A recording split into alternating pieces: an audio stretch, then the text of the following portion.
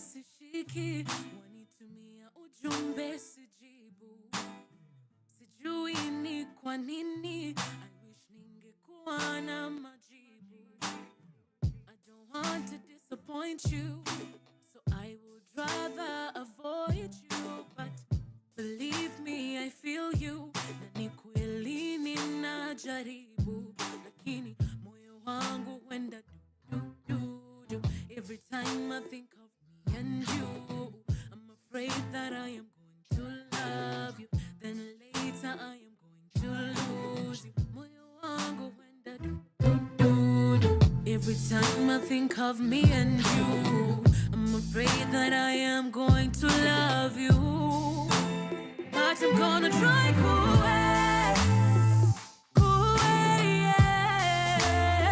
and give a chance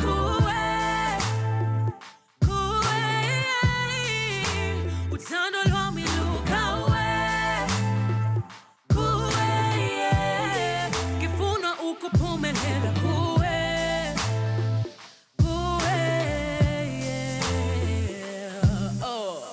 My brain goes 100 miles an hour. I think of everything that could go sour.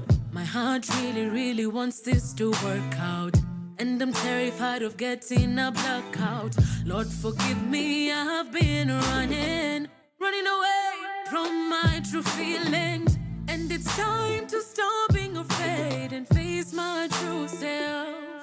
Lakini moyo wangu wenda do. Every time I think of me and you, I'm afraid that I am going to love you, then later I am going to lose you. Moyo wangu wenda do. Every time I think of me and you, I'm afraid that I am going to love you, but I'm gonna try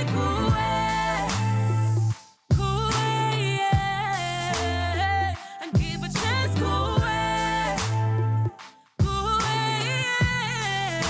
utando lwa miluka kifuna ukupumelela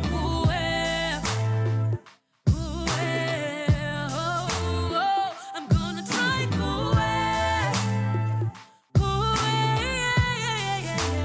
utando lwa miluka utando lwa miluka kifuna ukupumelela kifuna ukupumelela kifuna ukupumelela kifuna ukupumelela kifuna ukupumelela kifuna ukupumelela kifuna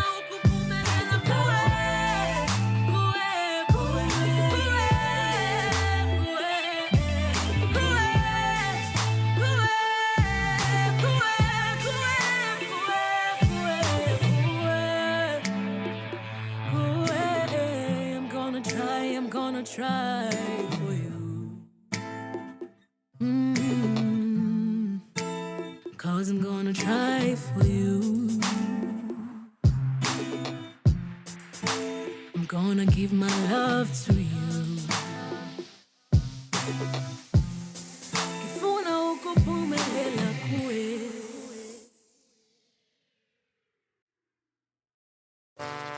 System ya Kapongala. Papa Fololo, the king of Kapongala. Kapongala Ngala. Oh, oui. Hey. Ay, ay, ay, ay, ay, ay.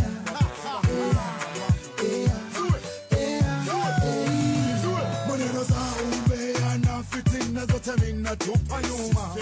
Hata tembo na sigara kubwa zote mina tupa nyuma.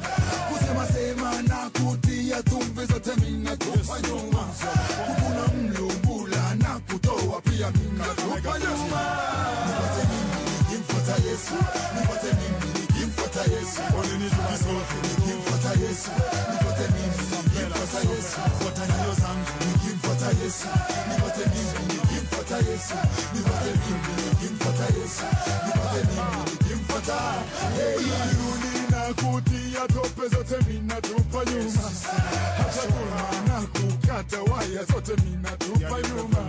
Kunoga na kudona zote minatupa nyuma. Ulevi minatupa nyuma. Nikimfuata Yesu, nikimfuata Yesu, oneni tukiso, nikimfuata Yesu, nipate mimi, nikimfuata Yesu, fuata nyayo zangu, nikimfuata Yesu, nipate mimi, nikimfuata Yesu, nipate mimi, nikimfuata Yesu, nipate mimi, nikimfuata. Hey, ninapenda watoto, ninapenda kuimba, ninapenda kuenda church na kuomba ndimi nitakata. Ninapenda kutoa, ninapenda kusifu, ninapenda kuenda church na kuomba ndimi nitakata.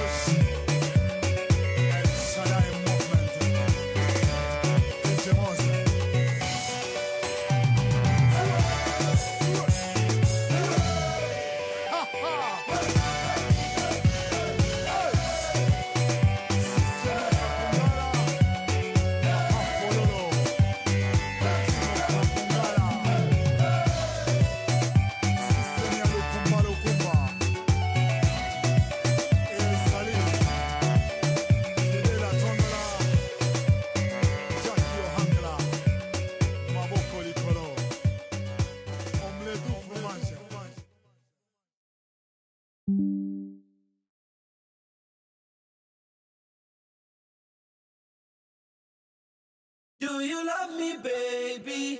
Do you love my money? Sauti Sol Mwanabuja. Kuna watu waina nyingi duniani, kuna watu fani, na kabla sijatamba kwenye fani, sikuishi na amani.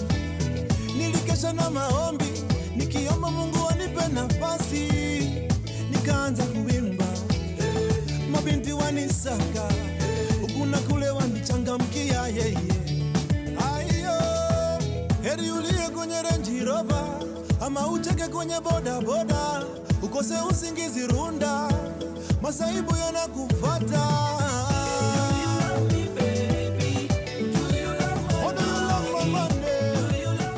From sunrise to sunset, all day and night. Our radio.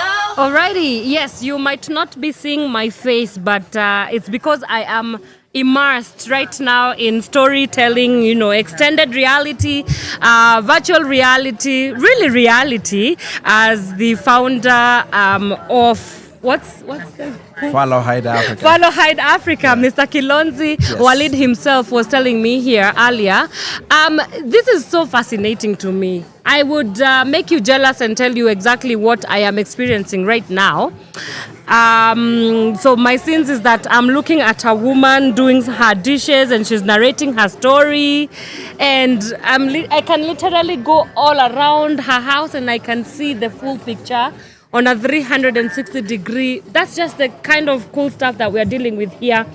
And we're joined by the CEO and founder of Flozz Africa, Mr. Kilonzi Walid. Yes. How are you? Fine, thank you. Thank So you for good to having see me. you. Good to see you too. Yeah. This first of all, thank you for blessing me with my very first VR, experience. I've always wanted to get myself involved, but for one reason or the other, I have never quite understood it, or I've never gotten an opportunity. I mean, it's exciting. Yeah. And I'm glad that it was this specific story because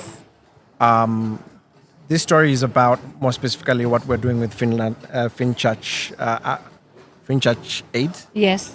Where we donated in kind to tell stories of what they're doing in the creative industry, which I think is very important. Yeah. Not just capacity building, but also placement and all that kind of stuff. And so we went there for training. They were like, you know what, you guys are doing great work. Yeah. We want to tell beautiful stories that will help you fundraise and do all that kind of stuff. Yeah. That's not our bread and butter. Ideally, we work with multinationals based within Africa and also governments, but also in truth, we're also working in Paraguay, France, Finland, the UK, India, Pakistan. Yeah.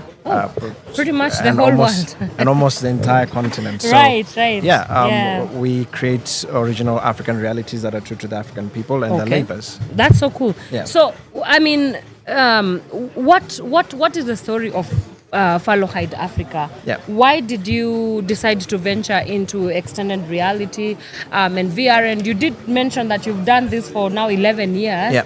And it kind of almost feels like we just are waking up to this world. But you've been doing this. You've been at it for the past 11 years or so. Yeah. So what was the reason behind you venturing into XR and VR? I mean, it started with the curiosity of Google Street View, the fact that you're able to see everything, and I was like, oh wow, how can I do this? Yeah. Then when Mark Zuckerberg bought Oculus, now known as MetaQuest, we were like, okay, I think VR is going to get mainstream, and so we were one of the early adopters of VR, and we eventually realized, okay, it's not just fun time, but also we can use this as a communication tool. Yes. How can we enhance communication, and how can we solve communication issues? So that's how we ended up in the VR space. Right. Yeah. And how have you seen the landscape kind of shifting and changing since you first started playing with these tools and where it's at right now in Kenya at least? Yeah, I mean, initially the VR headsets were literally Samsung phones on a hunk of plastic, and it was extremely hot, and it wasn't interactive and all that. We went from headsets costing between $2,000 $1,500 to now costing $200 $300, which is quite fair. Yeah. I think the only thing that is unfortunate, but we are currently working with a partner to make it happen, is that we can't buy it at local currency just yet. At least in most African countries, not really. But we're working with a partner to make that possible. Gotcha. And I think the growth has been amazing. This has fed families. It's made incredible impact in businesses, in people's lives. Yes. Yeah. I was just talking to you off air earlier, and I was telling you I do not know how to live anymore as a human in the 21st century. And it seems as if I'm always crossing over between Screens. What is real, what is the illusion, what is not. I do not know what to do with myself. So is this something that you deal with also, even as a creator of XR, VR, and in your... And what is the reaction even? What is the reaction from the people that come to get themselves immersed with this experience? At the end of the day, this is just a tool. Like your phone, your laptop. It's just a tool. It's exciting at first. Yeah. But the question is always, what can it do for you in a time where you're not excited? Yeah. For instance, we've worked with Nestle to create safety simulations. Okay. Making sure that Africans are going back home with all their fingers and all their toes, and it's made such an impact.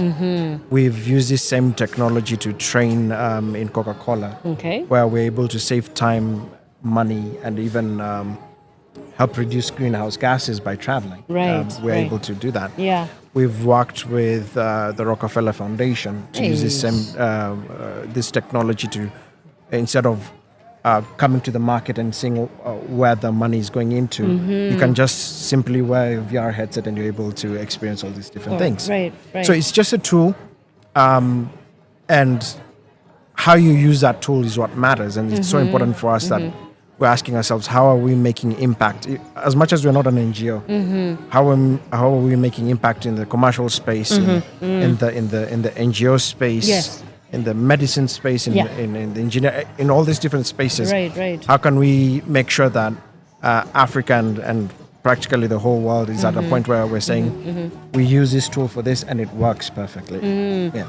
Because you did mention you've been quite well traveled, and of course you know what's happening in XR, VR in other parts of Africa. Yeah. Is the conversation the same? And talk to us a little bit about the policy ecosystem and policy frameworks, especially when it comes to digital economy. Yeah. What are some of the conversations around policy that are happening both in Kenya and across the region in Africa? Unfortunately, it's practically non-existent or it's scattered.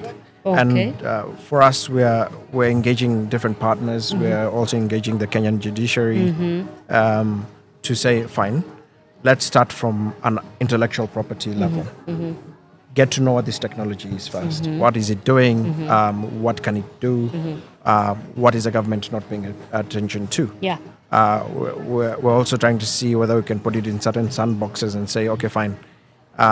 What if this scenario happens? What if that scenario happens? And creating this, since we are pioneers of this space, creating this path for people to follow and say, okay, I'm getting to the VR industry. These are the policies. Okay, if I have an intellectual property issue, the judges know what I'm going to talk about. The copyright tribunal knows what I'm talking about. Yeah. So we're already engaging partners in Uganda, in Nigeria, in South Africa to say, okay, can we talk to the judiciary first? Because the executive already has played around with this. We've worked with Machakos County. Okay. We've worked with the Ugandan government. We've worked with the South African government. Yeah. And to show what projects the executive is doing. Yeah. The legislature is a bit trickier. Because at least in Kenya, they don't have a direct budget that they can actually spare for things like VR and stuff like that. Okay. But I think we're leading in that conversation, and we're hoping very soon to not just write papers but also create different events and understandings and for those who are starting up in VR to have an opportunity to be like, okay, at least somebody's kind of clearing that path, somebody's clearing the bush. Right. Let's join them in. Yeah. Do people get it? Do people actually get what the vision is? Do people understand what you're trying to do and achieve with this? With Follow Hide Africa, I think it's a simple message. Our tag being we create original African realities, for African people within their labors and also within their daily lives. We're not saying, hey, we're coming to disrupt or change no, we're saying, okay, this is how we can solve this communication problem. This is how we can enhance communications. Yeah. For instance, the fact that we're able to do this with Finchurch Aid, this story, it's going to help them fundraise money. And that's a real impact. Because it's one thing to show somebody a video, it's another thing to immerse them in somebody's space. Like you saw in the video, you're in Olivia's house, you're getting to see very intimate moments and understand her story. So to me, our story is very simple. The tech might look complicated. All these things might look very cool and fancy and all that. But for us, we look at it as a tool and we want to cause a real impact. And we do have that impact. We've been in business for the past 10 years. How many people can say that in the VR space? Absolutely. Worldwide, actually. Yeah. So that means something, and I think that impact has been felt in its own on its own right. Right. Yeah. Are we looking at the future of Pan-African storytelling right here? 100%. It's not even the future because the present? it's the present because Right, yeah. we're already having studios spring up and have their stories being selected in European festivals. Shout out to Rooks. Congratulations on being in New Images. The wonderful people in Mozambique, in South Africa, in Nigeria, Tunisia, and those are just a few. Those who are also in Senegal, the small pockets, places where they might not really have great access or maybe great traction, like in Namibia, but it's there. It's existing. So, it's definitely an existing. We're having Africans winning awards. Yeah. We're having Africans creating impact. Yeah. Using this tool to do wonderful stories of Africa. But I always like to say something controversial about that is I'm not a big fan of trying to show the world that we're different. I think these stories also belong to us. Why are we not storytelling in Africa? Yeah. That's one of the things that we're trying to do. We're currently developing an IP called Mganga wa Kitui. Okay. Where Talk to us about that. Mganga Kitui is going to be a very interesting narrative experience in VR that allows you to understand the difference between culture, religion, and the erasure of both of them. That as a Kamba, if you do a bit of herbalist stuff, then it's considered as sorcery. And so you can't be a Christian and then also celebrate this culture. And so we want to put that in a VR experience and put people in a seat of Mganga wa Kitui. We're also building other IPs that are going to be slightly controversial, but putting a message out there. Slightly controversial. Yeah. How much more controversial can it get more than Uganga? We are building a game called Kenya Powerless. Kenya Powerless. Yes. Well, I love Kenya Powerless. That's what I call Kenya Power. KPLC. I call KPLC Kenya Powerless. We're building a game called Kenya Powerless, Yeah. and Yeah. we are going to do a version of it also in South Africa because they also have load shedding. And also in Nigeria. And so we're going to start here first. Okay. We're creating these wonderful games and experiences that are real, they're grounded. They're not trying too hard to be. Be actually. We're not saying, okay, we want to take this to America and all that. No. For us, some of our IPs that we're building is we're saying we want this to travel in Africa. We want African stories. Do it for the culture. Africans. Yeah. I'm kind of tired of the narrative of like, oh, let's show the world how special we are. We don't have to do that. We can just say we have so many communities that are more intertwined that tell their own stories, and people are like, oh, what are they doing over there? Can we be part of that? And I think that's time for that because we can't. I think I'm a hypocrite even when I say that because for the past 10 years we've been creating content for the Western world. And so we're like, no, it's kind of tiring. We want to make stuff for Africans, for Kenyans, for East Africans, for West Africans, and so on and so forth. Rather than saying, okay, let's make this and make sure it gets an Emmy or, it's a nice. Grammy. Yeah, a Grammy. But if it stops at Kalasha, that should be fine, for example. And we are so dead serious about distribution. We've already done stuff in Machakos, like inside. We've gone to Kitui. We've gone to rural areas in Mozambique. You really are holding it down for your people. I'm telling you. Very soon we're hoping to go to Kisumu, to Eldoret, Kampala, Jinja. Right. And tell people, hey, these stories are for you. What do you think? Yeah. So on my first experience with the XR VR, it kind of felt very invasive. I was like, why am I consuming this story in my very personal space? Like literally, the distance between this and my eye is zero to nada. So it kind of feels very invasive. What do you have to say about that? But like, I enjoyed it, but it kind of felt invasive. I mean, like I cannot separate myself from the story that I'm observing, and I think Yeah. maybe that's what y'all were going for. I think just like any other technology, there's the getting used to.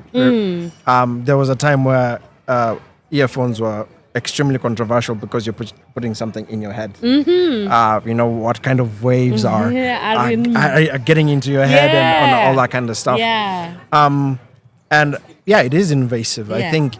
Oh, you agree? Yeah, I agree. Oh, fantastic. I thought I was the only one. Yeah, and it's up to us to make sure that the storytelling is good and clean because. Okay, so that they can invade us nicely. Yes, Yeah. in a more comfortable way. Uh-huh. And so, for example, we don't want to shoot something that somebody's face is next to you because in real life that's not the etiquette.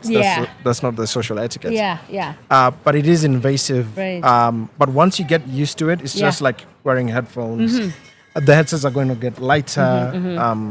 They're going to get more comfortable.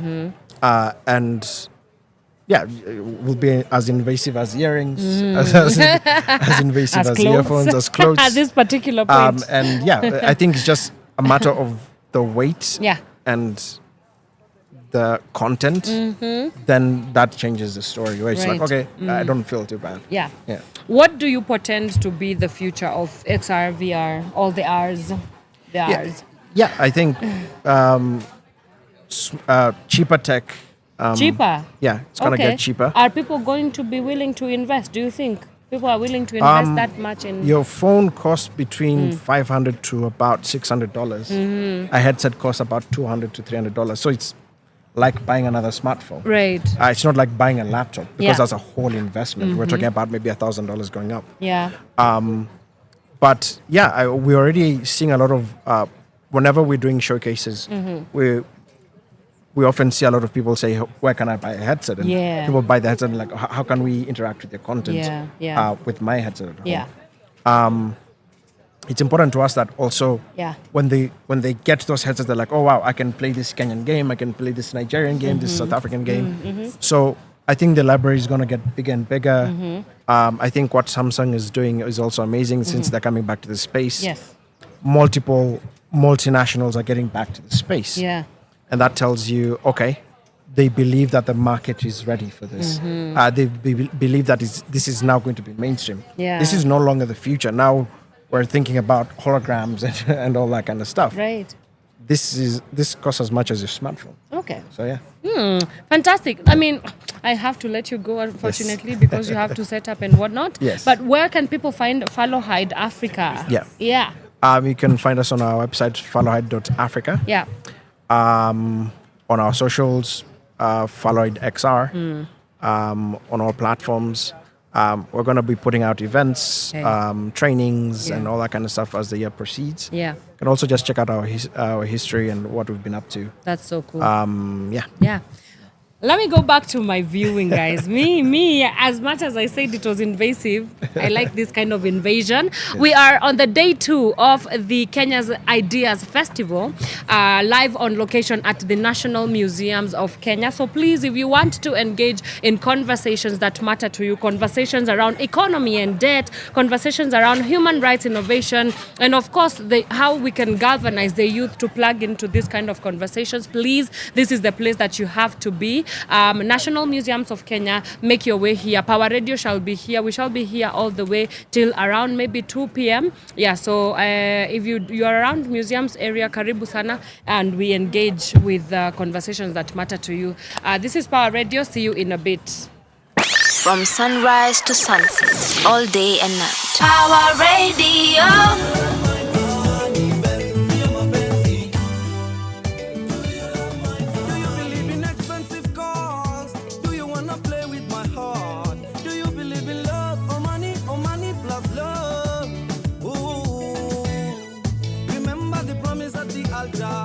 That you're gonna love me for sure.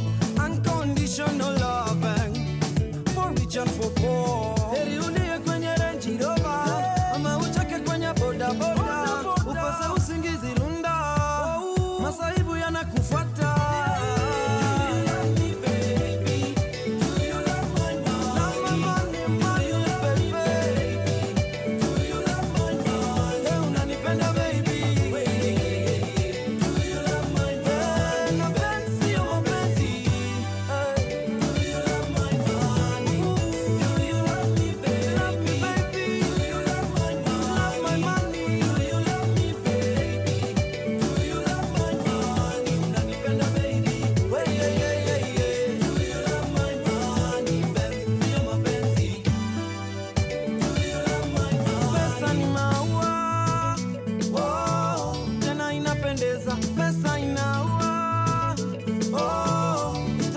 kumaliza. Pesa ni maua, oh, tena inapendeza. Pesa inaua, oh, itakumaliza. Heri ulie kwenye Range Rover ama ucheke kwenye boda boda, ukose usingizi runda, masaibu yanakufuata.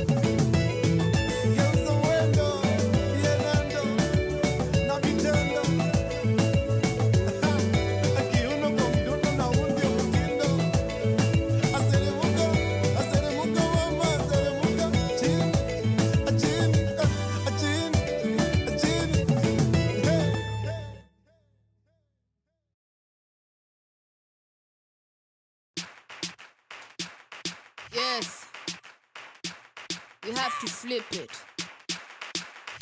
Twende biashara boss. Okay, mina biashara, close in tada, flow so tight ass Chris Cantata, young in pala, ass like Prada. Na kama wezi shikanisha basi weni fala, basi weni fala. Mina enda pale kila kitu dola dola. President Moi Kibaki wanahola, naonesha kidole pole. Tubo kubwa kama Rick Ross. Pesa zetu munafanyia what? Kazi kwa vijana, pesa kwa maboss. Wacha kuwa Flozz. Ati wasanii wata get ganji 2030. Nitakuwa 54 made under that. Yes, bere tamo huko ashati ya kaki, check karatasi kareke. Yeah, kareke. Mini STL, the bigger, the better. IMC on the mic, come tester. Hii biashara ni M-Pesa. Wesen, tarisi na kausend, sikuski. Biashara ne, biashara. Okinyo na hawe niye dige hara. Okinyo na hawe niye dige hara. Okinyo na hawe niye dige hara. Biashara ne, biashara. Biashara ne, biashara. Biashara ne, biashara. Okinyo na hawe niye dige hara. Biashara niko busy na mziki ndo wanigwizi. Na flongine maji utadhani gidi.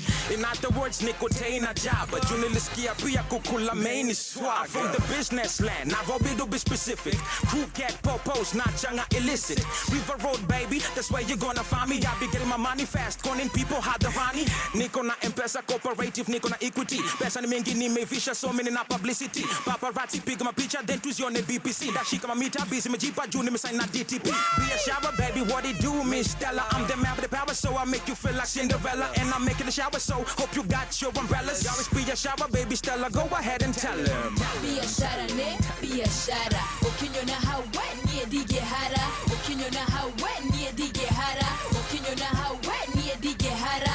Biashara ne, biashara. Biashara ne, biashara. Biashara ne, biashara. Okinyo na hawe niye dige hara. Nikiwa na STL suna geography wanikali. Jumupenda kuchiugamu unaweza nipata hali. Assalamu alaikum walaikum salam. Mi upenda M-Pesa pesa pap na M-Shwari. Hasla mbayo pildo kama ndizi. Mi pick and peel uyu boy sini mjuisi. Easy flow cheesy kama tiba. Na ziko on point ka Abdu Badida. Biashara leta pesa weka deo kwenye mkeka. Mina leta heka flow natika Professor Christoph ndo anatesa. Kila time weka pressure pima na tape mesha kula Ethiopia na poebesha.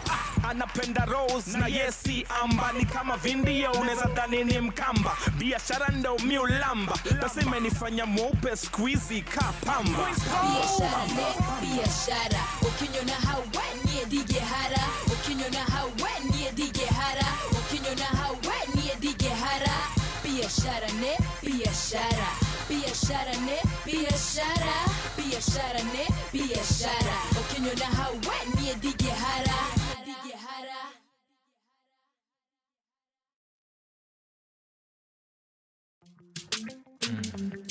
Na na na.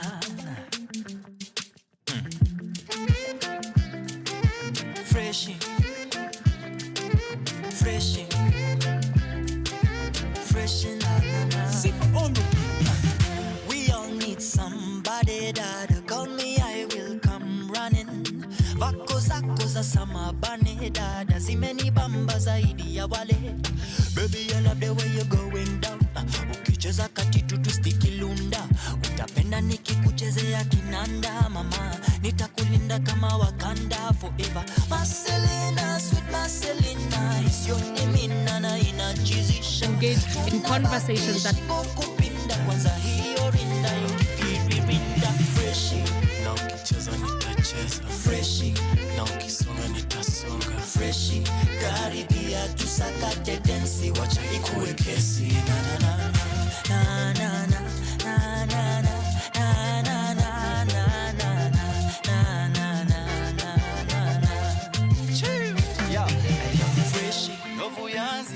Niko na wewe, sitowaishu kwa moyo wangu na wewe. Umenipa pendo tangu jadi hadi wa leo. Tumevuka trabo nyingi tukiwa mavileo. Sasa wamefuata penzi letu kwa mitandao. Tumekuwa mfano wanatangaza kwa redio. Penzi letu limepita yote majaribio. Mambo yetu hayahusu ndewe wala sikio yo yo yo. Hata tukikula chapo mdondo, bado love iko moto moto. Maneno tam tam na matendo. Na ukicheza nitacheza freshi. Na ukisonga nitasonga freshi. Karibia tusakate densi wacha ikuwe kesi na na na na na na na na na na na.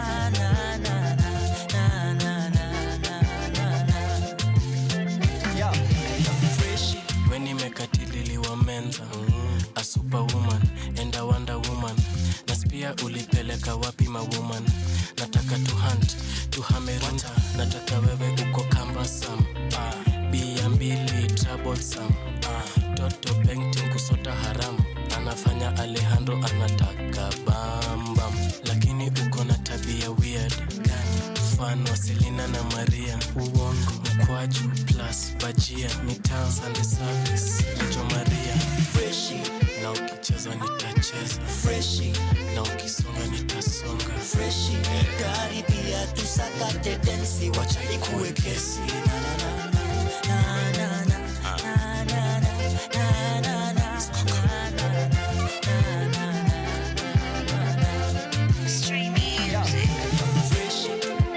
See this one coming. Alejandro had the band. Unajua ni moto, ni freshi. Karibia tusakate densi.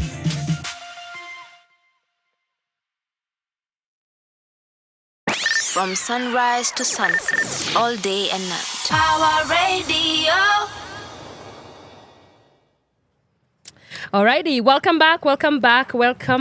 We are on live on location for day 2 of the Kenya's Ideas Festival happening here live at the National Museums of Kenya. My name is Anne Wanyoike. This is Power Radio, and we shall be giving you live updates of what the deliberations from the Kenya Ideas Festival is going to be all about. Just to give you a quick rundown, the theme for this year, the edition of 2025, is Future Forward, harnessing youth power and innovation for rights, equity, and justice. And some of the key objectives of this, or rather some of the 4 pillars of discussions throughout the whole 2-day event have been economy and debt, an exploration also on human rights. We have explorations around innovation as well as the youth question. If you have any questions for us, if you want to engage us, you can hit us up on our social media handles. We are at Power Radio across all social media handles.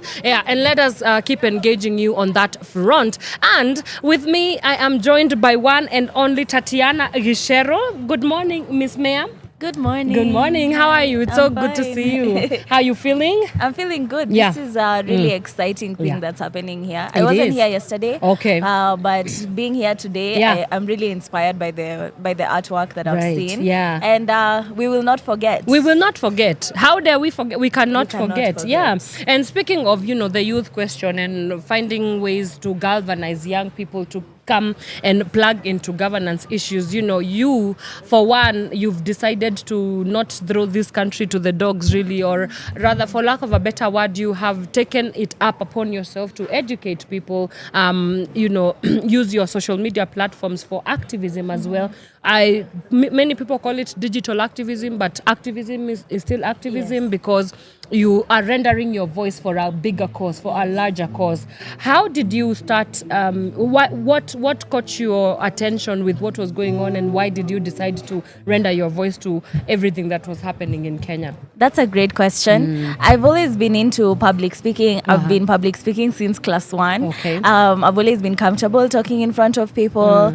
When the Mandamanos began in June, I started to use my platform to just kind of talk about everything that was going on, share videos, because I feel like that was a very fast-paced time when it came to political events. It was one thing after another after another. So I would just, whip out my phone and say what I'm thinking on TikTok, and people would actually resonate with it. Right. So with time, I started to do more research, started to really think about what I was saying. And I guess that's how my journey in digital activism started. Right. And now it's not only political, but also looking at other sectors as well. Right.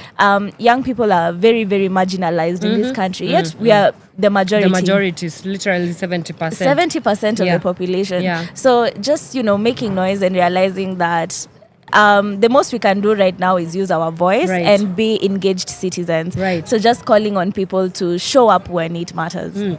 How does one find their voice? Because, it's definitely something I for sure, being in public speaking, I have struggled with. I'm like, yes, I want to become a thought leader in this specific, topic or whatever, but I do not know exactly how to carve out a voice for myself. So how did you go about finding a voice, or is it even something that you find, or you just do and then it becomes whatever it becomes? I think everybody just needs to do what comes naturally to them. Many people, when they see me online or speaking, they say, oh, wow. But you don't have to be like me. You don't have to be good with words, Here we are at an exhibit, and I've seen so many really powerful images that have invoked a lot of feelings in me and a lot of memories too of what happened in June. And I think it's so important to have like a very stark reminder. So these are people who know how to work with their cameras. Some people paint. Some people do various things, even if it's sports. So it's just about focusing on everybody has something that they know how to do really, really well. So just harness that and pick something that you care about. Because also, if you think about injustice, there are so many injustices. Right now, they want to cut down trees. Right now, they want to silence digital activism. Right now, we have lack of health insurance. So it's just what matters to you. Pick it and run with it in the best way you know how. What is your biggest frustration with the Kenyan government as it stands right now? And I know that's quite a difficult question, because it seems as if everything is not working when we talk about health, when you talk about education, infrastructure. So like what would be your biggest frustration right now, really? I think my answer is one issue that if we solve this problem, we solve everything else. And that's corruption. Like, everything nowadays is just a money game. We have politicians financing gangs, arming them, harming citizens. We have inadequate health care systems. We have now they want to kind of silence us, and I really hate this narrative of the activists are the problem. The activists are breeding extremism. Because honestly, if there was nothing to be so angry about, then we wouldn't have an activist. Exactly. So now wanting to silence us instead of solving the problems that are making us, shout to begin with. So I think everything starts and ends with corruption and bad governance. And even bad governance starts with corruption. Right. So critics of digital activists always come out and say, you guys are just keyboard warriors. You're just talking there at the comfort of your house, and when it comes to the meats and the bones of the matters, you're not necessarily anywhere to be found. What would you say to such people? Because I find it so disconcerting. Yeah. I think that's very wrong. Yeah. The reason we had a protest like the one we had in June is because of social media. Because that's how the word gets across every day. I was there for the very first protest on June 18th. Yes. I was terrified. Okay. But the next time we came back on Thursday, way more people. Right. The following week, it was insane. So many people. And that's just because of the power of social media. Organizing. You know? We had this bill that was introduced that would extend the term limits of the presidency for, and I think also MPs as well, for 7 years instead of 5. Did we not submit public participation that crashed the Senate's email? Crashed it. The email stopped working because they received over 200,000 emails. Yes. We had the royal family from Netherlands. Before they came to Kenya, Kenyans also spammed their email and told them, don't come here. We have human rights issues here. Let me tell you what we have going on in our country. Yes. So I think that, it's much more powerful than people assume. And yes, I encourage you to do the right thing, to come for public participation. If it's necessary, come to the streets and protest. But even if you can't do that, there's still power in your reshare. There's still power in your post. There's still power in your caption. So don't discredit people on that basis. Right. There's a lot of conversation around young people being kind of very apathetic about what is happening in the country. And I know you do talk to a lot of young people and engage on that level. What are some of the feelings and the conversations that young people are having with you, especially when it comes to talking about governance issues? I think it's far from that. I don't think we are apathetic. I think we are now conscious more than ever. And it doesn't help when people are constantly trying to put young people in a box and say young people don't care. Young people never even voted the last election. For once, I'd like to step in a room and instead of hearing the question, who voted in the last election? I want to hear the question, who is going to vote in the next election? Like, let's start gearing the conversation now towards that, because I think people have now noted that we can't afford to be apathetic, we can't afford to continue boycotting elections, and we have to care, otherwise they're just going to continue doing however they want. To do, for sure. So what would your words of encouragement be for any young Kenyan who wants to render their voice, but they do not even know where to begin? Perhaps social media does not necessarily excite them, but so they feel like they're out of reach with whatever it is that they can do. How would you tell somebody like that? I would say the movement is every day. It's in your everyday actions. It comes from staying informed, like stay informed, ask questions, which I think is very important. I think as young people, we tend to look at opportunities and look at things and just be very happy about them without necessarily asking the difficult questions. And have conversations. I believe conversations change lives. That's why I'm very passionate about communication. So you don't have to be talking about it on Instagram. Some people are even afraid because of everything that's been happening with abductions and all. But you can talk to your neighbor, you can talk to your sister, you can talk to your friend, and just engage in those conversations. And when the time comes, show up. On voting day, show up. On protest day, show up. When public participation is called, show up. That's all we are asking of you at the end of the day. Yeah. Awesome. All right. So as we wrap up, because I know you got to go, I know you're on assignment and everything else. This to the Kenya's Ideas Festival has just been about having conversations and discussions that would steer us towards the right direction as a country. What would you want? What did you come in here expecting, and what can you share from your engagement so far?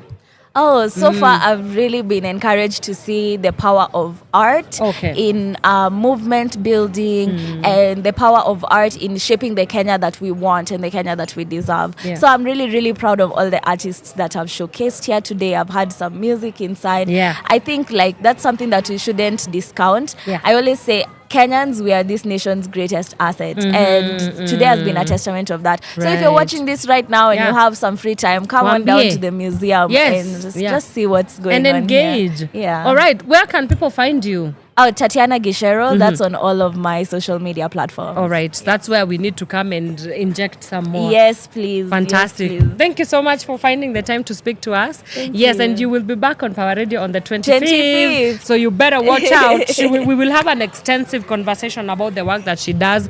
And that has been our time with the one, the only Tatiana Gishero right there. Let's take a quick breather and we'll come back with the next conversation. We are here to give you up-to-date, deliberations of what is happening at the 2025 edition of the Kenya's Ideas Festival. And again, to repeat for you, the theme of this year is harnessing youth power and innovation for rights, equity, and justice. Keep it Power Radio. We'll see you in a bit.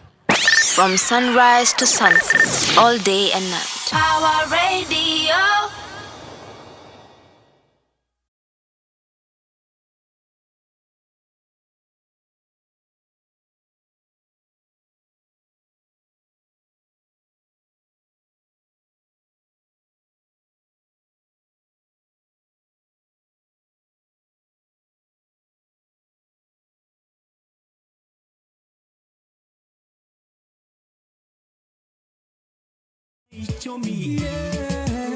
Nimempenda msichana ewa kisonko mi humona kwenye ndoto usiku nikiwa geto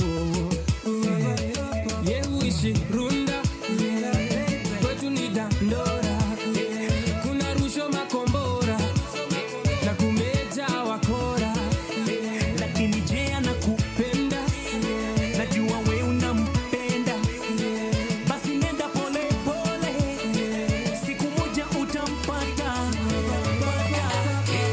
penzi wangu never leave me penzi wangu rende pole pole take it slow as you go step by step take it slow as you go step by step anabonga tukilami hapendi mama pima hapendi za madondo anataka tu mapiza anabonga tukilami hapendi mama pima hapendi za madondo anataka tu mapiza enda pole pole bado unasaka chote unataka with time utapata hakuna matata enda pole pole bado unasaka penzi wangu never leave me penzi wangu rende pole pole take it slow as you go step by step take it slow as you go step by step penzi wangu never leave me penzi wangu rende pole pole take it slow as you go step by step take it slow as you go step by step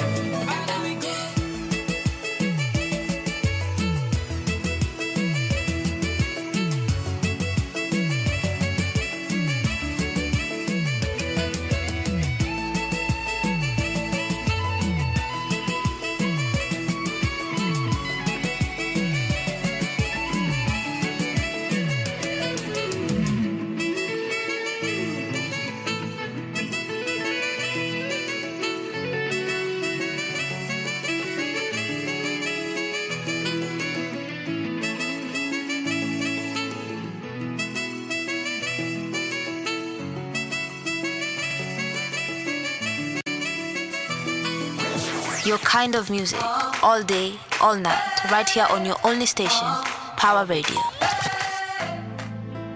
Kwa majina ni Iane Alexis on the beat. weka mziki leo nataka kucheza nina mabeshte ndani kwa pati tunataka kucheza shida ni mingi, leo nataka kucheza. You know, we just wanna party and enjoy. Leo lazima nyama kwa wingi, ugali kidogo, pombe kwa wingi, chesa kidogo, mapenzi kwa wingi, chuki kidogo, situzitoke mdogo. Before the sun fits on us, tujibambe pamoja. Before the sun fits on us, tulewe pombe pamoja. It's all about good vibes, and inshallah. Good vibes, and inshallah. Good vibes, and inshallah. It's all about good vibes, and inshallah. Mapenzi ndani kwa gari, kila siku tunapare. Mapenzi ndani kwa gari, kila siku si tunapare. Holla the man them, holla the girl them. What I want every day we do it for the fun them. Sexy ladies in the party, man about money and you know it's an anthem. Give thanks to the Most High. Every day a blessing you see and we multiply. Bigger picture now your good side. A bigger picture now your good side. Chapa kwa wingi ngoi kidogo, usiogope choma foto. Pigia Cindy, pigia Jojo, na tunarudi soko. Cause I know you sacrifice, tujibambe pamoja. I know you sacrifice, situchome kimoja. It's all about good vibes, and inshallah. Good vibes, and inshallah. Good vibes, and inshallah. It's all about good vibes, and inshallah. Nina mabeshte ndani kwa gari, kila siku tunapare. Nina mabeshte ndani kwa gari, kila siku si tunapare. Nina mabeshte ndani kwa gari, kila siku tunapare. Nina mabeshte ndani kwa gari, kila siku tunapare. Good vibes, and inshallah. Good vibes, and inshallah. Good vibes, and inshallah. It's all about good vibes, and inshallah. Mabeshte ndani kwa gari, kila siku tunapare.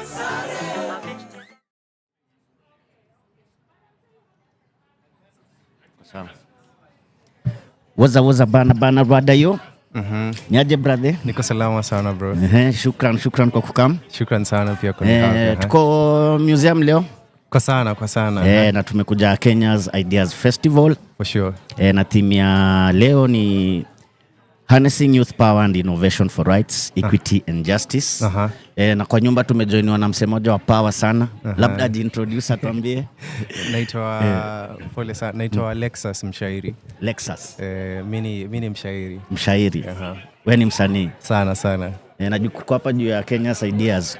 Inajuanga wasanii na watu wengine wanakuanga na ideas mingi sana. No wonder ni wasanii. For sure. Kabla ucreate kitu mtu akubali, unafaa kuwa na ideas mingi sana. So unaweza tupatie ideas gani according to the theme of today? Kile umekam kudu hapa. Tunaweza anza na kile umekam kudu hapa, kile udui. Na shughuli yako yenye unapiga. Hapa leo inaingiaje kwa timu leo? For sure. Mimi nimekuwa part of a collective inaitwa Rafinki. Najua Rafinki. Unajua Rafinki? Mnakuaga na makina Oyamo tunapanga na Oyamo. Okay. So a lot of the work tunafanya ni kutumia storytelling, more so literature na poetry. Poetry iko part of literature, but kutumia hizo vitu for champion for social change and social justice na nini. And also ku express the human experience basically.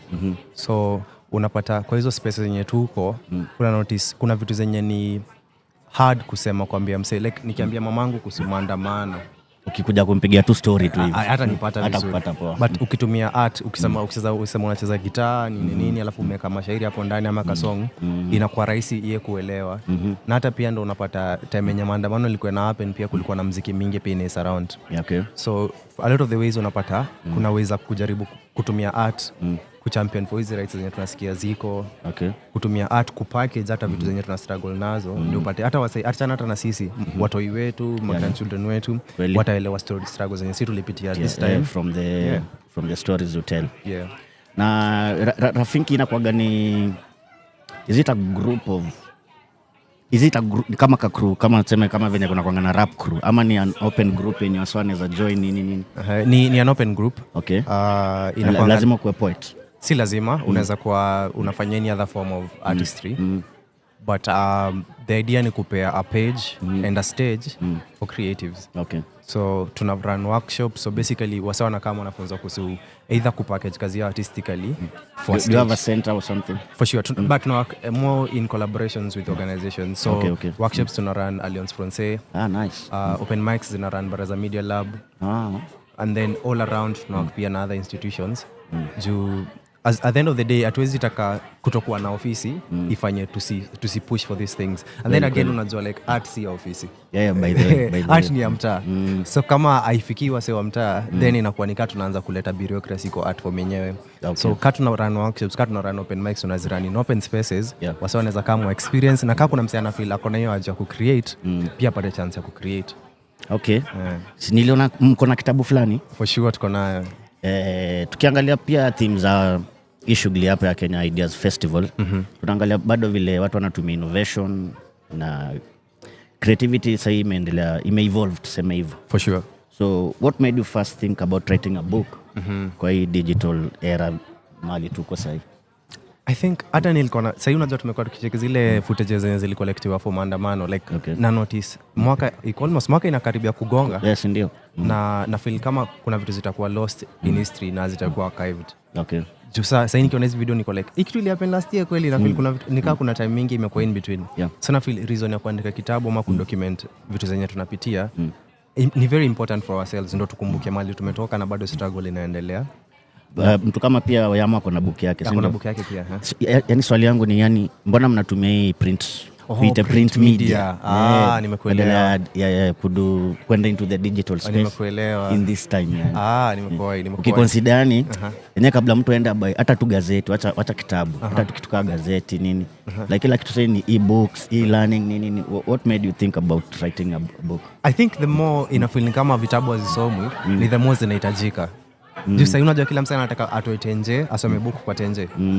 Notice the more anafanya hivyo ni the more ana realize manze iko kwa simu kila wakati na ni mess. So kuna msana anataka escape from tenje. So in that way anapataje escape, unampea an actual physical book. Unajua hata kila time niko kwa mat, sikosangi msemo mmoja ama wawili anasoma book kwa matatu. So in the sense of build your energy na hiyo vibe ya kuendelea ku create in that way, in such a way, tuendelea pia ku encourage wase kuandika physical books. It is much as kuna story ya Amazon na hizo vitu zote, bado book iwe printed na uweze kuishika. Una believe the reading culture bado iko? Ile reading culture yenye unajua ile inamaanisha ile siku zetu unasoma kinovel nini, acha utu unasoma tu articles siku hizi. Unafikiria reading culture bado ili survive? Haiko fit sana. And in part of the things wanajaribu ku grow na kunaacha. Sasa hivi wase wako. Kwanza retention, unasikia hata ukiingia Instagram sasa hii unapata kuna story retention power. Video yako ikipita 1 minute, msa yuko idhaa hiyo kitu. Bana ashaboeka. So kitu yote inafanya msa akae more than 10 minutes akifanya ama dakika 5. Anakuambia mimi siko hapo. Na reception ya book yenyewe imekuaje? Imekuwa interesting sana. Kuna wase I feel like at the end of the day it's not really ni kitabu, it's an issue of what is in the book. Yeah. Pia mimi nimeandika book inaitwa Roga Nisiroge. Okay. Na yangu imeandikwa in Sheng na Kikamba. Nice one. Hiyo inakaa interesting sana. Unacheki unabambika hivyo. Sasa hivyo ndio nasema. By the way unajua ile kitu kingine pia naona. Hii kusoma hii reading culture pia wangenisha. Hizi vitabu zinakuanga serious sana bana. Zingine zinakuanga serious sana. Hata unasoma hapo hivyo page 1 2. Even unasema ushaboeka. Lakini sasa kama hiyo ya Kikamba na Sheng unajua naweza kaa hapo sana. Usikize. Alafu pia iko very graphical, like nimechora illustrations, iko na vitu tu mingi zenye ukianza kuinteract nayo, hata ni bahati hata nimesahau kuibeba, but unapata ukiinteract nayo ina feel less of nikamsa ameniibia do unajua sasa ningo amekusupport lakini ataenda kuisoma hata labda ataenda itu at the end of the day unataka kumpe value for kitu anafanya, so yeye ana feeling hiyo kitu yenyewe nilibai manze bana ina feeling kile inijenga sana bado inanijenga. Book yenyewe inaitwa Roga Nisiroge. Na inapatikana wapi? Ukitaka unaweza niwahi. Pia kuna Nuria Bookstore nini but mtandaoni ukinitaka ni Lexus Mshairi, so ni LEXAS Mshairi. Okay. But ukitaka utawahi, so ina pressure. Now what is the book about? Hiyo ni swali poa. Si venye nasema roga ni siroge ni uchawi hapana. This is niambia wewe ni mnduli so mimi na imagine. So the book is about what? Ni about healing. So kupona. Nilitake mwaka moja na nusu kuiandika. So nilikuwa najaribu kudocument experiences za maisha. Unasikia maisha inakwanga juu chini. Kuna moments zenye uko juu na kuna moments zenye uko chini. Na hata achana na the individual, hata an individual within a society, kuna venye unakuwa affected either politically, socially ama economically. So see ni healing as a whole ama ni mentally, is it physically, is it iko na a lot of mental inclination. Technically mimi ni a trained therapist. Like nimesomea psychology chuo. Nice. So najaribu kufind a way kutumia art kufanya therapy. But na realize ndio hata tufike story ya kukua mental, kufikia mental issue, lazima kuna political issues ina come on board. Kuna economical issues ziko. Do like msea kuna mental depression atakwambia manze nimesota. Kweli. Ama atakwambia manze gava ili last year maandamano bado niko na trauma. So unapata bado kuna a lot of political issues zenye zina tie to msea kusema mimi siko fit. So my experience ilikuanga kujaribu kudocument mimi niko wapi kwa maisha. Tunaweza sema job yangu ndio inanipea meaning ya life yangu, ama kuna something greater. Niko na love ya familia yangu, niko na love ya God ndio inanishikilianga time emergency feel fit. So ku-explore hizo meaning ya maisha basically ndio nimejaribu ku-explore. Na pia nikuulize reception yake umeionaje? Imekuwa crazy sana. Kwanza tulifanyanga show for the book. Ilikuwa sold out, ilikuwa KNT. Nice. Wasa walijaa. Na after ni 2 years ago, na sasa nikikwambia tumeketi hapa, kuna msee hajaisahau hiyo show. So me na feel like ili go beyond even myself. Na feel build an entire like movement around it. Yenye at that moment una notice it's really not about yourself now, it's more about giving to society na more grow wase. So imenibamba sana. And hata sasa ukisikia hata sijai plug sana. I'm not really interested in selling myself, I'm more interested in are people okay? And I'm just using my voice as a way of that. But si lazima useme book yangu ndo sema umepata healing. Ni tu like na feel si wote tunapitia mavitu. Na the book, is it poetry or is it a book, a normal book, stories, ni ama ni kitabu ya poetry? Ni poetry. Yote ni poetry. Purely, ni pieces. Ni pieces zimeandikwa. Na kuna vile usha digitize hizi pieces like recorded versions? Sija record. Alternatively the way that I package my work ni I don't tuseme nikikupea kitabu. Sitaenda nikuja kwa stage nikuperform hiyo kitabu ama yote full. Juu nataka ukienda kusoma book bado upate vitu mpya. Nisikupatie tu kila kitu. Juu sana nikikupea kitabu unabai nini yani? Kweli. Kama ushasikia yote. So mi kama nimefanya book imeisha. Shika kitabu usome. Book utaje perform? Can't perform, tafanya tu piece moja ama mbili na sitashinda hapo. So zenye una perform ni something new. But within the mindset of the book. So tuseme nilikuwa nakwambia vile Jumi for instance kwa hiyo book naongelea venye nilinganga kwa mat day fulani, nimeketi kando ya msee akaporwa tenje nikiwa hapo. So nachikia story ya msee aliporwa tenje na venye alikuwa na react. Hizo moments nikimobserve tu venye amepoteza tenje, loss venye na wakingi na grief. Misa nikasema nimeandika hiyo story na bado mimi ndo nimeandika, sinaweza sema story nyingine ya loss pia in another way. So sana find other ways ya kusema the same story but in a way yenye bado kusema book uta notice kumbe iko in the same line chenye ulikuwa unasema. Because I feel like as creatives tunaweza jilimit tukisema manze mimi nimeshafanya hiyo, watu wakuja wanunue na nataka niendelee kupush sana waibai. At the end of the day unafaa grow. Juu kama ulifanyia kitu 2 years ago unani expect sasa tukipatana ni kwa a very different person. Sifai kuwa like fame ya miaka 5 bado nimeshikilia hadi sasa. So we pieces zako hakuna any recorded? Niko na albums. Recorded. Niko na albums. Nice. Kanga hivi? Ni mbili. Ya kwanza inaitwa Dreams Are Tomorrow in 2021. 2022 tulifanya show inaitwa Naenda Hivi na Come. And so that album ni a live album yenye inafanywa kwa stage. Naenda Hivi na Come. Ni collab ama ni yako? Ni yangu but niko na like musicians on stage. So unapata kuna vocalist, kuna guitar mbili, nini, kuna msanii percussion. So basically the live experience ya hiyo show tukai-release kama album but basically wase walishaona hiyo show. But ni ile tu ndio upewa wase kitu ya kusikizanga after wameona show ndio wasemange manzi show ilikuwa kali but siwezi ipata mahali. So hivyo. So pia najaribu pia kupackage hizo show ziende Spotify ndio upate pia msanii anaweza sikiza the audio experience bila kuona the visual. So inakuwa important pia. Na nyinyi mnatumiaje innovation kwa shughuli yenu? Innovation vitu kama hizo. Mnazitumiaje kwa shughuli yenu? I think innovation ni a very kama nilionanga broad term, sorry, yeah. Niliona show ya Oyama ilikuanga na augmented reality. VA. Vituka, yani mninge vituka hizo ndo nataka unichapie. For sure. Kuna a lot of artificial intelligence inaingilia sahi kwa vitu mob tunafanya. Before niingie kwa AI, niligundua niko na interest in digital art. Okay. So what do you mean by digital art? So nasikia nilikuwa nasema kuhusu illustrations, animation na nini. Nikagundua niko na thrill ya kufanya in that ku express myself in that way. Na by the illustrations no nado. Nimecommission wase for the book specifically, but me pia ufanya. Unaweza chora. Yeah, naweza chora, naweza. Okay. But siko trained kuchora.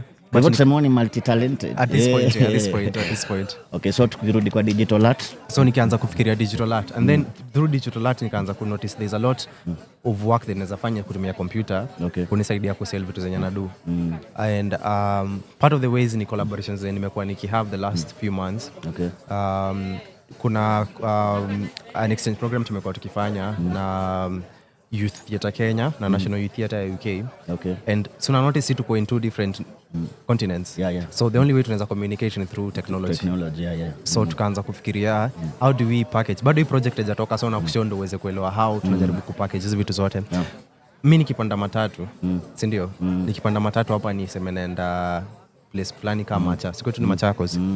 Kuna experience yenyewe niko nayo ya matatu.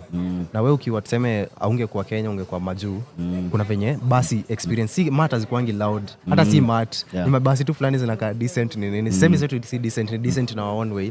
But haziko is noisy nini. So unapata tunajaribu ku experience. How do you explain an experience to someone who has not gone through it unless utumie technology?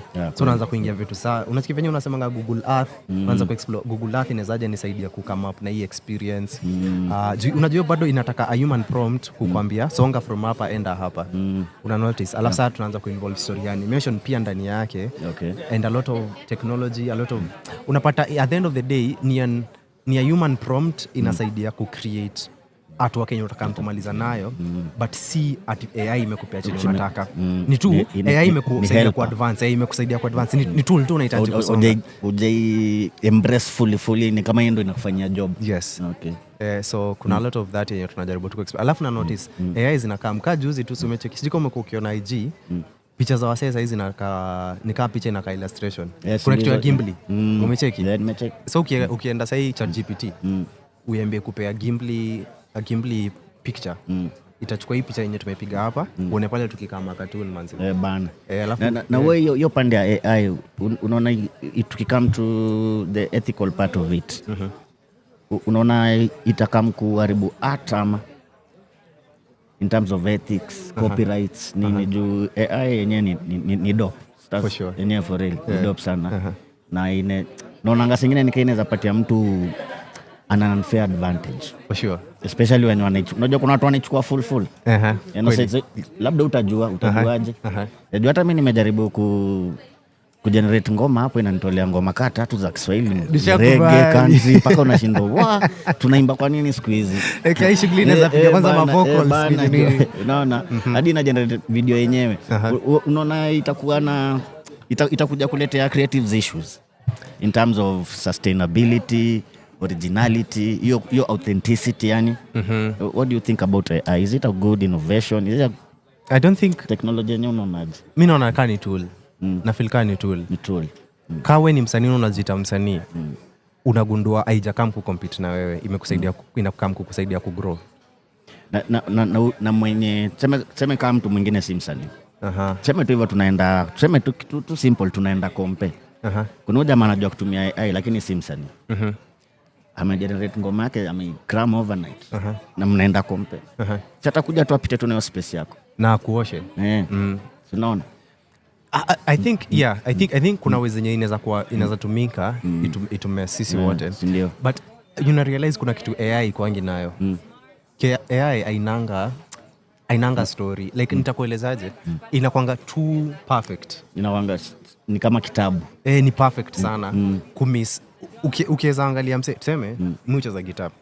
So nikiweza benda pale unaweza sikia nimeguza ka string akafai kuwa hapo. Ifanyangi hivyo AI itakuwa perfect. So una notice kuna kitu ina lose humanity. binadamu anakuwa na tumashida tu wenye tu fanyika na tu wenye binadamu wengine wakisikia wanasikia binadamu ni kama sisi. Basa AI iko fiti sana mpaka unasema hapana. Hakuna venye binadamu anaweza na semi binadamu hawezi achieve hizo vitu but internally lakini hata kwa human error kwa art kanasaidianga somehow. It's the most important thing. It's the most important thing in art. Blunder mingi zinaenda kwa ndio the real thing sasa. Yes. So AI yazifanya blunder. Yes, unajua iko perfect. AI ni imekuja hapa kusaidia kusolve problems. Na hata nikisema blunder simaanishi blunder. Na maanisha tu kuna vitu zenye kama binadamu si ufanya zenye utasikia. Yes. Hiyo ndio kitu nasema. Vitu kama ku breathe. Ukiimba. Yes, breathe. Enda tu bro. Na pande hiyo unapata nasikianga inachukua kazi ya umse kapatka kazi ya umse hivi inazishikanisha. Sio hiyo ni ku infringe on copyright za wasee to some degree ndio. Hiyo part na unaonaje? Unajua at the end of the day AI inatumika na watu. So at the end of the day intentions za watu ndio the most important thing. So kama binadamu wako hapa kwa mwingine na wako niko hapo like I have a project nafanya na nianze saa kuiba vitu zako then sasa inaanza kuwa story nyingine. But kama mimi najaribu kujigrow na hata nikipea prompt tuseme tu ChatGPT nikipea ChatGPT prompt unajua inakuanga story ya garbage in garbage out. Yeah, kweli. Chenye naipenda ndo inanipea. Okay. Then nikiambia iibe kitu yako inaniambia haiwezi kuibia kwa sababu kuna hiyo story ya infringement na nini. But una notice kuna moments zenye it's an issue of what are you giving it to give you back. Ukipea love itakupea back love. Ukiamua kuitumia vibaya pia itakupea hizo vitu mbaya zenye unataka. Okay. So it's really the issue of the intention of the human being mwenye anaitumia. Kwa hivyo haikutishini anyway. Bro, anything mimi nasikia inanifungulia milango. Nakufungulia milango kabisa. Ni tujue vile tutaifanya. Juza proposal ya Kenya ilikuwa siku 2 kuandika unaweza fanya na 10 minutes. Sindio? So kama si anafanya kazi kwa ofisi mwenye si msanii so unapata venye ChatGPT inasaidia wasee. Unaangalia proposal mingi watu wanaandika unaona kuna ChatGPT mingi sana. So unaona wasee wengi hata wametumia plagiarism mingi sana inatoka hapo. Yeah man. Hata vitu kama online writing ulikuwa unapata account za watu zinafungwa juu wa kutumia AI vibaya. For sure. Juu sama wanaipata. Sasa tukiangalia mahali pa harnessing the youth power. Nini kama Rafinki. Unafikiri what is the role of young people in shaping Kenya's political and economic future? Not sasa artist. As young people. Na nyinyi as a collective sasa. Na feel na mnatumiaje hiyo group yenu kupiga hiyo shughuli? Niko na bias juu group yetu iko na a lot of artistry.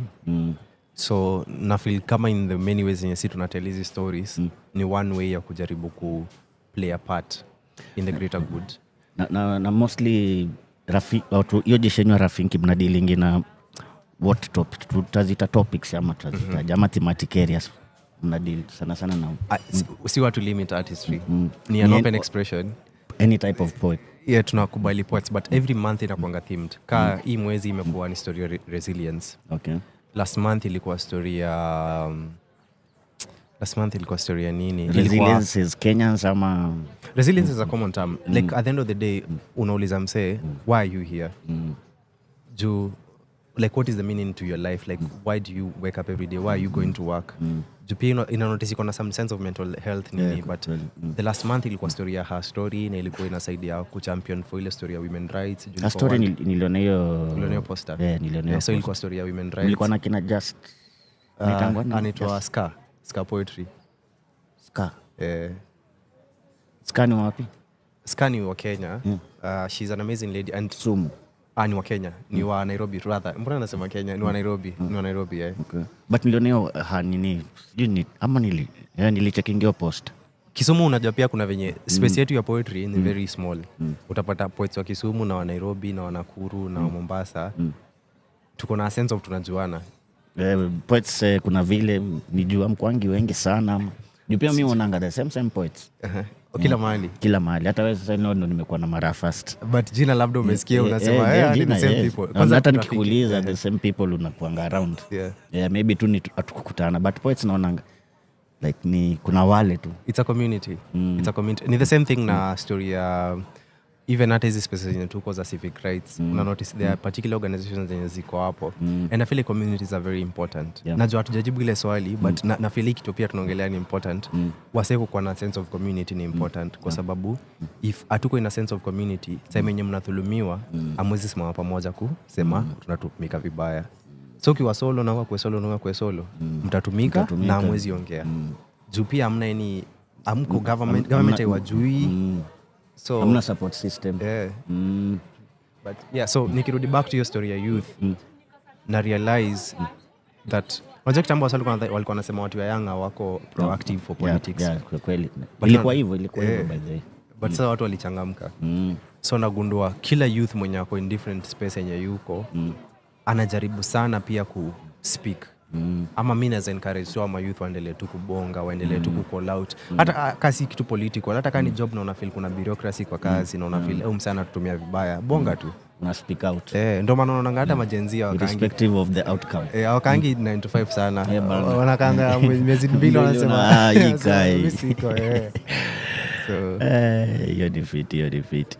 Na so far sasa genuinely honestly unaonanga hiyo poetry iko na impact yote ama ushaiona somewhere? Nimeona impact bro. Ile sasa honestly sasa ile. Are you speaking impact for the individual or for the society? Both. Either ikwe kwa msee ama umeona imechange mindset za watu somewhere kutoka hiyo. For the individual nimeona wase wamepenya juu ya poetry. Hata nisiongelee art. Poetry naona wase wenye wanapanda ndege, nimeona msee yako New York, nimeona msee yako South msee anaitwa ku run workshop, msee anaitwa ku perform nini. Na ni msee tu. Tumeketi tu hapa na yeye anapiga shughuli yake. But tunapata hiyo shughuli yake ni safi mpaka tuseme Madonna amemcheki wamemwa acha tu fund dream yako unacheki. So for the individuals unapata ni kitu yenyewe iko na make sense but at the end of the day ndio imemtoa mtaa na ameenda. Alafu kina teardrops ni waseni kwa naonanga tu mtaani toka kitambo. Alafu na mwana Churchill. Nini. Unasema ni msee wetu manze. Huyu tunamjua, huyu si tunajuana vizuri na ndio kwa TV. Manze. Kitambo mimi nilikuwa naonanga poetry. Sikuwa naona iko na hiyo aspect ya sustainability. Frankly speaking, I was a poet. For sure. Noma. Yeah, for real. Noma sana. I was a poet na ndio maana niliacha go back into rap. Kwa nangata hizo maslam poetry, poetry at lunch, akina after lunch. Unajua Kenneth B. Kunimbichi. Najua Kunimbichi. Tumepiga round nao sana. But hiyo part ya do. Ndio shida. Mimi sijaenda show poetry nikalipa. Labda kupewa fare. Noma. Na ulifanyanga poetry for long? Hata sasa hivi ukiniambia nipige poetry sitapiga tu, sitachukua tu verse moja niitoe beat. Nishakusikia. Nitatoa tu verse moja tu niitoe beat na itakuwa ni poetry.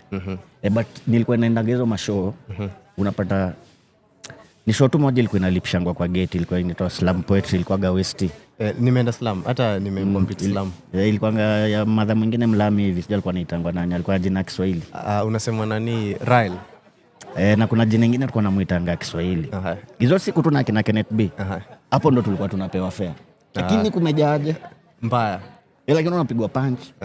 Singine hata punch wanaona kwa wamekupea. Sasa sikuwa naona hiyo aspect ya sustainability. Sasa wewe pande yako na wewe kwako unaichukulia kama job. Bro.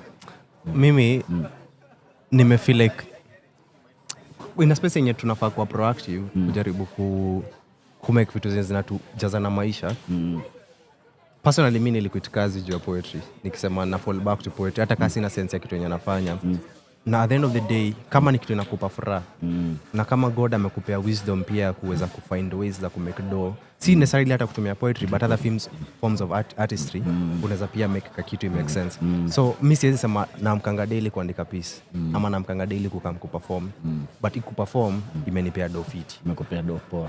But day yenye naweza amka niseme Jonas leo nifanye animation lakini niko na hiyo flexibility ya naweza fanya illustrations. Wewe at least wewe uko multi talented, unaweza attract mingi zinaweza kwa. Na hivyo ndo hata mimi advising msee anajita poet ama anajita sijui musician, like na feel diversify kitu unafanya.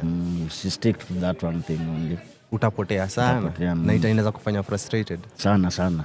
Kweli ni mwana mapoet wengi wakiacha poetry. Na kuna swali moja muulizanga watu wa poet. Mbona hakuna anga poetry za kujibamba kama za clubbing venye kuna kuanga ngoma za anguka na vitu kama hizo. Sijaona moja kama hiyo. Zinakuanga serious zote. ama za love? Love ziko mingi. Za love ni mingi. Yes, inasema either kitu serious ama za love. Lakini ati za tuende tukajibambe venye tu mtu anaweza rap tukajibambe nini? I think hata ukiborrow from hip hop na poetry una notice a lot of the poetry na hip hop ina come from a place of speaking oppression na wasi wanajaribu speak against. Speak out, yeah. So I think your nature imegrow ikafika place yenye words zikienda kuwa spoken kwa stage zinaweza zitoke zikiwa harsh ama zitoke zikisema manze kuna msanii nimekufia ilete ka emotion fulani. Lakini si huwezi toa piece moja utuambie kwanza leo ni Friday mama vaa vizuri wewe mbona ndio kuna watu wanaweza do hivyo but hata kwa is accepted within the space bana si ndio nauliza why. I don't know. Maybe there's something ama ni venye unasema ilikuwa ni kitu ya kufight oppression and all. But who's your greatest poet? Mwenye nado. Mwenye umetambuaga kutoka siku za kina Shakespeare hadi leo. Swali ni fiti sana. I feel like wamekuwa wakishift kila mwaka ikifika ni story ya interest zangu. Okay. Juu the more na perform na realize sitaki kuwa kama poet fulani. Juu poet wenye najua first of all wachezangi instruments. Okay. So naanza ku notice niko na inclination towards music. So ukisema wachezangi instruments ni wao wenyewe ndo wacheze ama hakuna instruments kwa set? Instruments ziko kwa set lakini hawajichezei. So hiyo ina affect musical ear yao. Okay. Juu wao lazima waambiwe hii ni drum tutapiga hivi. Yeye ndo anapelekwa na rada. Sasa mimi nataka mimi wapeleka na rada. Wapeleke na rada sasa. Mimi nataka ni take control of hiyo drum nataka ichezwe ta ta ta. That is nasema hivyo ni juu na feel hiyo ndo kitu ina work. Na guitar ndo kwa hapo. Ndo msanii advice aniambia Lex hapana tufanye hivi. So in that way nakuwa sijai kuja stage nikikam kuguess. Na kuja stage nikijua hasa wamelipa nataka niwape kazi yangu safi na waweze kuenjoy. So mimi nitakama hapo band yangu tushapanga tushajua kitu tunafanya tuna deliver tunatoka stage. Unacheki and that inanipa hiyo chance ya kukua inakuwa kazi sasa isikuwe ni kama ni kitu tu. Unajua kama ufanyanga hizo vitu like unakuja kucheza na watu sisemi hivyo hata kusema watu wengine wanafanya vibaya. I'm just saying kama uko involved sana kwa kazi yako hautaijua ukibeba ufala. Kweli. Utakuwa unategemea. So guitarist wangu asipokam issue stafanya. Lakini poetry imeevolve. Kuna show ilikuwa tu hapa hapa tu ilikuwa Kinangatia ilikuwa inaina Sage na watu wengine sijui. Najua kikosi. Hiyo ilikuwa one of a kind poet. Ndio na poet kai. For sure. Hata nilikaa mpaka ikaisha. Na mostly sikuwa na kanga. Una gigs zinakam anytime soon? Apart from leo kwanza unafanya mambo? Leo tunafanya mambo. Saa ngapi hivi? Tukairada. Unajua wa Kenya tulifaa tukua hata tushaingia lakini wa Kenya masaa yao ndio hiyo. So tulifaa tuingia hapa 11:30 hadi 12. Okay. But kama na band ni hatujakam na band sana leo tumekamata kubonga kuhusu Rafiki. So tuko part of panel ya leo kubonga kuhusu tu story ya hizo themes zenye ziko hapa na kuona ni ways gani hata disinformation na misinformation zina play a part even kwa space yetu ya artistry na nini. So tutakuwa tunabonga hapa na kina Njugush na nini kujua tu hizo mavitu mingi but after that tuko na small set wase pia wasikie poetry kiasi. Wasiende nyumbani wakisema wasikia usanii na msanii alikuwa hapa. Msanii alikuwa hapa. So na any other shows zenye zina come soon? Major shows, small shows. Kuna possibility mwaka tunaweza rudi na show. Yes, Rafiki. Ama is Lexus. Ni unajua nasema kwa sababu sikuangi peke yangu. Napanga na team moja ya watu kama mbao. Okay. But pia Rafiki kila mwezi tuna happen. Open mics ziko kila mwezi. Nasema mnakwanga baraza. Tunakwanga baraza kila mwezi, kila first Thursday of the month. Okay. The following week tunakwanga Alliance Français. Kufanya workshops na nini, alafu in between kunaweza kuwa na some other activities pia zina happen. Okay. Sasa imekuwa real sana. Sana bro. Nashukuru sana umepitia tukabanja 2-3. Umesema home ni Macha? Kwetu ni Machakos lakini. So unapiga shughuli Machama huko Nairobi? Kwetu ni Machaz in Ocha. Okay. Huko ndo nimegrow lakini sasa Nairobi. Nairobi shatuiba. Sawa. Shukrani sana wenye tumekuwa tukisikiza venye Mjeshi hapa amesema lakini hatumwachili hivi. Hata kama hajakaa na gitaa hapa lazima tuachie piece bana. Tutajuaje kile una doing? Sema mimi ufanye hivyo unatuanga CV ama certificate. Twende tupige piece moja kabla tumalize hii shughuli. ako kikundi ya kujifunika na hoodie. Muulize ako vipi? Goody. Atakasi hivyo ana feel akichill, earphones on full blast ako dunia yake. Over sad beats ndo nafaa umsake in case umtake. Sims dunia iliamua kumoffer lessons after mamake. Fikra zake ndo bahari find comfort akiogelea. Ajaipata thrill ya kujikompea. Mizigo zake ye ujibebea. Na kaa inamlazimu kushare. Basi ni kwa wachache tu na itabidi wamengojea. Awe sure sikia watampea. Alafu akisha share mpate kwa chair ya bustani akitry kuwipe off negativity kwa na vipepeo wakipepea. Ukimkosea hata revenge Mungu atamtetea. That is kama yuko still fair. Universe imejionea. Yes. Kali sana. Yep. Umesikia hiyo piece? Kasada. Mnatosha. Tumekuwa na msanii wangu sana hapa, shukrani sana kutokea. Much love. Na hope najua kwa hizi shughuli tu za live tutapatana baadaye. Kwa sana. Nikiwakumbusha hapa tuko Power Radio. Hapa ni mahali kuambia tune in and power up. Leo tuko National Museums of Kenya. Tuko kwa Kenya's Ideas Festivals. Tumetoka kusambaziwa ideas zingine za nguvu hapa. Nataka tuingie kwa mangoma 2-3 hivi alafu tarudi na msanii mwingine. Msahau na don't turn off that dial. Lama wanasemanga aje? Ndio, hiyo kizungu anatumia. Bana. Much love. Safi. Okay. Your kind of music, all day, all night, right here on your only station, Power Radio.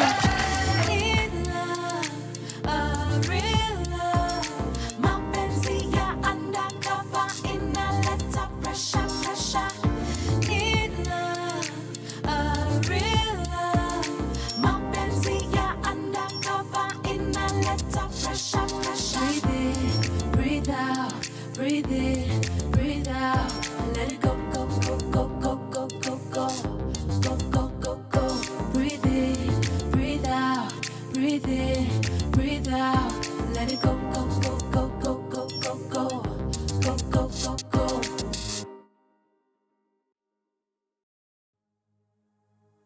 Nimetoka mbali na machali na mamanzi hadi I need them my fam today. And anything them I need for me come unconditionally love today. I give my all for them. Them are right for me all the way. And if you say you never did it, then you never really did it. You know from today. Glass, Cuba nazo zimewaka. Cash, wecha fua hapa. Shot after shot ni long night. Meza iko mesi tuna ball na bako za baka. Pay the price, wecha leo mini nice. Mbota ni presidential hakuna mavice. Dondo bado ni ile bado tuna rise. See the feeling is amazing when you choose wise. Bado nashika na washikaji wa back then. Front row na mistari zilichorwa backbench. Walitupa bu before watupe shangwe. Sasa tumefika. Ona chorus. Nimetoka mbali na machali na mamanzi hadi I need them my fam today. And anything them I need for me come unconditionally love today. I give my all for them. Them are right for me all the way. And if you say you never did it, then you never really did it. You know from today. From today. From today. From today. You know from today. From today. From today. From today. You know from today. From today mi ndio form today. Mifanya ngoma kali mi ndio sonkore. Kopendi ngoma zangu basi go away. Mushinda kama Red Bull nikifly. So nipate kwa bank, nikibank madola. Mfuke pigi tizi jo inanona. Na haikuwa hivi yani ni mola. Sasa ona all my guys are ballers. Girl them Leonie Nado. Show up tonight tunadili dali do. Man them Leonie na phone. Pull up tonight kuna mizinga waruro. Girl them Leonie Nado. Show up tonight tunadili dali do. Man them Leonie na phone. Pull up tonight kuna mizinga waruro. From today, from today, from today, you know from today, from today, from today, from today, you know from today, from today, from today, from today, you know from today, from today, from today, from today, you know from today. Nimetoka mbali na machali na mamanzi hadi I need them my fam today. And anything them I need for me come unconditionally love today. I give my all for them. Them are right for me all the way.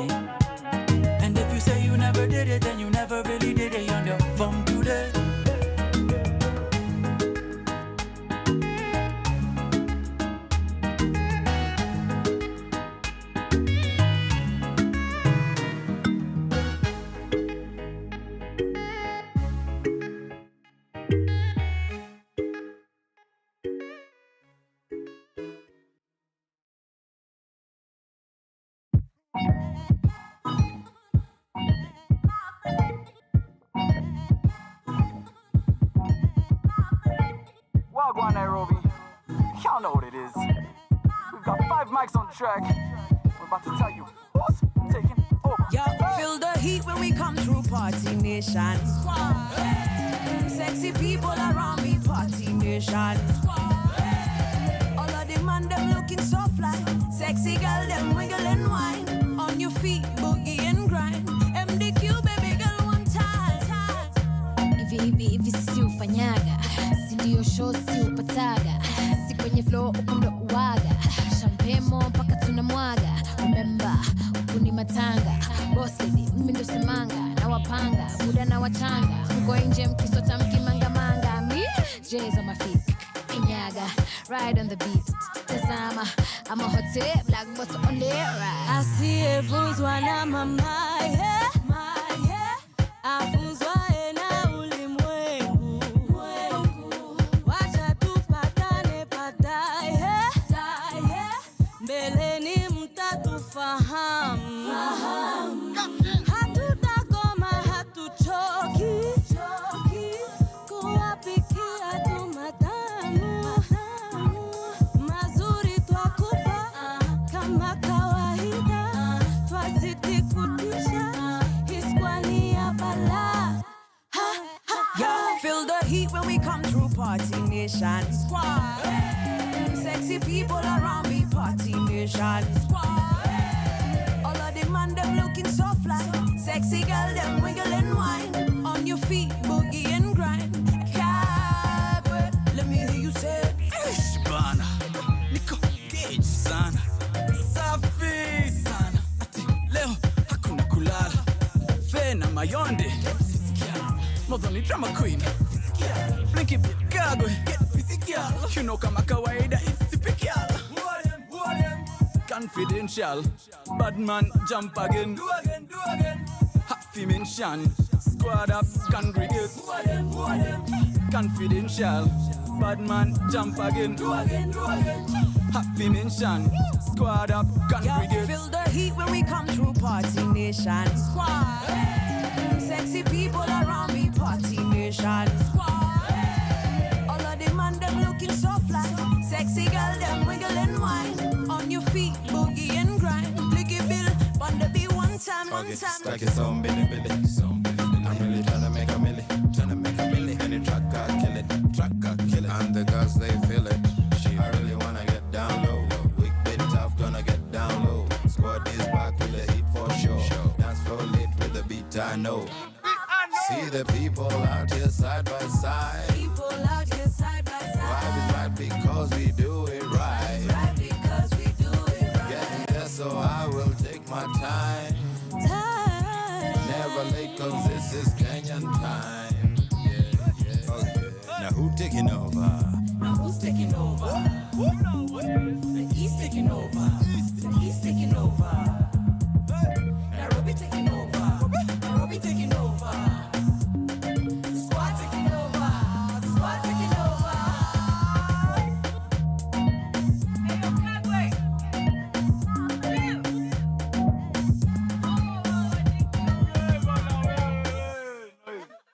Just noise for the studio, guys. Let's make that noise for the studio. That you know this part in the recording where guys normally listen, because they're listening till the end.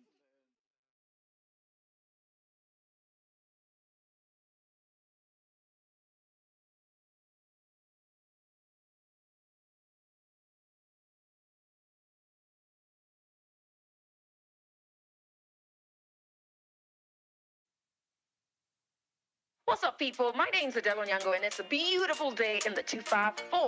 The next song is just for you. It's called Miss Obi by Kagwe Mungai. She said my name is Obi. Vigili na my Odi. Wageni kata all around me. Take what they want and disown me. Nimeko to my place, call me. Tubangaize na kasmoki.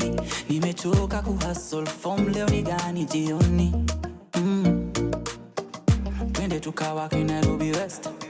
Tupitie Westi. Nikupige busu ndani ya ma3 chini ya maji. Hey. When you're singing in stadiums and crowds, just remember you're making me proud. Say my name and say it aloud. Nairobi, yeah. Obi, Obi, Obi.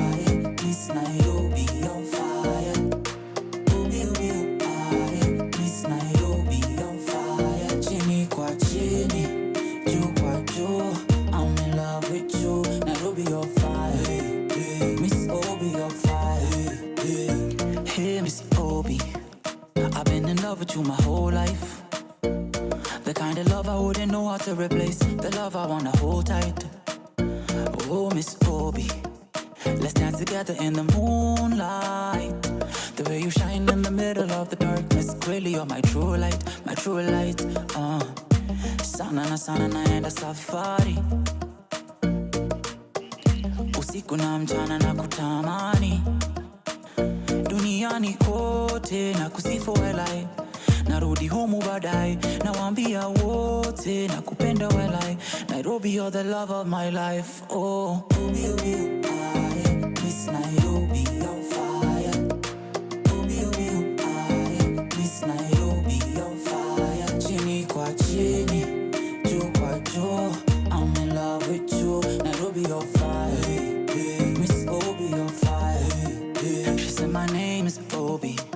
Vigelegele na maodi, wageni kadhaa all around me, take what they want and disown me.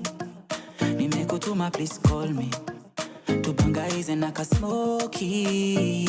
Nimechoka kuhustle, form leo ni gani jioni. Twende tukawake Nairobi West, tupitie West. Nikupige busu ndani ya ma3, chini ya maji. When you're singing in stadiums and crowds, just remember you're making me proud. Say my name and say it aloud. Nairobi, yeah. Obi, Obi, I miss Nairobi, you're fire. Obi, Obi, I miss Nairobi, you're fire. Chini kwa chini, juu kwa juu, I'm in love with you. Nairobi, you're fire. Miss Obi, you're fire. Obi, Obi, I miss Nairobi, you're fire. Obi, Obi, I miss Nairobi, you're fire. Chini kwa chini, juu kwa juu, I'm in love with you. Nairobi, you're fire. Miss Obi, you're fire.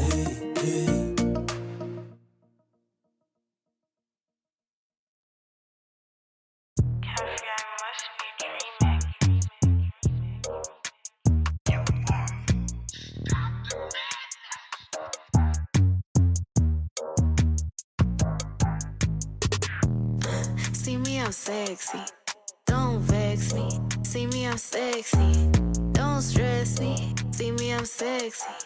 Don't vex me. I'm way too sexy to be stressed.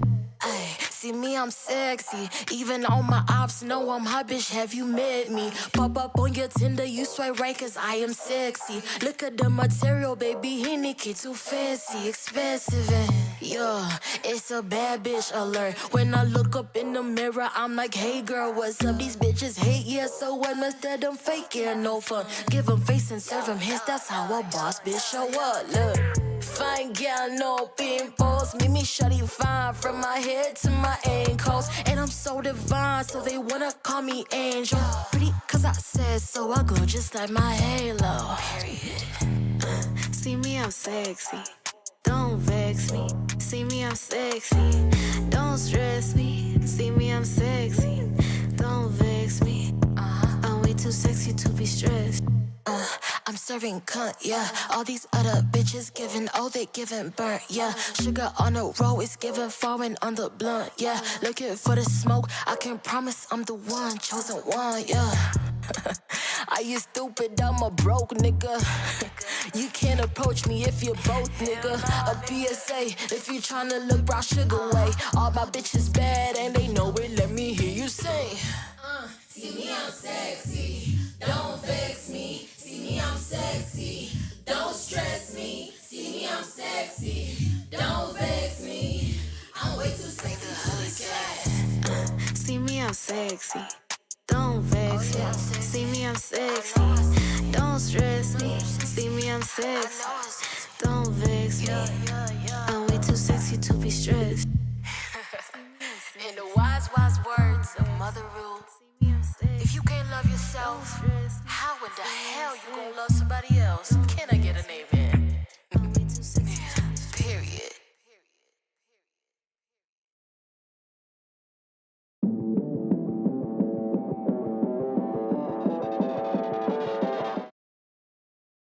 From sunrise to sunset, all day and night. Power Radio. Greetings. This salivation to all the females, far and beyond. Now daughters, born I'm a girl, living in a manly world, yeah. No bed for me back, unless somebody gonna take me in.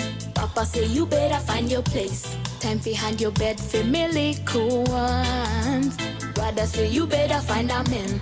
Need a settlement for me investment. Only 16, growing up a woman and no choice.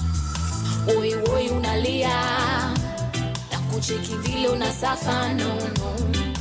Oi oi unalia no, na kucheki vile unasafa no no. You are gonna rise up one day, now lose hope. Shall not be out, don't you ever lose your glow. Oi oi nalia no, na kucheki vile unasafa no no. So me head to the city with little education for me back. To stay with an uncle and an aunt as a help for his life. I know big young lady hit the flow. When wife away, man, I wanna touch me low. Try to refuse, yeah, go suffer some blows. What is my crime? Is it because I'm a woman? Nah, nah. Just because I'm a woman? Nah, no. Oi, oi, unalia. Na kucheki vile unasafa, no, no. Oi, oi, unalia, no.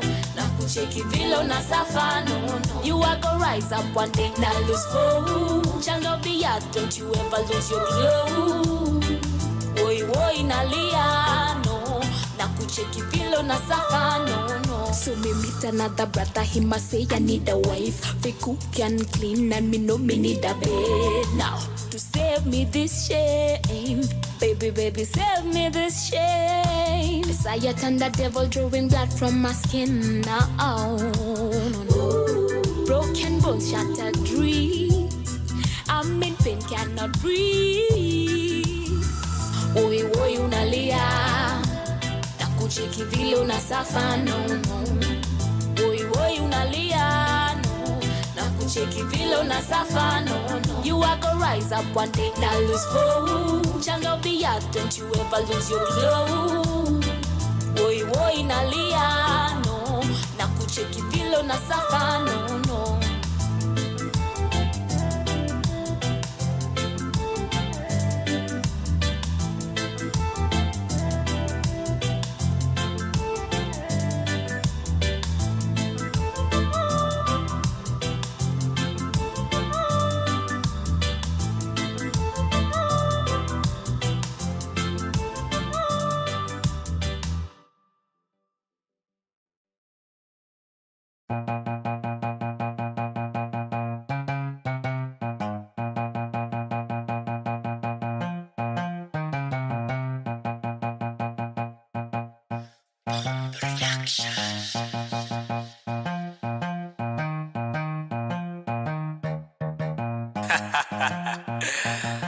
Marvin Pandis.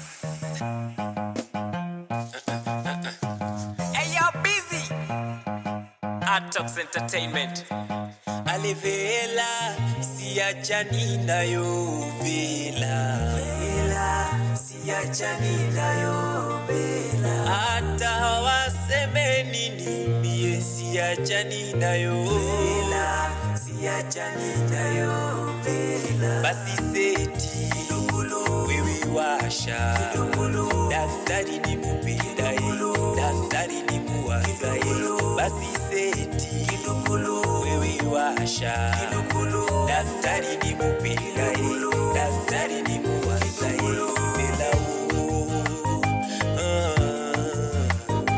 Ale watu wajipange, mali safi basi iende chain. Ni mida ya kufukiza shetani ahepe. Ale watu wajipange, mali safi sasa iende chain. Ni mida ya kufukiza shetani ahepe. Oh, oh, oh. Mombasa, Nairobi, Tanzania, Uganda, Ethiopia, South Africa. Maasla, Museveni, Mama Samia. Afrika, Wakristo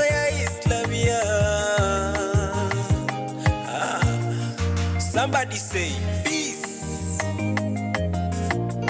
Somebody say love. Somebody say harmony. Alivela siachani nayo vila siachani nayo hata waseme nini mie siachani nayo siachani nayo basi seti wewe washa daktari ni kupendae daktari ni kuwazae basi seti wewe washa daktari ni kupendae daktari Mariam bila sikia sauti ya kijana asante sana mamsi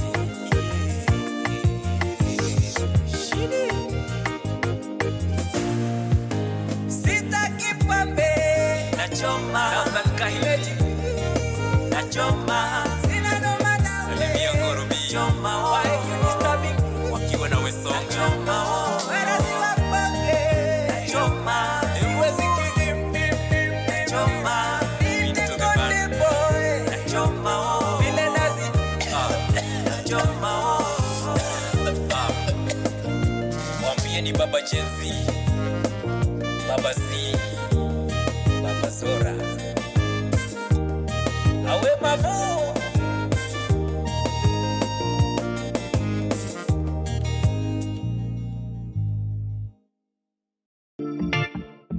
Oh na na na na, oh I did Simcon music. Seeking attention, searching for affection. I'm seeking attention, searching for affection. I'm seeking attention, searching for affection. Seeking attention, searching for affection. I want to leave this place. 'Cause I'm looking for my homeland. Nimeshoka kukaa hapa. Nataka mabawa nipae, 'cause I want to go. Nataka kwenda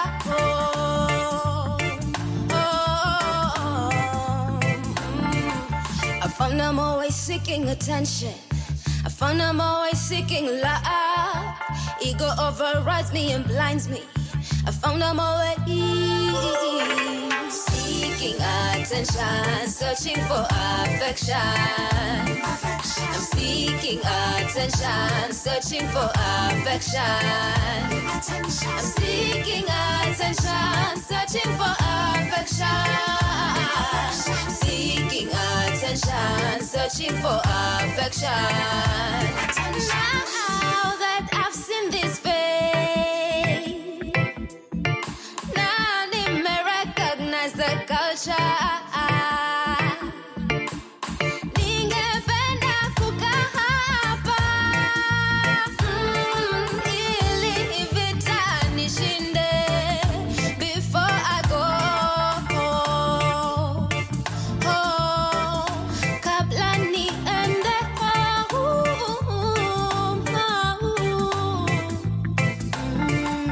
I found I'm always seeking clarity. I found I'm always seeking the truth. Lust is always following and hunting me. I found I'm always seeking attention, searching for affection. I'm seeking attention, searching for affection. I'm seeking attention, searching for affection. Seeking attention, searching for affection.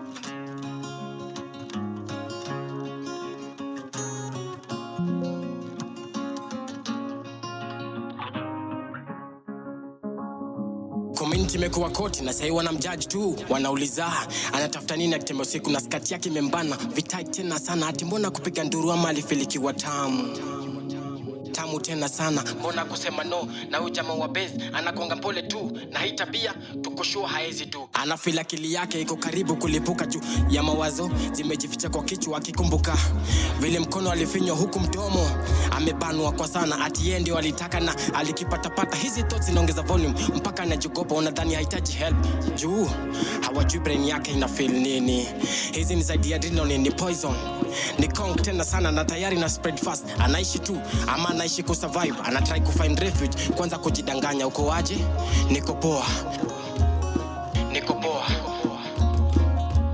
niko poa, niko poa. Hizo picha ziko mwaki akilini zinamfungia, kwanza kwa past yake words kama innocence sahihi zi make sense. Hata mashtaka isipomfavor hiyo si coincidence.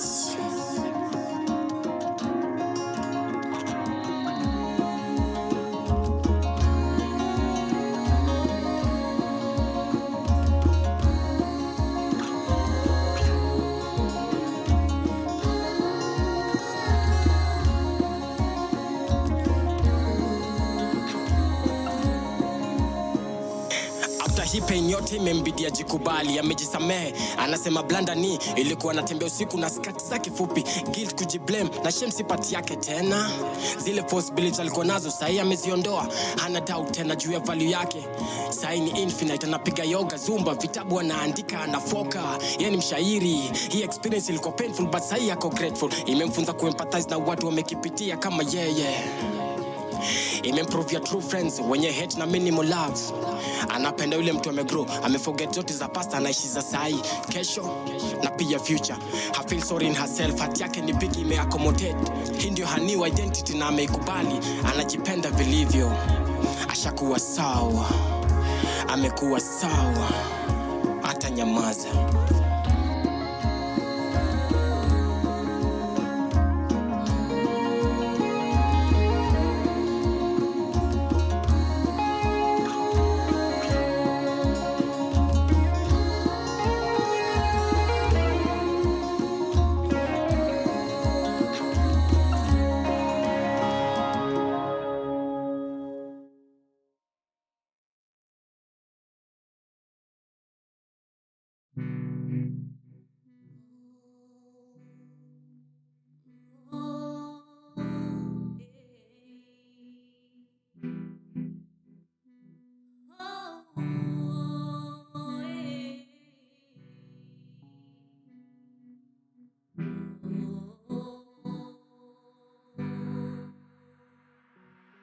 Time imefika, sauti ya haki kusikika. Time imefika, sauti ya haki kusikika. Time imefika, sauti ya haki kusikika. Time imefika, sauti ya haki kusikika. Natumia words zangu kama ndenga, niki-aim at your hearts. But well, sinilishasahau heart zenyu ni heartless. Less concern na mwananchi and more persuaded by money. Nina swali, makosa kwa mwenye dhiki ni nini? Mjane kumlea mwanawe kwa dhiki, kisha polisi kaja kamaliza. Na mbona viongozi wetu wanasahau tuliwapigia kura ili walete mabadiliko mtaani, ila hawajali, wanatuacha kwa mikono ya wauaji. Na hao bado ndo wanajibebea vya bure. Msinihukumu mimi kwa itatumbo karai nyinyi. Visa na sarakasi mnatujazia televishoni nyinyi. Kwa msalaba nitawasulubisha nyinyi. Mlisema ni ya mwananchi, kumbe ni yenyu nyinyi. Mkitulazimisha kujaza vikaratasi vyenyu bure. Na amna haya kuimba ati nobody can stop reggae. Well, it's about time. Time imefika, sauti ya haki kusikika. Time imefika, sauti ya haki kusikika. Time imefika, sauti ya haki kusikika. Time imefika, sauti ya haki kusikika. Mengi yamesema but less yamefanyika. We're the leaders of tomorrow, kwani tomorrow never come. Tumebaki tuko kwa bezi ili bezi zetu zikuwe louder. Tukistand for our rights but the rights can't stand us. So if it for those who have power and money. Wengi tumeshona lakini mfuko ziko na shimo. And as long as umemoka, shomoka mapingu. Women rap wameketi kitako bungeni si. I thought mnafaa kusimama nasi cause wasichana vijijini wana sell their bodies for a piece of pie. And yeah, you sit there like the queen you are. Well, it's about time. Imefika sauti ya haki kusikika. Time imefika sauti ya haki kusikika. Time imefika sauti ya haki kusikika. Time imefika sauti ya haki kusikika. Time imefika sauti ya haki kusikika. Time imefika sauti ya haki kusikika. Time imefika sauti ya haki kusikika. Time imefika sauti ya haki kusikika.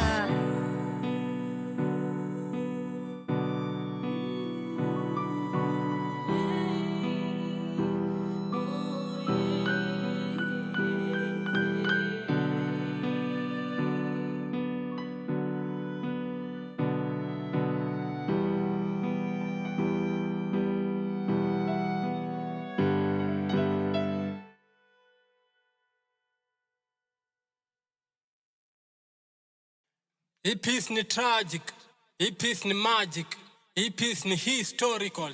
So I cipher, I here swear by, I'll bring peace by force and justice without mercy. So help me, spoken word.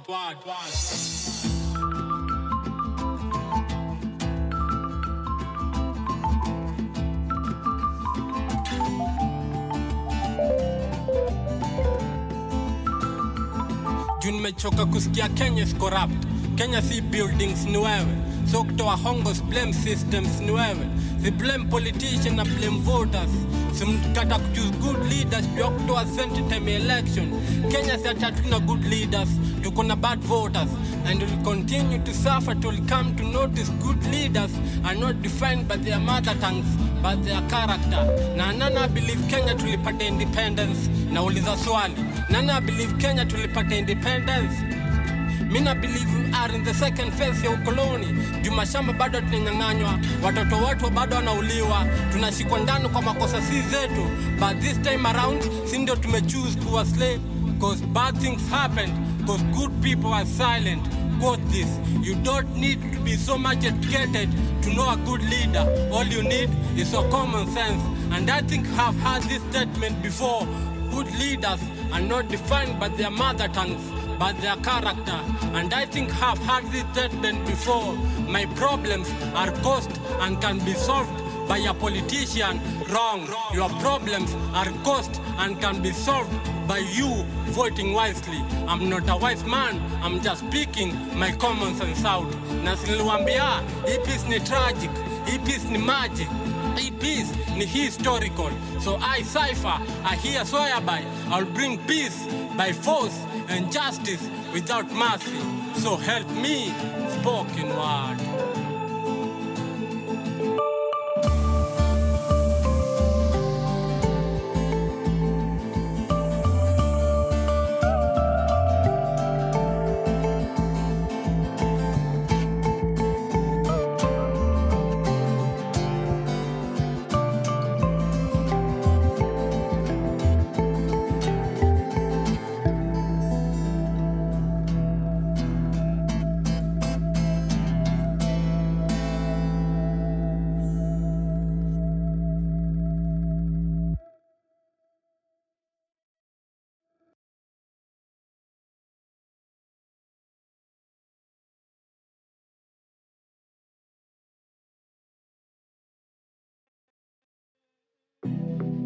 Ongeza msumari kwa ulimi ndio angalau tunail hizi points down. Ulimi zinapiga hadithi 6 feet beneath the ground. Ulimi zimekariri mashairi juu ya bodies zimekuwa bound. Over and over hadi tume lose count. Echoes of butchered bodies dead.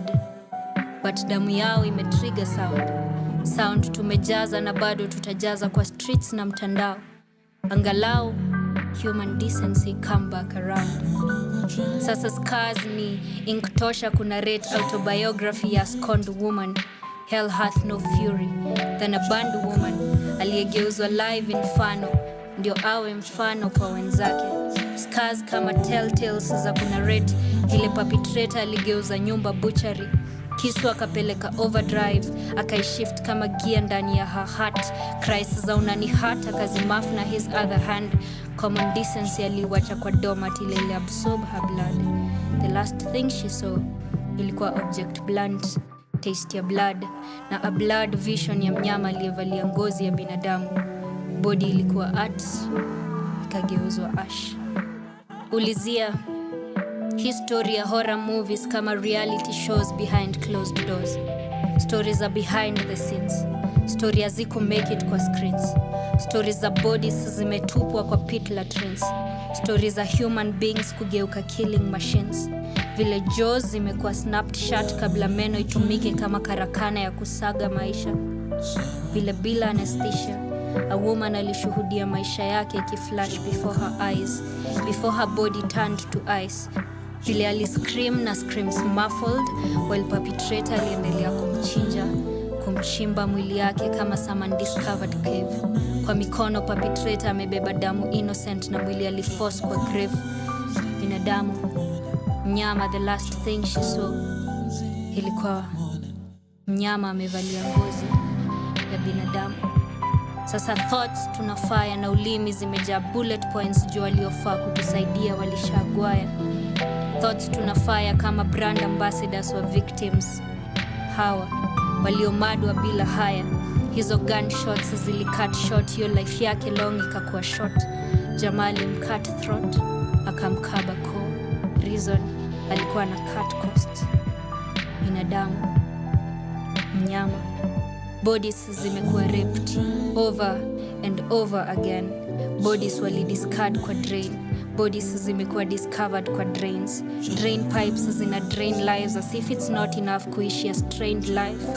Life ikakuwa lifeless in the hands of another life.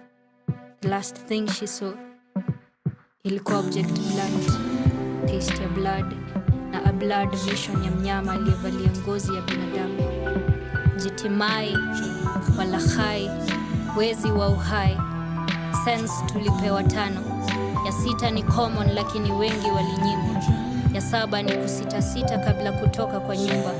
Haujui kama ni mara yako ya mwisho before kuwe victim wa 1,000 ways to be killed. Ulimi tumejaza misumari na risasi. Wambie wa nail hizi bullet points down. Nimekuwa depressed for a while. Sina permanent friend neza mshow vitu napitia angalau weze kunishika mkono. Mishikisha ndom nipunguze mawazo though every time nikinyanya mujikuta nimejikaranga. End up with my situation na hizi pombe natumia zinanifanya nizidi kuzeeka na mi bado nikifaranga. Mi hujifanya nina furaha nikiwa mbele ya watu. Though nayopitia kwangu ni balaa na fata kushinda baa. My therapist alinishow problem shared self sold though nitaambia nani na niko na trust issues. So mi ukanyagia. I've been taking some pills to cool my mental state. Nimechoka kuwa too suicidal.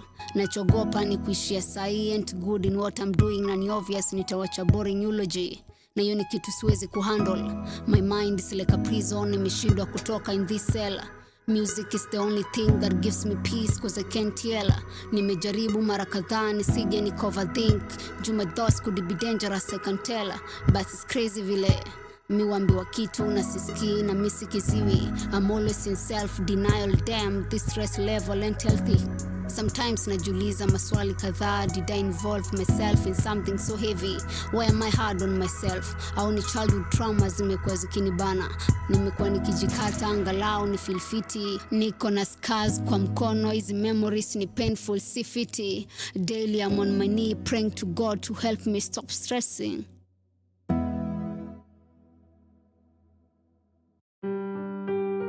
Yeah. MC Skuma Kasemwene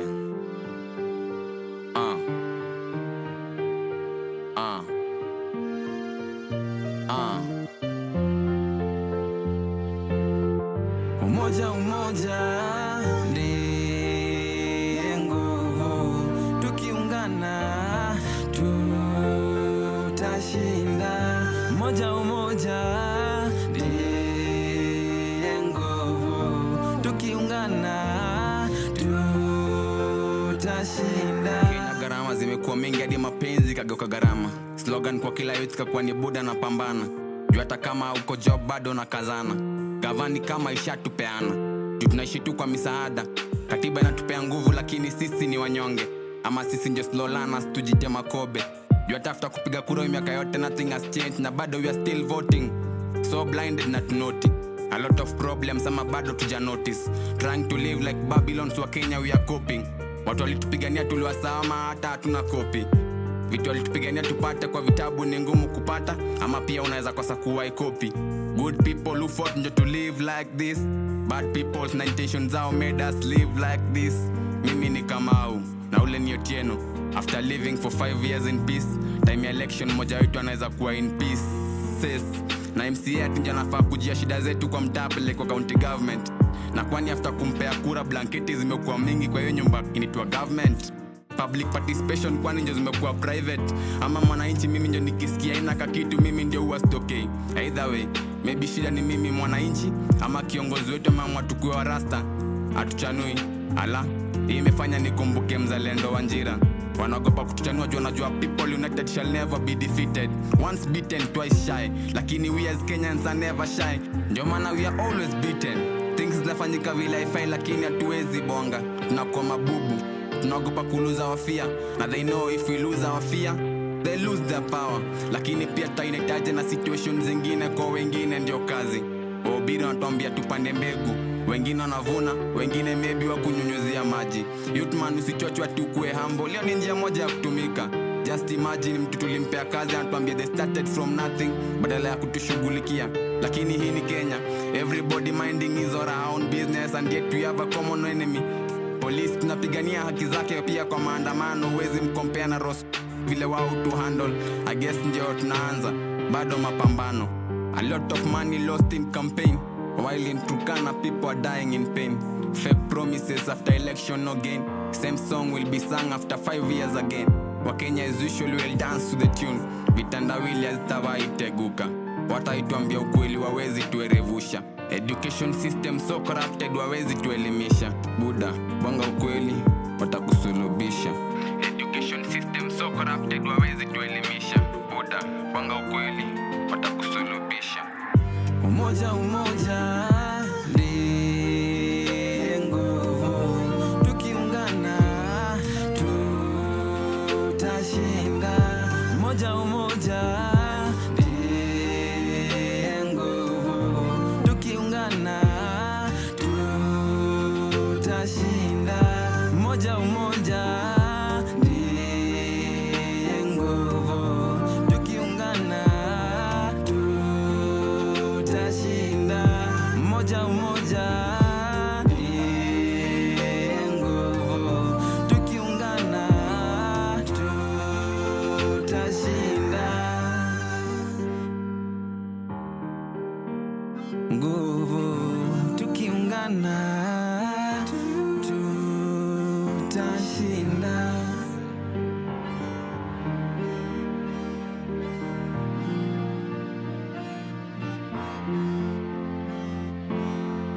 Umoja umoja, umoja umoja, umoja umoja, umoja umoja. Tukiungana, tukiungana, tukiungana, taweza shinda.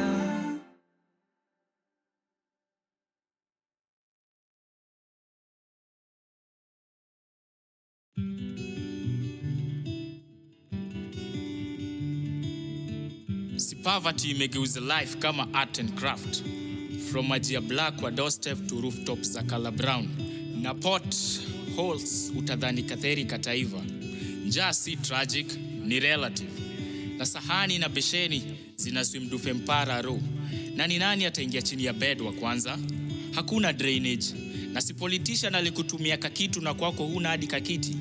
Unaishi kwako ni kama alikukas. But yeye anageuza magari kwa parking. Huwezi afford diapers, mtoto anaendesha, na hii gari haiwezi fikisha hosi. We typhoid, cholera, amoeba ndio umeweka parking.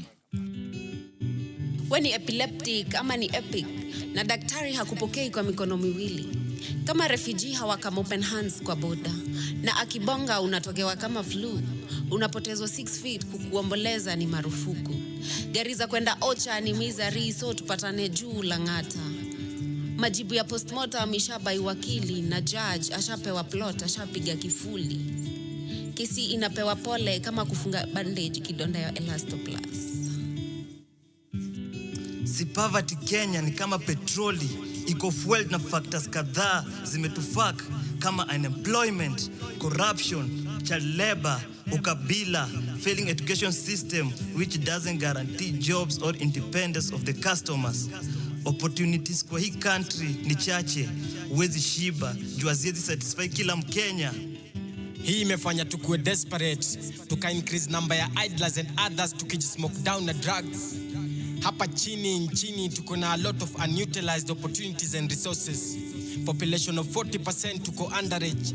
The bigger number of this percentage is below 15. Tuko blessed na great resources za human power na great climate for ukulima. Ushamba tu ndo tumejaza. Si tu utilize hizi stepping stone towards kumaliza hii umaskini. The only challenge tunayo ni water systems, na tukitumia zile natural lakes ziko hapa Kenya, supply ya maji itakuwa enough kwa kila hao, na itumike kupunguza ushamba na kuimprove ukulima na project zingine. Agriculture will feed the people and have surplus for export. Na any coin earned by Kenyans will not be used to buy food but in investing in industrial projects. Hii provision ya agricultural water to dry land, ita sing the same song. Na tuache kuimba hii song after chorus again and again. Upate tuko na families, ziko na proper housing, clean water, healthy food and medical care. Ile agenda 4 itakuwa 1 by now, juu tutakuwa tumeachieve.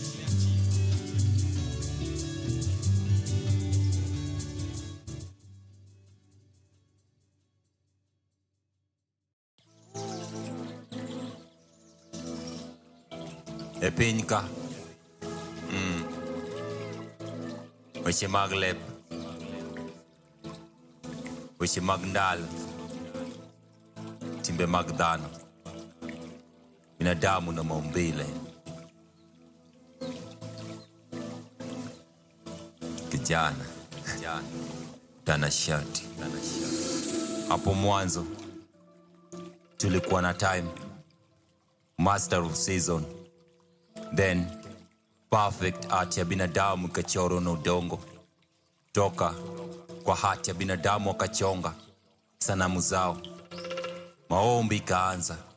Religion tukapata saint and unbelievers. Politics ikapena chain of command. Slaves wakamaster haki kwa sauti ya unyonge. Ukombozi kaleta kingdom mpya. Kawaida to maintain balance ya nature. Death ilishavamia life kitambo. Suffering ikanel down son of God. Asira za msumari tunasoma on the palm of his hands. Wale wanabudu miungu wakaanza kutumia shepherd ka sacrificial lamb. Wale wanatumianga juu wakaanza kuwa afraid of fight. Madaktari wamitishamba, wengine wakapata white collar jobs wakasahau mzizi zao. Wale wanabow down kwa mvua, mawingu ilikosa dalili. Signs of hope nilicheki kwa rainbow na signature urembo. Mwenye nakata tamaa, how I wish angepata Selassie sharp. Cause there is more in the world than the world in us. Waves za bahari, mvuvi anagunduanga, kumbe boat inajua kudance na tempo ya maji. Na msee akona mguu zote za left. After kumaliza calculation aligunduanga, kumbe dance hainanga formula. Wacha aende na off beat, bora yeye anajibamba kivyake. What's popping? Tangu nizaliwe sijaiona storyteller pendanginess. Sijaisikia noisemaker anajifanyanga monologue. Karibia na kiti kwenye kingdom, mtu mwonga pendangi rekebisho. Na msemango kweli, usiku analala kwa bed of lies. Na babu kale na sigara. Kuna vile najua wasanii ni pombe, ngono na shetani. Waliopata hits mingi sana duniani watapokea moto kule janamu. Na kijana wa dreadlocks ananga akili, Kwa familia kipara safi ni kitambulisho cha kuwa na brighter future. Tunajudge watu na cover zao wakati tulikataa kusoma maandishi kwa ndani yao. Mimi naamini greatness inafaa kungoja kila msee. Mbona nadai kupanda mbio, nojai funzo baby steps kwa nasari. Bed, utajiri ni pesa, tumezaliwa, tumepata ni hivyo. Jasho inapanguzwa na damu, growth ya maskini ni kansa kwa tajiri. Bidii ya akili yako ndio inapea jirani yako maumivu ya kichwa. Atakaa niko na shingo refu design ya twiga, mbona na find it hard to stick out my neck for you. Roho kaa ni mbaya mtu wangu. Hata ufanye transplant ya moyo bado wezi kuwa na change of heart. Tuna aim for success, na success kumbe inatulenga.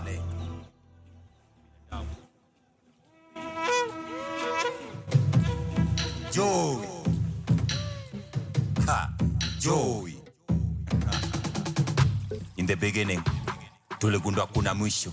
Nikarealize, no matter how sweet the food of life is, in the end, itabaki so raw na bitter taste. Kifo, pia kuna life refu. Tabia, words, love and hate, imani na mani, chakula na poison, za watu na wanyama, inaniacha na mawazo nusu mkate na jam. Nafikiria, maybe chameleon pia wanaogopa change. Maybe professional mourners wana deserve tears of joy after their work. Maybe tunaweza kuwa na akili ya kaburi tubebe watu on the same ground. Maybe tunaweza kuwa na usingizi ya mwenda zake tuwe na so many unfinished dreams. Maybe mwenda wazimu ni mtu ameamua kumind his own business after all.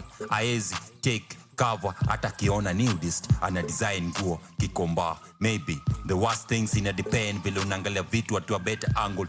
In every mistake there is beauty, na kwa kila rembo haikosi doa. Love kwa kila affections a be holder. Ndoa ni flower, pati ya moyo, shingo ya panga kwa harusi ya kuu. Kata na shoka kuna kisa tutakula ki hapo. Staki kumeza keki, nipe wembe ni kukomboki ya wenye wivu. Dunia imeni single out na album ya kuchoma picha. Hata tusikize ngoma za passenger kwa lori moja. Of course, technology is not static. Kenya, as has been mentioned, in the last 25 years been making a few investments around how to ensure that we just not lead in the digital economy, but technology begins to empower, especially our young people, around access to jobs and opportunity, because technology, as you know, is an enabler. As we have seen in other regions of the world where we're able to leapfrog. I always frame these conversations within a context. I think our context is very much around an accelerated development. We are very much around three accelerants. I always say it's climate. I know there are a lot of social justice folks here, so we cannot talk about not talk about climate. Demography, I think it's just been mentioned by Cheryl that we're very young, not just a young population, but our median age is the lowest, I think, in the world. And so I think there are those three parts, right? So technology, demography, and climate. Because we cannot talk about leading in an era of technology without necessarily understanding that we should not do any harms on our planet. As I mentioned, we are really in a rapid pace of change. I think that's the only difference, that the previous technological revolutions have been taking 100-year periods. Now it's very short. And so beyond even the rapidity of technology, we are seeing it affecting all aspects of our lives, right? Whether it's how we live, learn, work, communicate. I know the activists here in the room, how we organize and engage, but also is bringing new risks, whether it's shrinking of civic space offline, but also how we are seeing shrinking of civic space online, but also shutting down of the internet. And these are new things we are seeing just because technology now is really something that is driving a lot of whether it's protests, whether online and offline. We're also seeing potentially how technology is reshaping government and how services are delivered. Kenya is one of the many countries that is onboarding a lot of services online, but you know that creates challenges also in terms of how do you increase services also in an era of digital divide. And so I think this is something that we're very alive to. While there's a lot of celebration and prowess in terms of advancements, we're also seeing an increasing inequality in how we access technology, because whether it's a gender divide, the digital divide, but in most cases in this era of emerging technologies, the data divide in terms of bias when it comes to if people, whether of the global majority, And so I think the trends, of course, is globalization.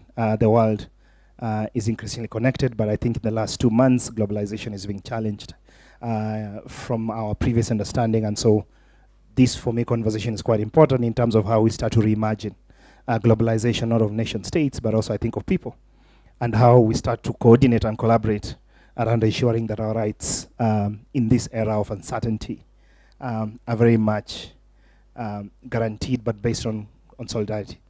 I think we're seeing new behaviors in terms of how we engage online.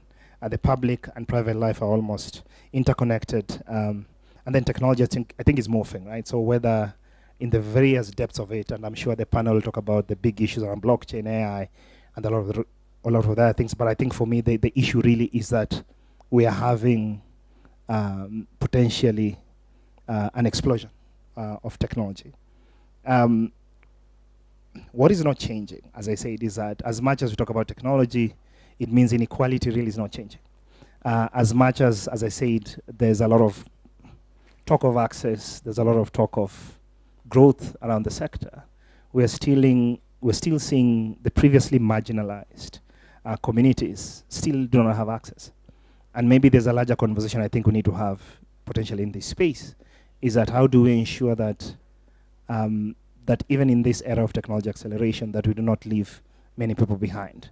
That the previous challenges that we had offline, whether it's access to sort of opportunity for those in the margins, still will be guaranteed. And I say this because, I mean, Kenya is 42% connected on the internet. Yet, Kenyans are the most active on social media globally. Does it make sense? One of the least connected, yet most active social media online than anybody else. 4 hours, 13 minutes to be precise, every globally, yeah? Even to the 100% connected. So something is missing there. And out of this loud people like me, couch potatoes, we basically must start to think about whether or not these opportunities we are seeing around connectivity, even as much as is as little as it is, begins to empower people. How does it create opportunities? If you don't have a LinkedIn account today, I don't think you can get a job easily. I mean, it's just a reality. No one is advertising jobs on newspapers if you still buy them. Anybody still buys newspapers? How are you? She needs a hug if you still buy newspapers. But well, and I think that's really the paradox, right? How do you ensure that even as we are moving into this nice, fancy, flashy technology, that we ensure that we have everybody? And so I think, interesting enough, a city like Nairobi, and now that we're gathering here, we have all the big tech companies here. We've made all the investments we need to do, whether it's fiber optic connectivity. We are one of the few countries that potentially survived when there was a fiber cut, whether it's Equiano or this other side. But what does that mean in the era where Africans themselves do not have any self-determination around connectivity? That a lot of our connectivity comes from outside, and then internally we are not connected. I say this also because for those of you who are working on SFTA, is that African trade has only increased by 1% in the last 15 years. Right? And you're all connected, talking online, Zooming, WhatsApping, Instagramming. It's Gram, sorry, Gen Zs. You know, so but that's a reality, right? So are we making use of these capabilities, or are we just happy to say that we have numbers, right? 42%, 100,000 kilometers of fiber, and a lot of these things. I did not offend you, please, bees. But also I think we're also seeing a lot of investments, whether it's in our tech hubs, right? Kenya, in terms of VC investments, we're seeing a lot of it here. But because we're in a space of social justice, is the value, right? As much as we're seeing many VCs, a lot of founders are not local. How is that value translating into the local economy and our local founders? And so I think even in the technology space, we need to talk about justice in terms of how value is shared, especially around investments and who really benefits. I always look at Angela and ask her, is there a dollar millionaire founder in Kenya? I can pick on her, she's my little sister, so can bully her. Don't worry, she'll have an opportunity to bully me, so let me do it first. And so I think we sort of must have a bigger conversation. And as much as a lot of you I know occupy the space of social justice in terms of how citizens organize around technology, we also need to understand, we also need conversations around how technologies themselves, who are Africans, engage globally in this other space. Because technology, as you know, is owned by a few countries and a few companies. And so that power is shifting increasingly, and we need to empower our own technology folks if we are to lead. When we talk about bias, we need our own technology folks to be in that space. But then if they are also disenfranchised within that space, then what does that actually mean? So that's part of what I really, really obsess about. But I think there are some sunshine spots, as I call them. We have a couple of kind of progressive movements, whether it's the deep learning in Daba, or whether it's the open government partnership here in Kenya on how we ensure that we can use technology to improve public service delivery. What I'm really impressed is not even at national level, it's really what is happening at subnational level, because I think that's where service delivery really matters. And then being able to harness technology to improve everyday simple things, right? So how can citizens amplify their voices on a service that doesn't work?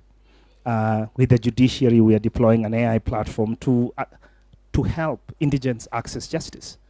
Imagine somebody, a domestic worker in a court, trying to articulate their issues and not even understanding the language. That's where I think technology can be deployed, and Kenya is one of the countries that I think we are doing that. With the chiefs who have 17 plus more functions, who are expected to be right there on the ground responding to even somebody stealing a chicken, and at the same time amplifying that. So how do you ensure that they themselves have those capabilities and tools to meet everyday citizen services, but also amplify it in a way that resources can be allocated in a way that makes sense? And I think for me, those are some of the things that we need to be careful. But then even as we continue, and I'll put that down, there are risks, right? And the risks we are seeing, as much as we're celebrating the generative artificial intelligence, we're seeing the increase of misinformation, disinformation, and deepfakes that are creating almost a crisis of democracy. We are seeing an increase of mistrust that is leading into distrust that is leading into grievance that is leading into violence, and violence that is leading into a crisis of democracy. And so we really need to be careful to the extent of how do we ensure that we lend our voices, especially folks in this space, to bring that kind of activism to face these new threats that we're seeing. The other part, of course, is even as much as talk about risks, I think I really want to end up with the hope is the opportunity. We're seeing new and emerging, and I see Baraza here, we're seeing new and emerging forms of expression, whether it's media organizing differently, whether it's influencers who are micro-influencers, hi Brian, articulating senses where traditional media will not have been able to cover, right? So micro-influencers with their own platforms being able to break news. Mainstream media doesn't break news anymore. It's the community influencers who do it. So I think there's a place where I have a sense that we could democratize news, but also we could democratize opinion, democratize protest, but also democratize participation. And I think that's what technology does. We also, I think, have an opportunity beyond that is global solidarity. Yesterday, I think, with the Ford Foundation office launch, and that's what we saw, that a lot of our challenges we're seeing in this country are the same challenges, for example, Brazil is having around engaging and facing big tech, because big tech, as much as we are friends at some point, we're also seeing trends that are emerging around third-party fact-checker removals. We're seeing that and how the motivation or incentives around big technologies is about clicks and likes. And so creates a challenge around what is fact and what is truth. And I think in this democracy, in this continent, it will be very important for us to start to address these new issues. What is truth in the era of technology acceleration? What is fact in this era? And so how do we start to do this in a way that is more coordinated and more organized? And the final piece, I think, for me is this civic space online. And civic space, I think, and my team and I, and they're sitting somewhere here, we try to push the boundaries of understanding what civic space is. And I think traditionally civil society has been thinking civic space about civil society. I think for me it's about expression. And it has to be expression by everybody. Because in this struggle, I think we are together. And I'll repeat it again. Technology right now is with a few countries and a few companies. And so unless we understand that the kind of struggle we engage right now, as much as we have our own internal, in Kenya we say nyuma ya tent issues, we really have to figure out how to collaborate so that you can support your own countries when we engage globally. And in the last 2 years, we've been seeing this. Whether it's in discussion around artificial intelligence, where only last week in Rwanda we had the first ever global AI conference on Africa. For the last 2 years, we've been 3, 4, and I dare say black people in a room of white people, right? Trying to even amplify a little voice to say, listen, you know, there's a continent called Africa, and we're doing a lot of things around artificial intelligence, and please don't come and do it for us. We can do it by ourselves. That we don't want this capacity building of workshops. I'm done. You know, this capacity building, and I've been fighting this through the UN, a lot of these negotiations. Come on. If capacity building was working, see, we will be capacitated by now. No, it's a fact. And believe me, I speak this even with my president, we say the same. We are done. The idea of global solidarity must also be global collaboration. And recognizing that there's no one central mandate. It cannot be the North. That we have our own visions, wisdoms, we have our own values. And when we talk about artificial intelligence, we have our own cultures that need to be there. Because the risk of not having our culture is the disappearing of our culture. Because we can't have generative artificial intelligence only generating data from a certain sector of society and the world. I can only speak about this here, so don't worry. I feel safe. This is my forte in terms of social justice. This is where I came from, so I know I came from. And so it's very hard for me to speak about this in other spaces because I don't think they get it. But I think you get it more than I do when we talk about the new Pan-Africanism. And I think Brian has been my mentor in a lot of these things. That technology was where we saw solidarity in the 60s start to make sense in the 20th century and the 21st century, where we can collaborate as people of the global south, being able to address these kind of potential new forms of colonialism that may come in the guise or in the name of technology or capacity building or capacity development or technology transfer and all the nice names that they give it. But I think there's an opportunity, really, that we see a lot of young people in Africa stepping up with the little technology they have, trying to amplify their voice, trying to create businesses, trying to articulate, trying to grasp a little bit of space so that they can carve out a little future that then ensures that at least the continent remains not just ahead but leads in the very value-based driven technological determinism that we do not potentially want to see from the other part of the world. So with that, I hope that frames it. It's a very different speech from an ambassador, so just now from here. Hopefully the panel will give you more sense than I did. And happy to collaborate going forward. Thank you.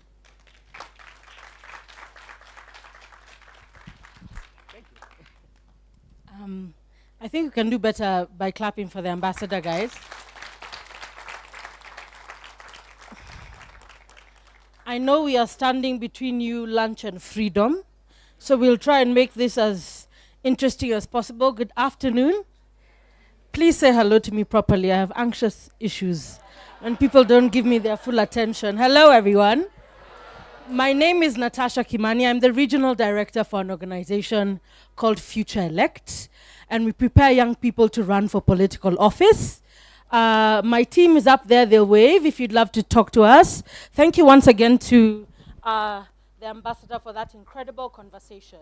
So today we are closing, or rather wrapping up, the panel session with a wonderful conversation around networks of power, how Kenya's tech ecosystem and digital revolution is pioneering progress. This segment aims to spotlight Kenya's leadership in digital innovation, from AI-driven fintech and blockchain solutions to civic tech, digital governance tools, and the creative energy. And I have an incredible panel with me today. I'm going to begin with Maurice Otieno, Baraza Media Lab CEO. Thank you, Maurice. And allow me to introduce him. He's the Executive Director of Baraza Media Lab and the driving force in shaping the media, tech, and creative industries across Africa. Who here hasn't heard of the Africa Media Festival? This is the genius behind it. Oh, these guys have beef with you. He's a genius behind that. His experience and expertise in open AI and policy influence has led him to mentor in global programs like the Meta Facebook Community Accelerator and advise impact-driven initiatives like Somo Africa. My next guest is the director of Ushahidi, Angela Lugati.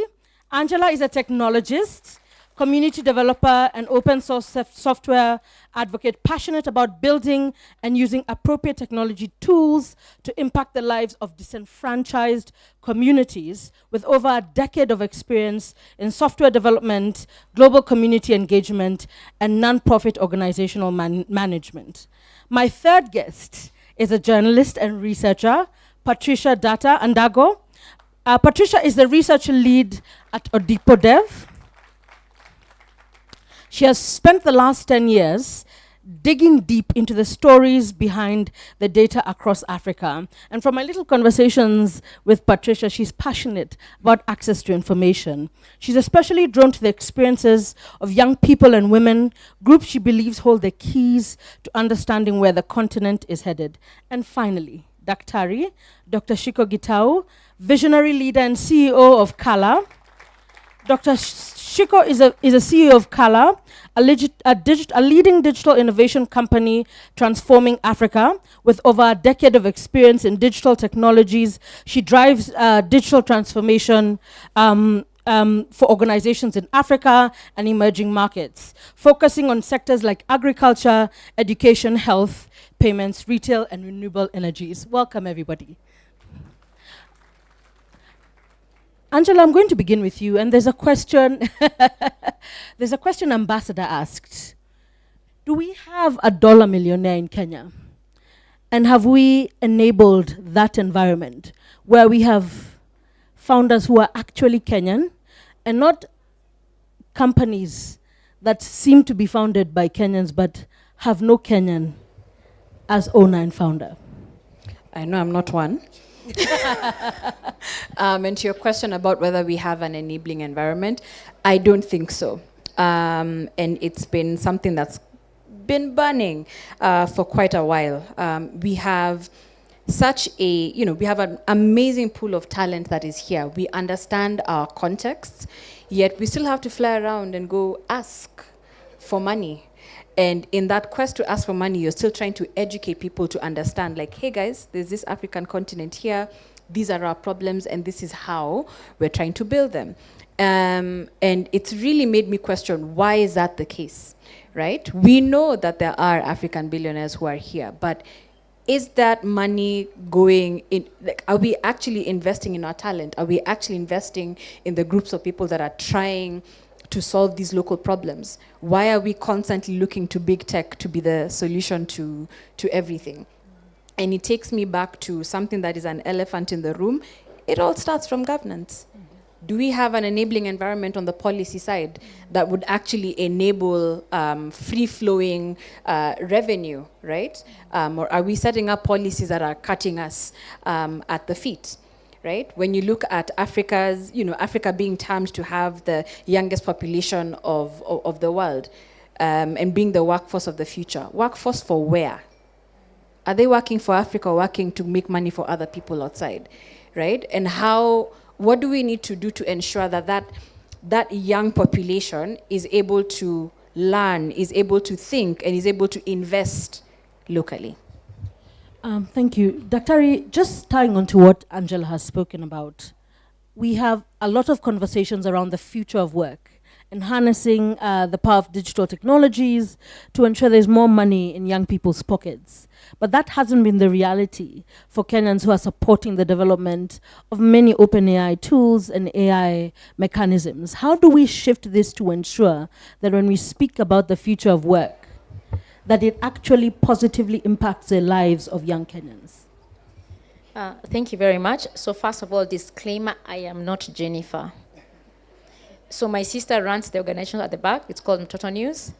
And yes, we are identical twin sisters. Yes, that makes the confusion less, yeah? To all of you who know. Because I was people looking, is she the one? Yes.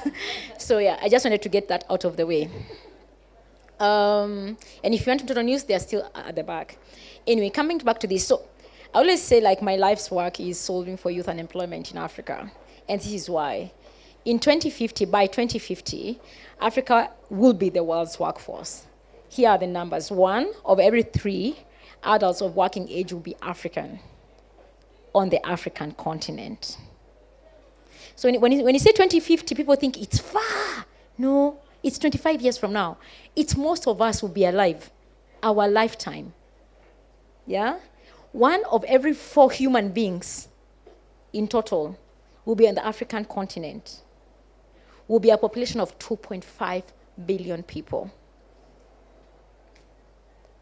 The world will be very, very different from what it is right now. We always say it's going to be highly decentralized, highly distributed, and technologically driven. That's the world we are looking at in 2025. I mean, as Ambassador Thigo mentioned, we were in Kigali last week, and Karim, who is a dollar millionaire in Egypt, like in Kenya, he sold his startup for $700 million, said something that even shocked me, is 2025 you're going to see AGI. Okay, AGI is, I always use these acronyms, then I forget that it is in English, please. Artificial General Intelligence, which means AI will be as close to human as possible. And I mean, we've been saying, everybody's been predicting in the next 3, 4, 5 years. But this is a guy who has sold an AI startup saying by end of 2025, it will be with us. Let's go back to our numbers. 1 of every 3 people of working age will be on the African continent. Are we training our young people to work in tandem with AGI? Are we preparing? Are we still teaching people HTML and Excel sheet? In fact, there's somewhere I went to go teaching people Excel sheets. I'm thinking, oh my God, we are so far. Yeah? Are we thinking about quantum? And every time I speak about this, people are thinking, but AI is going to take our job. No, AI is going to create more job. Because AI actually needs a lot of labor that is intelligent, that cannot be replaced by AI. Yeah? We're talking about setting up compute facilities in Naivasha. Do we have engineers to support that kind of compute? And when I had 1 gigawatt of compute, that is a lot. It can power the whole of Africa. That's how big it is. But you don't have the talent to actually do it. Are we training for it? Yeah? And just to hear that we are talking about labor rights of our people training AI, is how do we flip that conversation to preparing our labor to be able to do that work?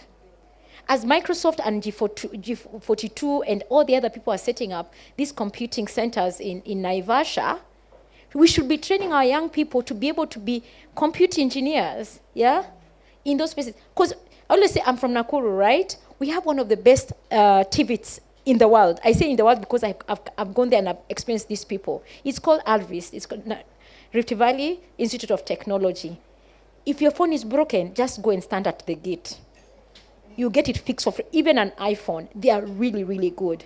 But are we taking advantage of those resources to upskill them to a place where when these compute facilities are being set up, we are getting a pipeline of people that is lacking all over the world. It's not just a Kenya thing. I was in India. They're also they're figuring out how to train quantum engineers, which is a 2 to 3 year runway before we start actually needing them. Are we doing that? And I feel like the one thing that to flip that conversation is, are we playing the long game? Because right now we want here and now. Yeah? Are we playing that 2025? And how are we getting our young people ready? Because right now, yes, they are going to make money labeling data, but what happens when that labeling data is no longer an option?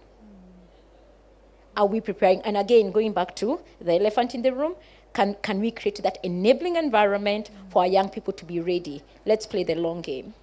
Shiko, before you pass on the mic, what would what would an enabling environment look like? Where 2 things happen, where we are preparing these young people, but we're ensuring that they're not exploited. Yes. Good. So it's 2 things. There's a policy government thing, and there is an us thing. I always say, we can't wait for government to do everything for you. I mean, Serikali's idea is not an option. I mean, they can do something at least. They can do, yes. So, and the one thing is being able to inform government on what that enabling environment, being very vocal about it and articulate. So, for example, 2 years ago, when there was this huge uproar around the workers that were being exploited around data labeling, what is it called, safety spaces. We worked with government to be able to help formulate frameworks around what does digital worker space look like, given that as a digital worker we had not been recognized by the labor laws of Kenya. Us and flower farmers were the same, by the way, right? And not like flower farmers are bad. No, please don't quote me. But we were the same. But when you're thinking this is somebody who's going to be seated for a majority of their time, they're going to be on a screen for a majority of their time, they're going to be like told, what does a safe working space look like? What does safety and what is it? What's that word? Guidance. I forgot. There's a word that is used. What are those things that you need to put in place for that person to be safe? Mental health is one of those things. Yeah.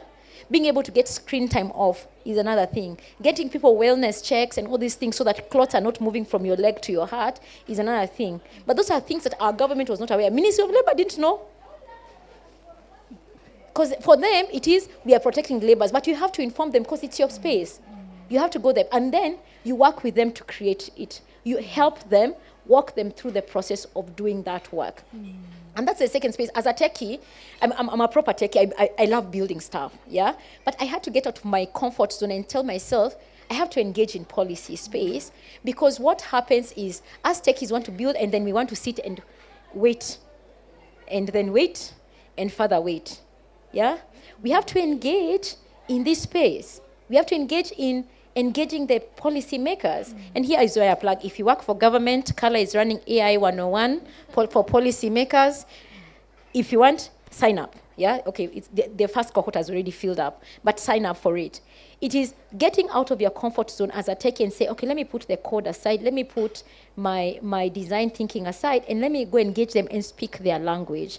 Because if you don't do that, somebody will sign something that is going to be detrimental to that thing, that awesome, shiny thing that you have just built. And it has happened to us. So I'm talking from that point of experience. But also I've worked with, like, I always plug this. I went to school in SA. And there I built something that the South African government actually adopted part of their law because they saw it was useful, by engaging with them, presenting to them and engaging with them, showing that this is why technology is useful to your KPI as a politician. In other words, you're going to get more votes if you present this, but also to your development agenda, because everybody has a KPI either in their head or on a paper that they want to meet, and take time to understand that. Yeah. Thank you. Angela, do you want to add on to that before we move on? Yes, there's something around, like I definitely agree with the point around working with government and getting them to understand, but in the spirit of also thinking long game, one of the things that frustrates me is whenever we talk about AI, we're always looking at ourselves at the bottom of the food chain. We're only looking at ourselves as data labelers. Guys, we can build our own tools, right? We can build our own tools that will reflect what our lived realities are, will understand our languages. I don't want to spend my time fighting with OpenAI to make sure that Swahili is included. There are groups like Lelapa AI and others who can build. And so my thinking goes into, okay, what does our education system look like that will plug that into the minds of our children, so that as they're growing up, you have it in your mindset that I can build a tech tool, right? What does the enabling environment look like for somebody who's struggling to build an AI company in Kenya? Digital service tax, why, right? What conversations are we having around what it looks like to actually support this entrepreneur?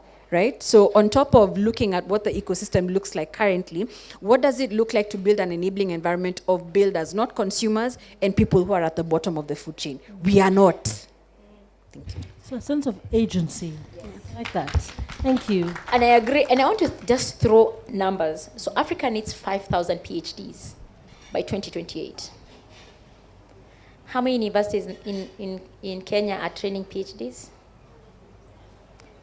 At an AI level for AI. So that is the policy environment. We need to overhaul our curriculum. That's something that. But also yesterday I saw in China or Japan, 6-year-olds are being taught how to write agents.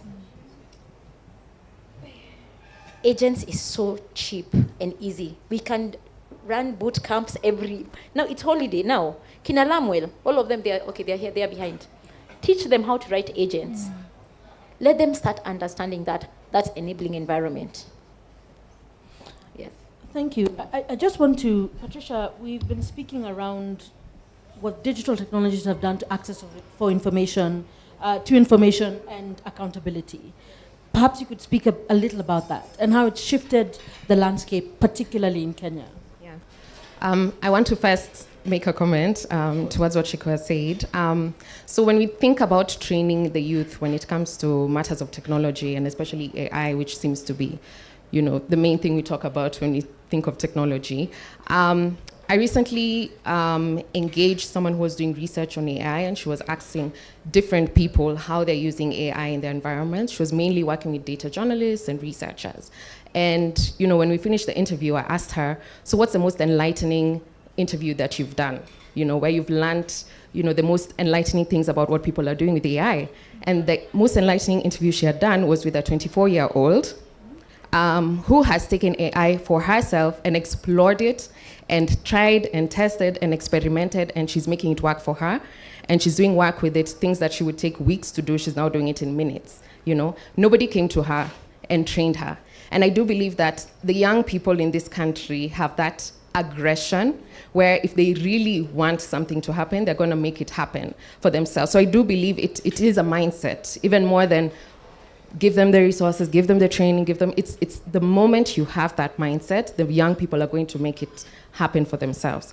And just a little bit more about work. So we did a research last year, just before Labor Day, and for me, when I think of technology, the first thing I think actually is social media. The most consequential thing that we tend to go far into AI and Bitcoin and whatever, but in reality, like the most consequential type of technology that we have in this country and this continent is social media. And when we did research last year, 78% of the young people we interviewed between 18 to 28 years wanted to be TikTokers.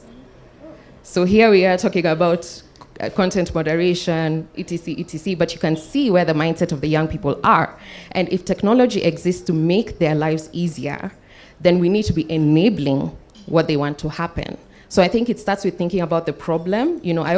As a researcher, I always think, okay, what do young people want and what do women want? And what problems do they have? Okay, how can we plug in technology to solve that? And just thinking of the information access, technology has basically disrupted the media space.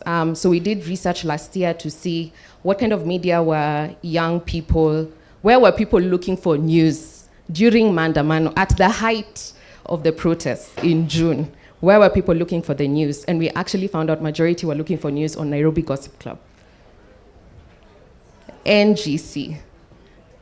So what is that for those of us who are millennials and unaware? So this is a digitally native platform. So it does not have radio, it does not have TV, it is on social media.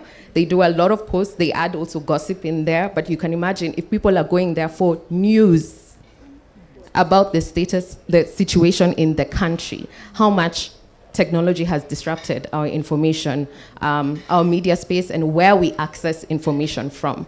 Another study that we did, we were looking at different types of video formats that people were engaging in last year. So we looked at YouTube engagement and YouTube views across the year. We found Abel Mutua posted about 96 videos last year. He got about 3,000 views per video and 2.8 million views in total. Nation Media posted close to 4,000 videos and got less views. They got 2.6 million views in total and about 7,000 views per video. So you can see where people are accessing information from. And when we think of the social power of social media, the fact that it's not just I'm giving you information, I'm enabling you to interact, to form communities which have become, a big appeal to young people, that I can find people like me where I can express my views and what I want. That is what now makes it a very powerful digital convening tool, where you can go on there and tell people, let's do this. I think I also want to point out Twitter is a minority, is a vocal minority, not majority. So if you look at the numbers, we have like 2.3 million Kenyans active, above 18, active on Twitter. But we have 15.1 above 18 active on TikTok. And the algorithm of TikTok really enables you to be, you can be that one person who did not have a TikTok account yesterday, you go on TikTok today and you'll go viral. So the power that you have as an active user of TikTok in this country, the only platform that's more powerful than that is M-Pesa. So if we are talking a political platform, we should be talking about TikTok. Yeah. I think you also talked about accountability. I have a lot to say there, so I don't know. I want to keep it maybe a bit short. So how we're using technology for accountability as ODPOTEF. So we have a couple of projects that we've done. One of them is we had something called My Candidate. So My Candidate was a platform where you could be able to put in like your location where you're going to vote, and it gives you a list of all the candidates, everything from the women rep to the presidential candidate to whoever it is. And then you could click on their name and get all the information on that person so that you can make an informed vote. The shocking thing is that for a lot of these people, the first thing you see when you click on their name and it goes on their YouTube search was like their criminal activity, their court cases, and they were still voted for, So I hope people will make a lot more use of some of these tools that we're trying to use just to boost accountability in the country. Another one that we created in partnership with Africa Uncensored was a plugin. So a plugin on Chrome called WYSIWYG. So if you use this plugin on Chrome, any website page that you open will highlight the name of anyone who has been involved, allegedly, in a corruption scandal, and the scandal itself, and the amount of that corruption scandal. I mean, if you use that plugin and Bruto appears on the page, you'll see. So there's quite a bit that we're doing just to use technology to boost accountability, but definitely I would say I have to bring back social media into the conversation because it's through social media that we're able to distribute these tools and enable people to be aware of them and be able to use them. So just touching a bit on accountability and civic engagement, because at these spaces, social media has created sort of a third digital convening space where we don't have many physical spaces like we used to engage. How can we utilize that? We have a year and a half before our election. What are the ways in which young people can utilize that space to engage around accountability, political education, and just civic awareness? They already are. They already are. I mean, there's a group of kids, I don't know who they are, I don't know why it's top secret, who created like this site, a website, where they basically allowed all young people to be able to share their views. What is it called? I'm sure you know, Maurice. But it's like very unfiltered, Twitter-like kind of views, but now on one platform we're speaking politically, what's happening in your constituency, and that you want something to be done. They can also praise, good things that have happened. So it's just young people's voices, and now they've created, I think it's Telegram groups in every constituency where people are just sharing that. So I think young people, and this was created by a completely young group, like no millennial was involved. So I think it's already happening. I think it's just a matter of enabling it, participating in it. If they bring this up, how do we participate in it? How do we spread their awareness? Instead of shutting it down, this constant, these young people, let's make them more organized, they don't know what they're doing. Let's engage with them. Let's help as much as we can, because they're already doing it. Yeah. And how can we help them? Natasha, if I might chime in. Absolutely. I'll not mention names, but there's a social media influencer who used the platform to basically educate people about some of these policies we're seeing. Actually, it's one person known very much, but a lot of them were using it. So I think it's already happening, and it's not, and it's, I look at it as how much money civil society collectively has put in civic engagement for the last 60 years. For it to happen overnight on TikTok. So for me, it's just more of like one of those things that you cannot wish for, and especially if it's ground up. So there's no much money that can make people to voluntarily educate people, but it is the pressure. But of course, all these things come with a caveat of you might, we're not also oblivious that social media being a global platform, also you have a lot of influence. So also, how do we work? In fact, this one I put it right on the doorstep of governments.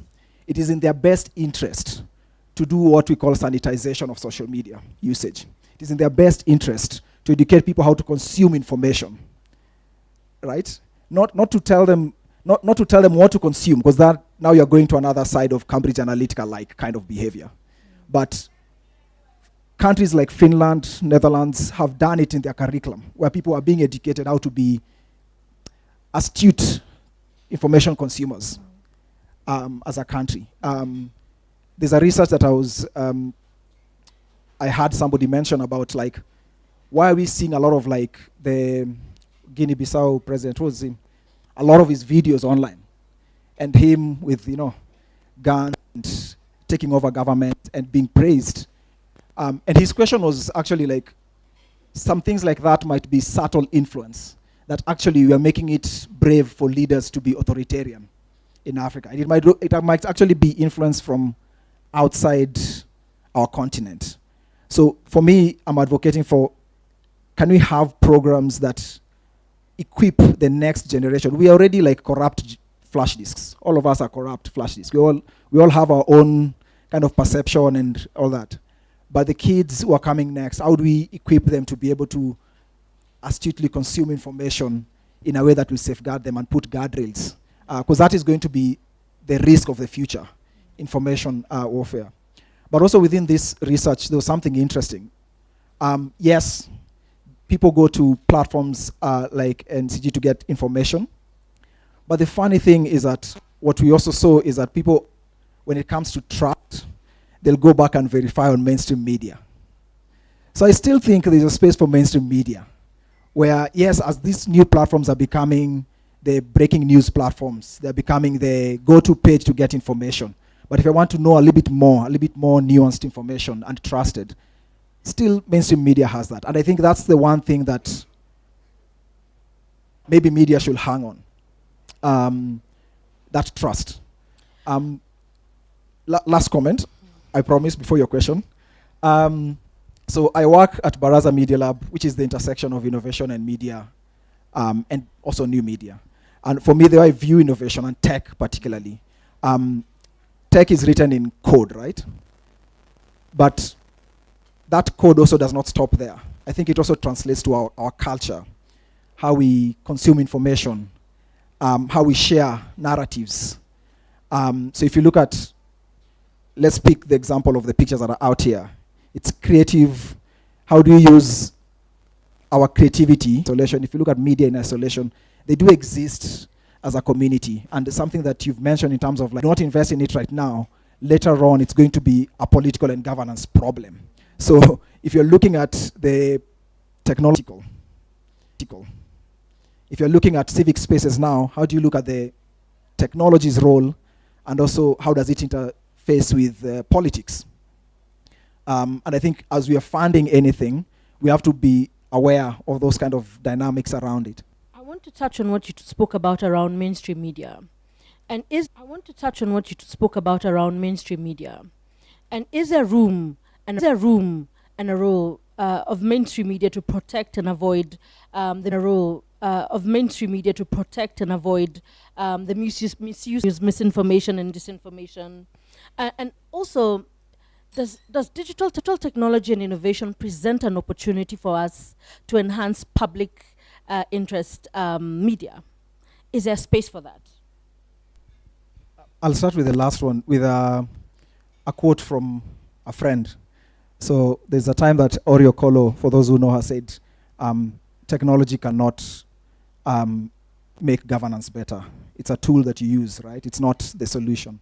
But it's a tool that was used in June last year to spread information and to mobilize. As I said before, We spent a lot of money in the circles of civil society to raise money for convening people, but technology convened thousands of people on the platform for free, right? As for mainstream media, I think what I'm observing is that, at least in Kenya, there's a lot of curiosity and a lot of repeating of articles. I've read this article, I'll go on a panel, I'll speak about AI. But the challenge, I'm seeing less public usage. I'll give an example of Southeast Asia, where we went and found people are using AI tools to convert some of their news reports into cartoons that then will attract younger people. And I think actually it was an OSF product with Splice Media in Thailand. And organizations like Rappler, which is led by Maria Ressa, using it also to say, how do we know our audience using technology, AI? So that I serve this particular, so I look at mainstream media almost like, that tropical heat chips, where you pick one and it's one pot of media, but you pick what you want to consume. I'd rather not get the buffet because I'm not going to eat all of it. And you're going to spend a lot of cash to make the buffet, but I'm not going to eat 90% of it. So, but AI is what can accelerate those kind of technologies where you as Natasha, I give you contextualized news and information for you, and that's how we engage, and that's our relationship. We've seen AI being used for faster production. So if I'm writing actually, let me use an example of a Zimbabwean newsroom that is run by 4 people. Actually, 3 of them are AI, and 1 is a human being, the director. And the AI tool, I think it's called Sophie, or I'm forgetting the name, reads the news. And they have, 2 human beings, because the other one goes to the field to collect information and feed it into the AI tool to read the news. Now, I'm not saying you can interpret it the way you want, either it's good or bad, because some people might be like, job opportunities, some people might be like, that's innovative. But I try to look at the, look on the positive side, in the sense that now that democratizes news. Everybody in our country can start their own newsroom, of course with proper guardrails, but there's no heavy, hoops and loops that you have to jump in terms of, I don't have money, I don't have this. That's one positive side, right? On the other side, it is pushing us as humanity to start thinking of what else can we do better as a journalist? Because if it's a 500-word, the AI tool can write it. But now, can you contextualize it? Can you make it more nuanced? What insights are we getting from this? And while doing that, can I do it faster using AI? So that's how I look at AI as an enabler of the media industry and helping independent media organizations who have very little resources to go by, but have the most risk if they get the information wrong, but also are very hard-hitting in terms of accountability. Absolutely. Thank you. We are now going to open up the floor to questions or comments. Oftentimes when a Kenyan wants to comment, they spend 5 minutes. I'll ask that you keep it at 2 minutes if it's a comment. If there are any questions around AI, digital technology, and governance, which side do we be? Thank you.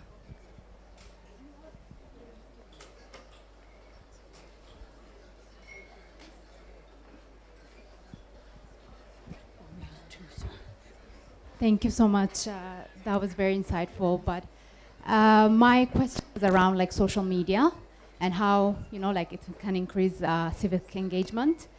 But also thinking about, first of all, it's also very funny that you're still calling it Twitter. It's no longer Twitter. It's X. It's Elon Musk's X. So we have to acknowledge that.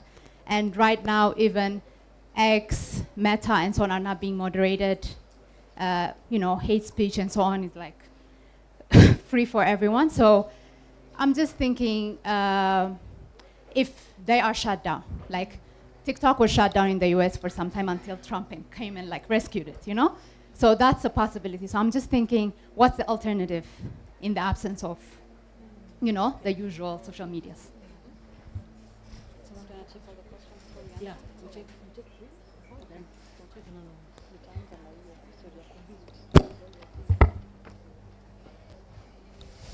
Hi. So there's someone who mentioned, I'm sorry I walked out, but somebody who mentioned that Okay, first of all, tech is a very interesting conversation. AI is a very good, interesting conversation, right? But from 18 to 28, somebody said that not all of them are interested in the tech conversation, which is really important to be for fast, right? How can you make the tech conversation into, because most people my age, most people older than me, probably like 10 years, are on TikTok or either working, right? How are you gonna make this tech conversation something that they would love or want to be engaged with? Or, yeah, something like that.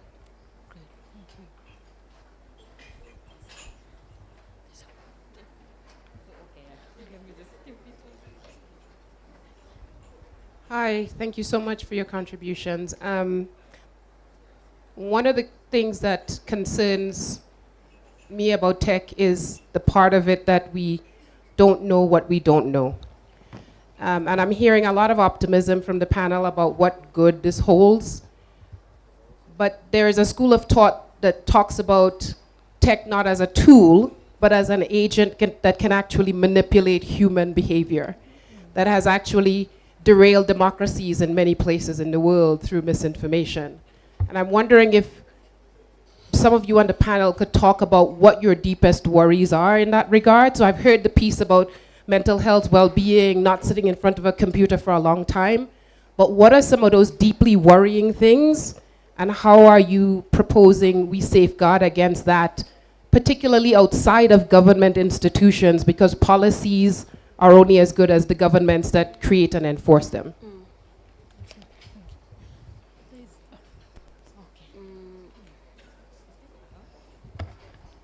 Hi, I'm Emily. I come from this small country called Estonia. It's a digital nation. It has e-voting. It has, the technology is driving our country. Recently, our government adopted a plan to integrate AI into education next year. I was wondering, what do you think is the future of AI in education in Kenya? We are going to take another round, I promise. So let's begin. I think the major question is also around tech feudalism. We're living in the world of new oligarchs who are controlling big tech and how we consume and engage with democracy. Who wants to take that question? Great, thanks. This is why I said we need to build our own tools. This is why. There are people who are trying to come up with alternatives. You've heard of Blue Sky and the others, but where are the African alternatives, right? Because if we keep ourselves in this space where we are reliant on TikTok and everything else, and I understand it, but at the same time, this is why I've been saying we need to figure out how to create, or rather how to empower a generation of builders so we can build things that we have control over. If somebody turns off TikTok today, okay, where are the narratives being shaped, right? So how do we reduce that reliance? Because we'll still end up, again, to your point around when Meta decides that we will no longer have content moderation, and we know that we speak different languages, and that will not get caught by the systems, right? So how do we take control of those narratives? I think it starts by us building our own alternatives in the first place. And it goes back to, okay, the young man up there also asked, how do we get young people interested in tech? Patricia, you said they're already engaging in some of those spaces. And you talked about how we also need to get speak in government's languages.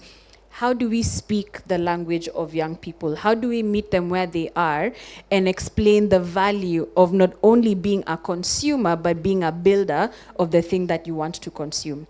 Can I answer one more question before I pass on the mic? Your question around the deep fears around technology. There's something that Maurice said that I want to amplify again, right? Tech is a means to an end, right? It is how people use technology that determines the impact. So I'm more afraid of us as a human race and how we are leveraging it and how we are choosing to use it. That is, the world is, it's the most fragmented than it's ever been. There's a rise of the rise of nationalism. So all of us are trying to figure out how we can make it work for me, for me, for me. But the moment we switch our mindset into the common good, then we'll be able to see how technology can be used for good. So I'm more afraid of how people are going to be using it and how people are rushing to either protect themselves or fight others. That's my biggest concern. I mean, to just pick where Angela has, one of my mentors wrote an amazing book, and it's called The Geek Hearsay. And in that book, he has an amazing quote that says that technology is an amplifier of human intent. Technology and alcohol are the same.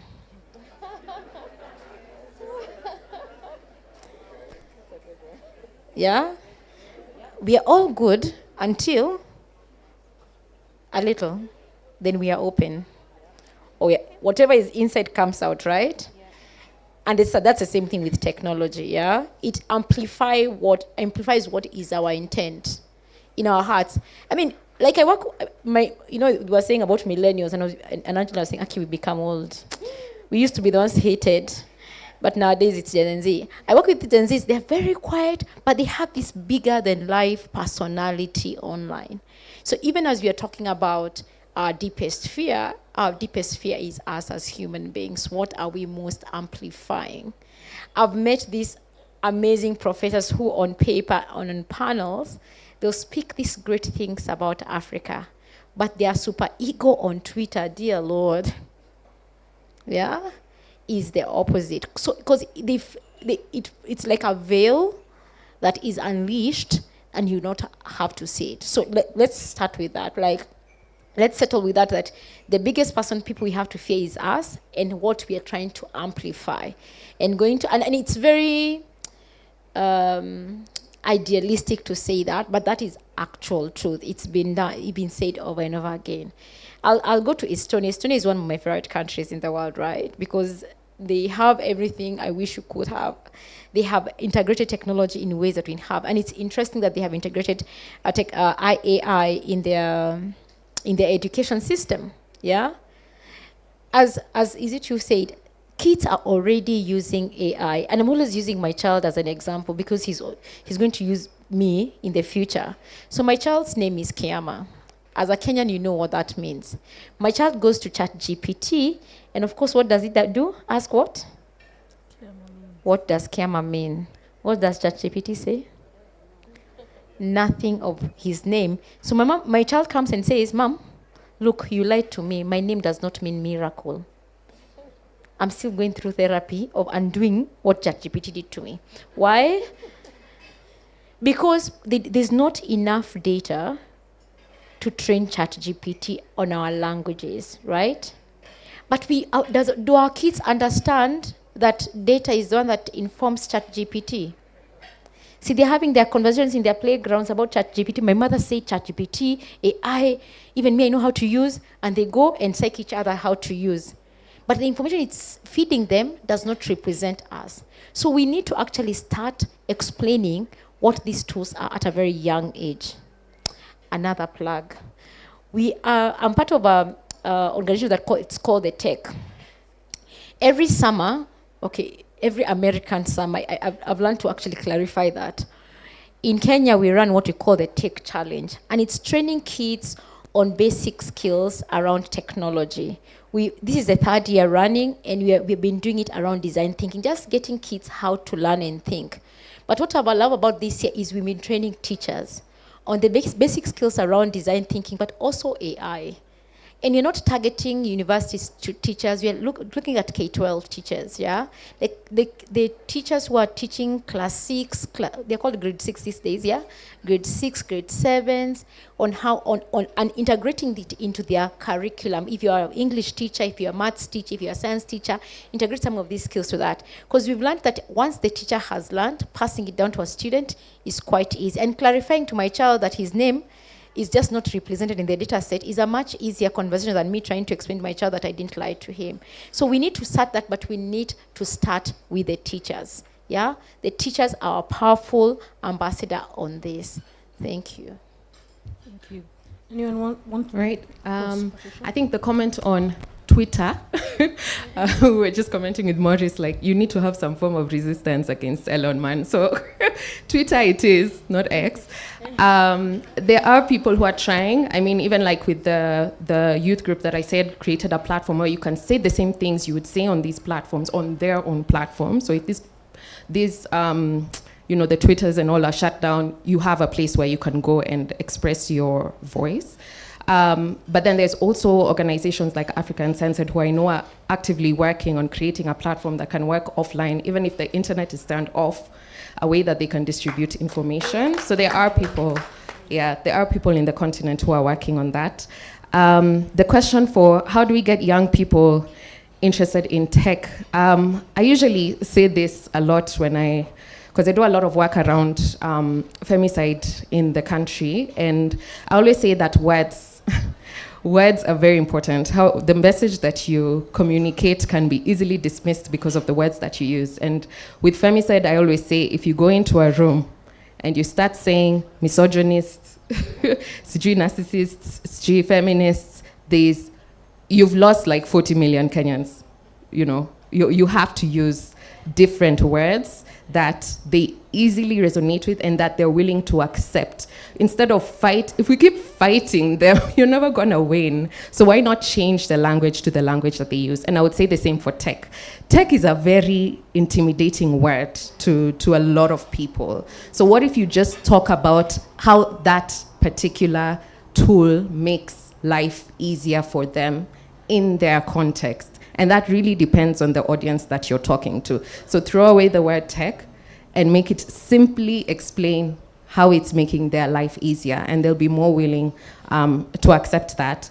And about the dangers, the worries that we have, I don't want to sound like an evil person. I wouldn't say I'm worried. The reason why I wouldn't say I'm worried is because I do believe that collectively, a lot of people who are trying to figure out technology want more good than bad. Yes, there might be some very powerful people who want, to distract things in our society, but then we are more than them. We are more than them. The people who want good are more than them. So why don't we do something? We have people who have enabled mama mbogas to accept payments in bitcoins in this country, and garbage collectors to accept payments in bitcoins. OnlyFans girls are accepting payment in crypto. All this is young people who have figured out, how to use. So why don't we push, I don't know, maybe you'll criticize the OnlyFans as a good thing, but why don't we push the use of technology for good by ourselves? We are more than them, and, we'll be able to fight that. I just want to sort of add another layer to the question that was asked by the lovely lady around Elon Musk's Twitter or Elon Musk's platform is, while we want to build our own, we definitely don't want to create another Kenyan Elon Musk. So it's one thing to say we want to be billionaires, but also at what cost as well? So how do we build and ensure that we are still safeguarding the rights and safety of those most vulnerable? It starts with what you've just said, right?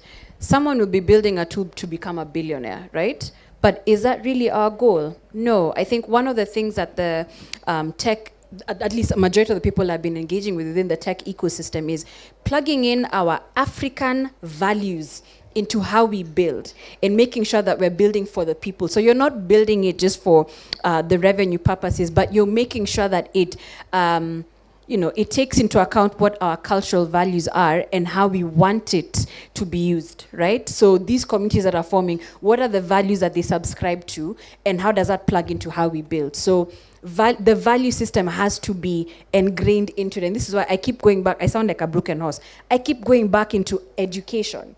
Right? When I think about my own journey into tech, right? It was my parents were both engineers, so I always knew that was the case. But then I saw, it was the different problems that I saw, us coming up with groups like Akira Chicks to try and get more women into it. So it was always tech as a means to an end, tech in service of something. So right now I'm advocating for us to build African technology in service of our own problems that is plugged into our values. So become a billionaire, but make sure our values are plugged into it. So you're not saying people should be poor? No, they can be rich. You can be rich, and you can be rich for good, while still doing things for good. Coexist. Yes, great. Yes, they can. Thanks, Morris.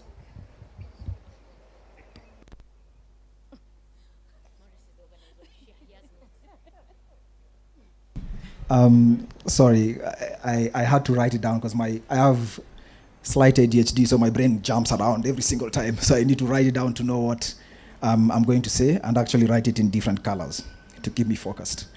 I think there's a question that asked about the negative side of technology, especially social media platforms.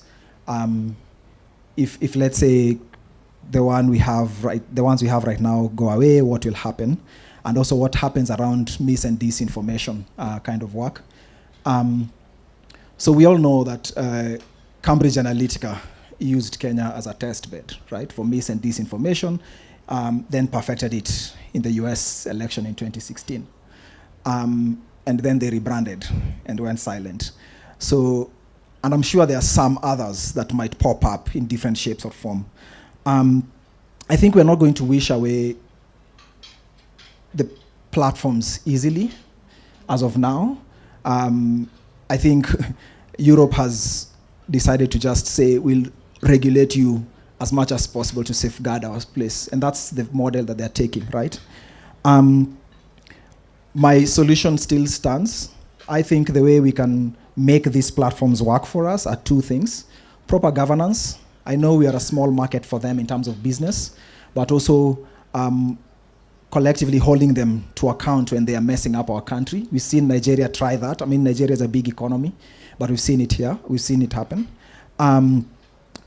And also like collective working. And collective working is more about civil society. I'll give an example. So knowing what we know about social media platforms, in 2022, a couple of organizations, about 24 organizations came together and said, we know that Cambridge Analytica used a lot of media at that time to spread mis and disinformation. So now knowing what we know, how do we safeguard this space? And that's the birth of something called Fumbua. And basically Fumbua's theory is like, we are not going to, as I said before, these are already corrupt flash disk, right? So how do we work for the future? It means we have to sanitize this entire space. So it's your kids. How do they consume information? Because we know we cannot wish Twitter, Elon Musk's, Twitter as a form of resistance, right? Twitter, we cannot wish Twitter away. We cannot wish TikTok away. We're a small country with small economies. They don't really care, right? And you saw it, Twitter slashed their Africa team. I think TikTok has people, but very few, right? So what we need to do is proper governance and education. Massive long-term education. And when I say long-term, I'm looking at the people who invited us here, funders, right? Either development partners or funders. Because philanthropy comes in with one thing. What is our exit strategy?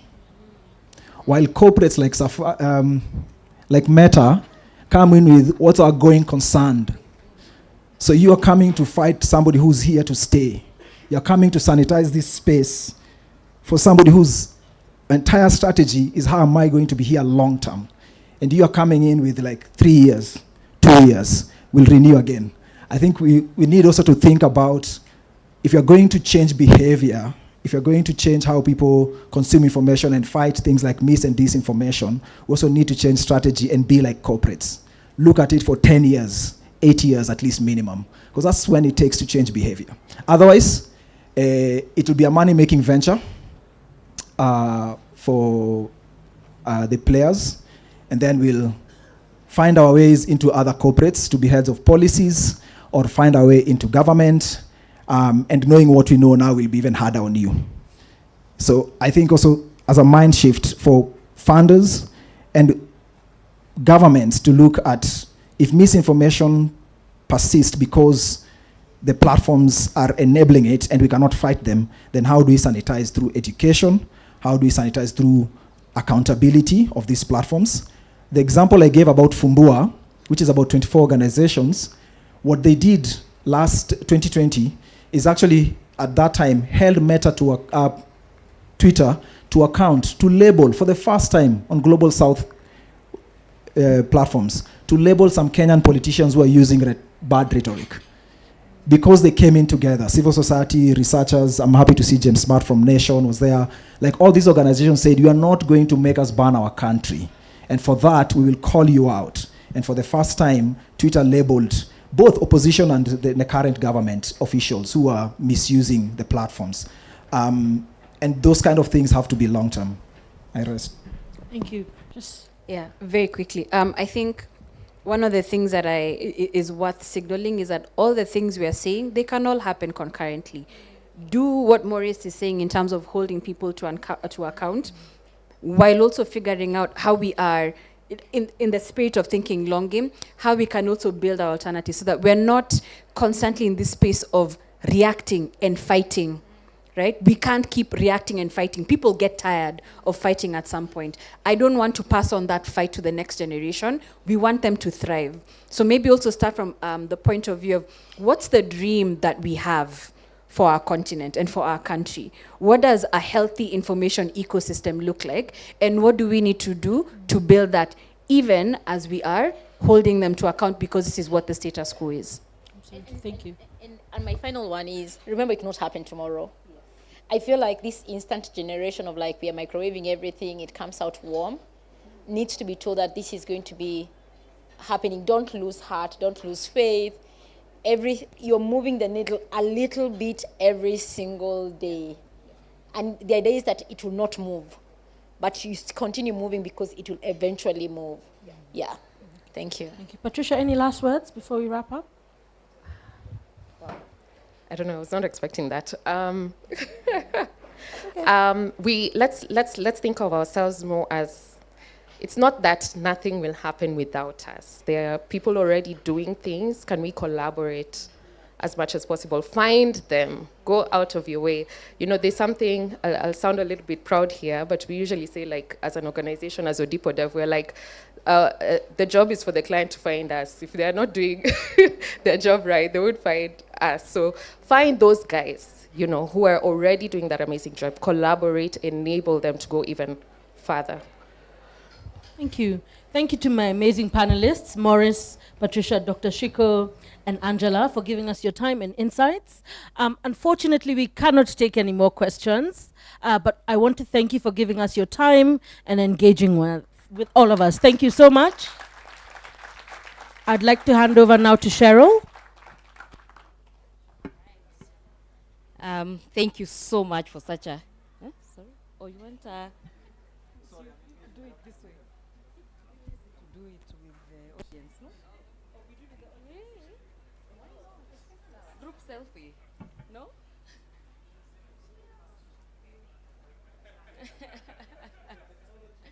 Technology. All right.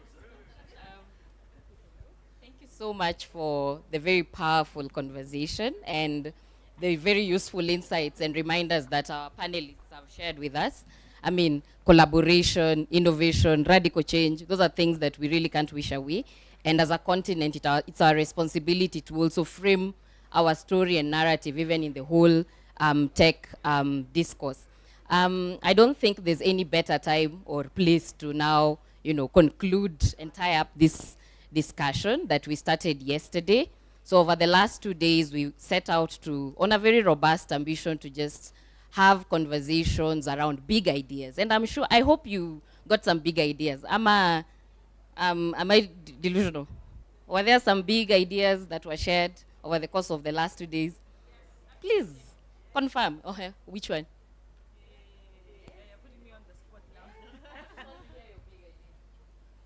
It's okay to default on debt.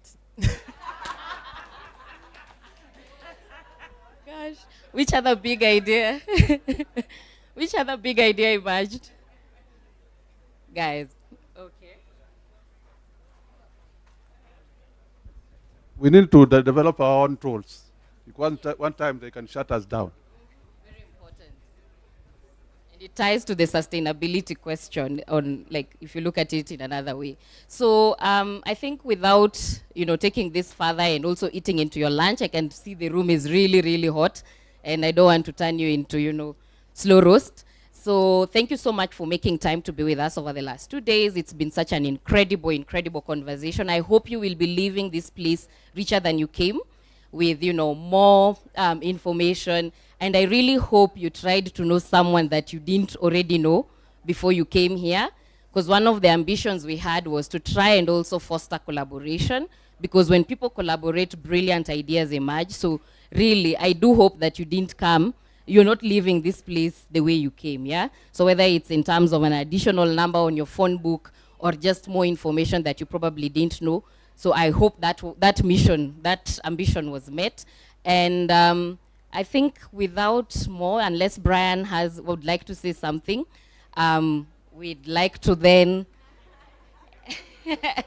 close this session and wish you well as you head back to your different destinations. It was a lovely conversation. We really enjoyed. And as OSF, we are really grateful for making time to be with us over the last 2 days, share ideas and share very generously. So as next steps, we'll build on these conversations. And I think this is just the beginning. And there's a lot already going on, just like the panelists mentioned, things that we already don't even know about, within the tech and innovation space. So it's up to us to also just moving forward, look for the ideas and go where the information and the people are, so that we can be able to, collectively shape our future and, build a sustainable Pan-African continent, yeah?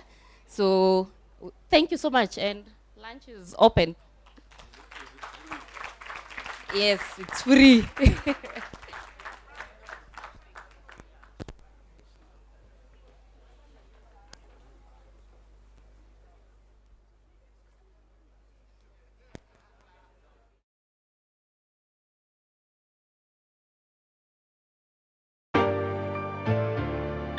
Cool boy.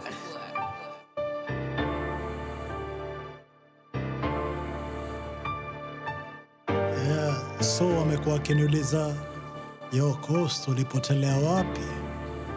Uliacha tu mziki kienyeji?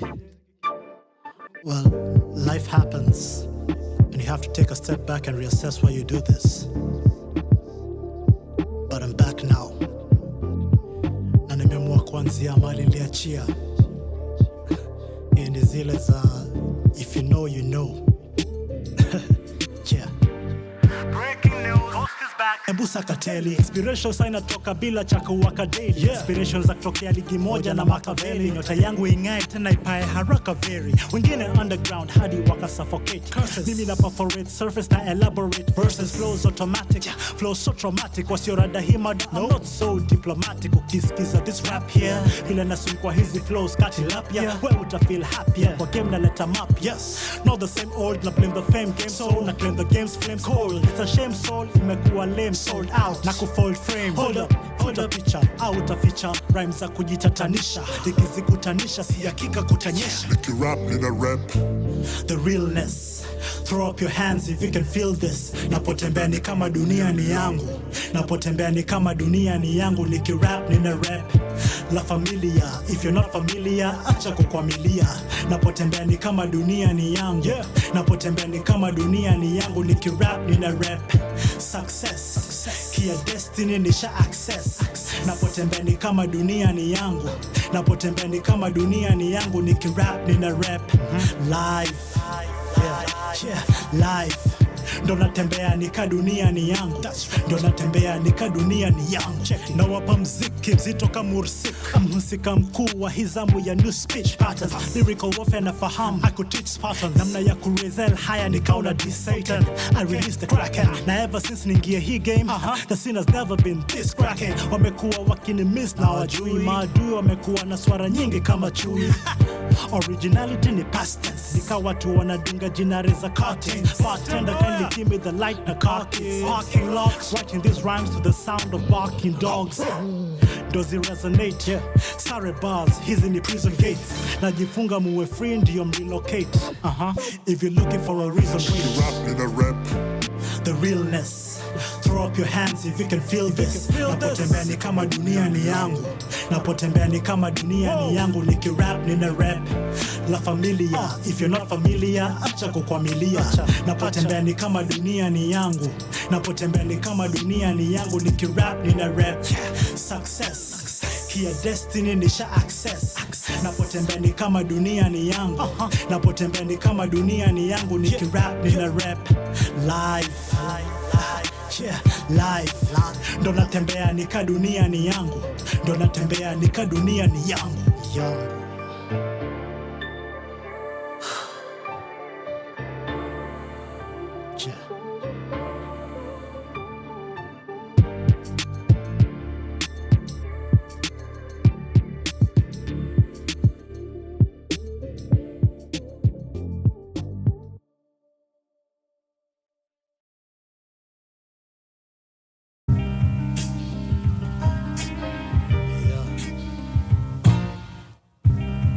Some luxurious rap, unorthodox at the same time. Kinda like how my life is. Nothing is the way I expected. I see folks walking around with long faces, but they were looking for love in the wrong places. I see folks walking around with long faces, but they were looking for love in the wrong places. You know how it goes. Najana chariots of fire ka pastoralists, arsonists. Drip yangu ni gasoline. Tofauti ya deep hit na kiberiti. Keep fit and keep it lit. Cheap thrills za chicharito. Hapa itabidi tumeficha risto. Kuchunguza sana ni kujaribu kupiga picha pistol. Walinilisha mchicha kwa bistro. Licha ya distro wangu vanistro ikunishikishia mkia na mistron. Pesa ndiyo mziki ya soul. Ndio maana nasaka hela. Juu saizi life ni ya kapela. Nashindwa lini nitatoka jela. Na feel kama soka player akishindana na nyoka pena. Siti nadai sana kuomoka tena. Just a luxury ya kujua naeza rock na fena. Wamejaribu kuni block na napenya. Garden of Eden hazard mob wakati nyime lock na nasenya. Hii ni shot ya epinephrine ukiwa na epilepsy. Pusha T is now rapping Pepsi. Hiyo imekupita mpaka huwezi hang na pita paka. Nimesurvive vita mpakani mpaka wananiita paka. Again, hiyo imekupita kama mystical. Okay, nimeponea danger shinda mystical. Time is money, so hii verse tayari ni 60 ball. But don't get your wrist involved, huenda ikawa fisticuffs. Usingie frequency ya Beastie Boys. Kukosa usingizi Brooklyn, wengojea simulizi ya Ukraine. Ukiweka simu busy, you're playing game dangerous. It's a shame fame changes us like pussy. Damn, how you can be so cold and juicy. Situation itanifanya mini boat ka Usain. And I'm gone. You know how it goes.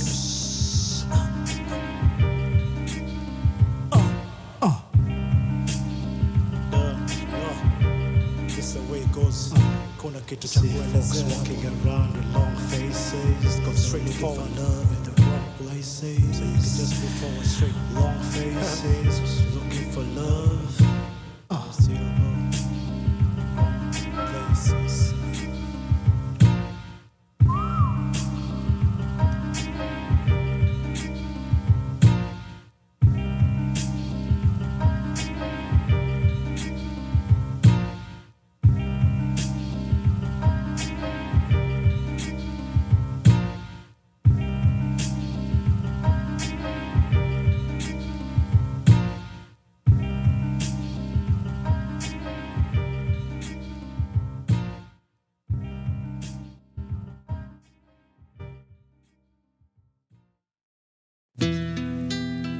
You want to believe Omar was a stoolie because Sosa says. Be careful what you believe. Suti ya black, si mazishi tu. Sio arusi, maybe ni kuluko official. Looking dapper undercover, dark shades of copper. Wonder Woman and a bus stolen, then you wonder bra. And you wonder what will make them feel happy. Kula Dame team captain, sorry I won the whore. I know you were really sure that you were gonna score, only to discover that this chick, she was born a Not a in the sense your profession, but when your soul immetense kwa confession, you never know the kind of demons utafufua. Wanadai eti winter ni season ya kusumbua. Usimpe mlokole reason ya kukudhuru, utakuwa umemwanzishia mission ya kukufuru. Kisha lawama like a new age fake walk vegan ukimlisha shawarma. Binadamu anapenda sana kujificha kwa karma, guilty by association, kipiga picha na dama. Augusto Pinochet by my standards. Hakuna innocent bystanders, whether show au painting, mdosi au benten. Alama ya mshangao kwenye uso ni painting. Kila mtu victim, kila mtu assassin, kila mtu kwa LinkedIn yolipiza kisasi. Think about it, wataka wendi uwe sako folktales za kuigiza kizazi kipya. Kazi ile sifa upeanwa kwa rambirambi, zafanya mwanajeshi wa wokovu ahame kambi. Wadai bulletproof au mosquito net. Walai hilo fuvu silita detonate. Nikikuonesha reflections kwa ardhi, shadows kwa kioo. Nunua nguvu na crypto.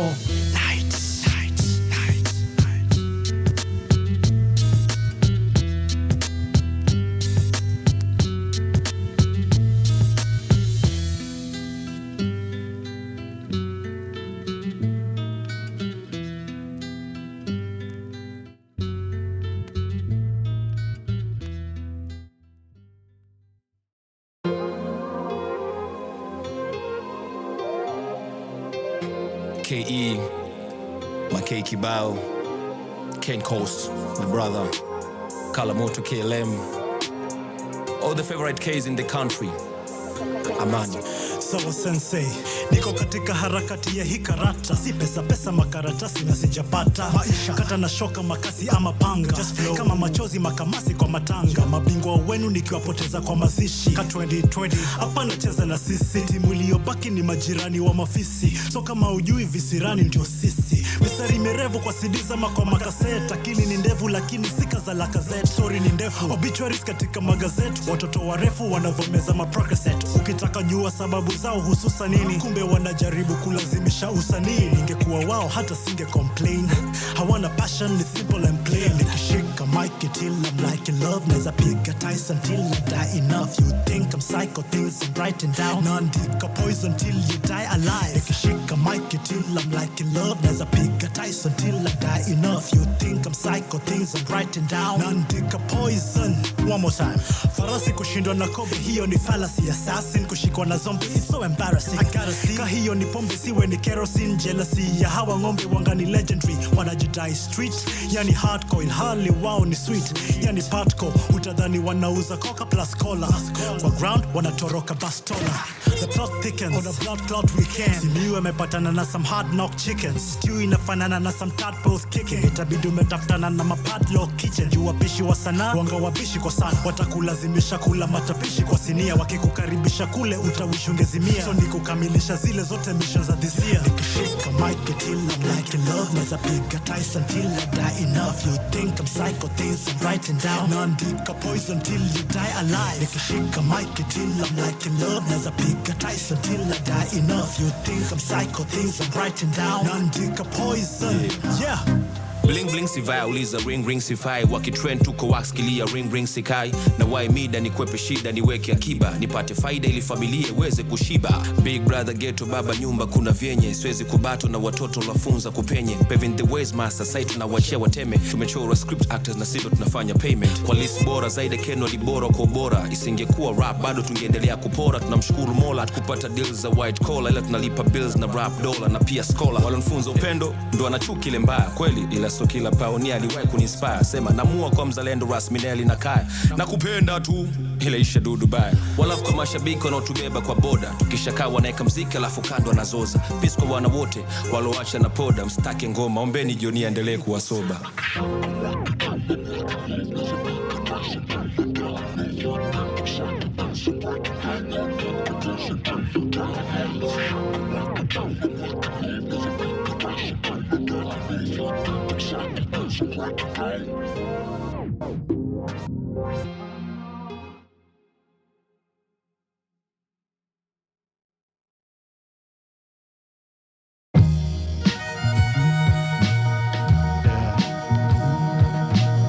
This sounds so great. So Sometimes, best thing is just to get away.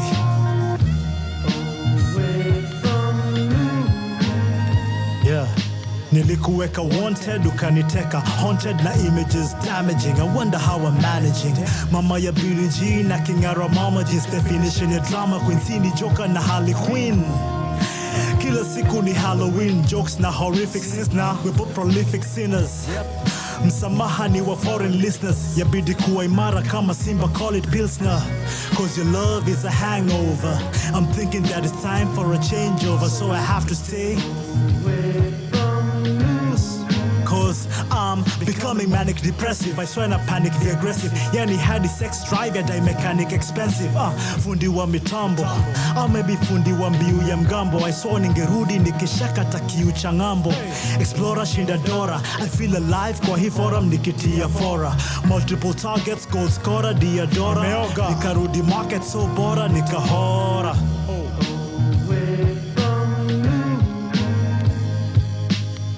Ni kama sumu ndani ya peremende, nafuatilia toka Kisumu hadi Karumaindo.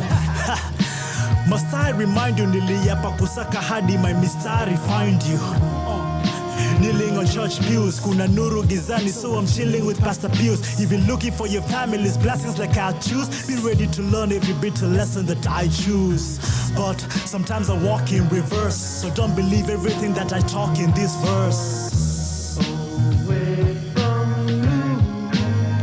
Like Missy Jui mbona fande nilimdai Sasha. Maybe eyelashes Mejikuta sande na Ivasha. Heri hata ngekwa crush Katande na Tasha. Kwa hii dunia baridi kila upande na mpasha. Joto kwa wingi, watoto kwa wingi, bala ni kujiletea msoto kwa wingi. Allah, ukinikujia najua unatafuta nini. Hata sikuoni nikisha staftahi. And yet somehow nina uhakika kuwa kila dakika hamna kitu utatafuta after hii.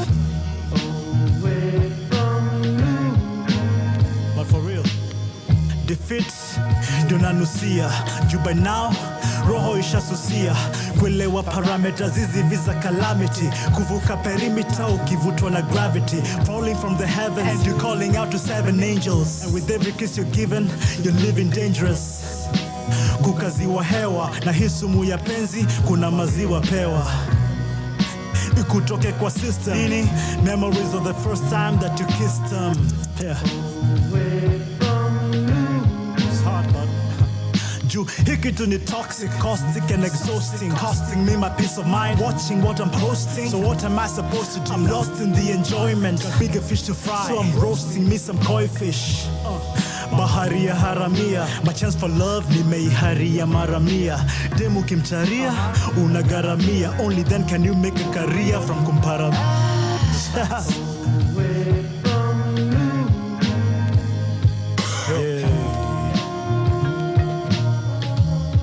That's the truth.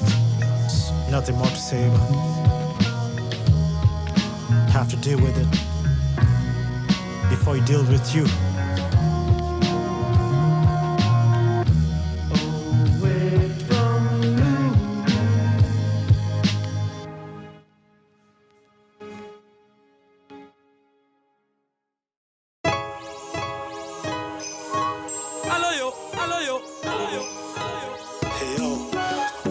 Humping something you don't plan to spend your life with. They can see the lying teeth.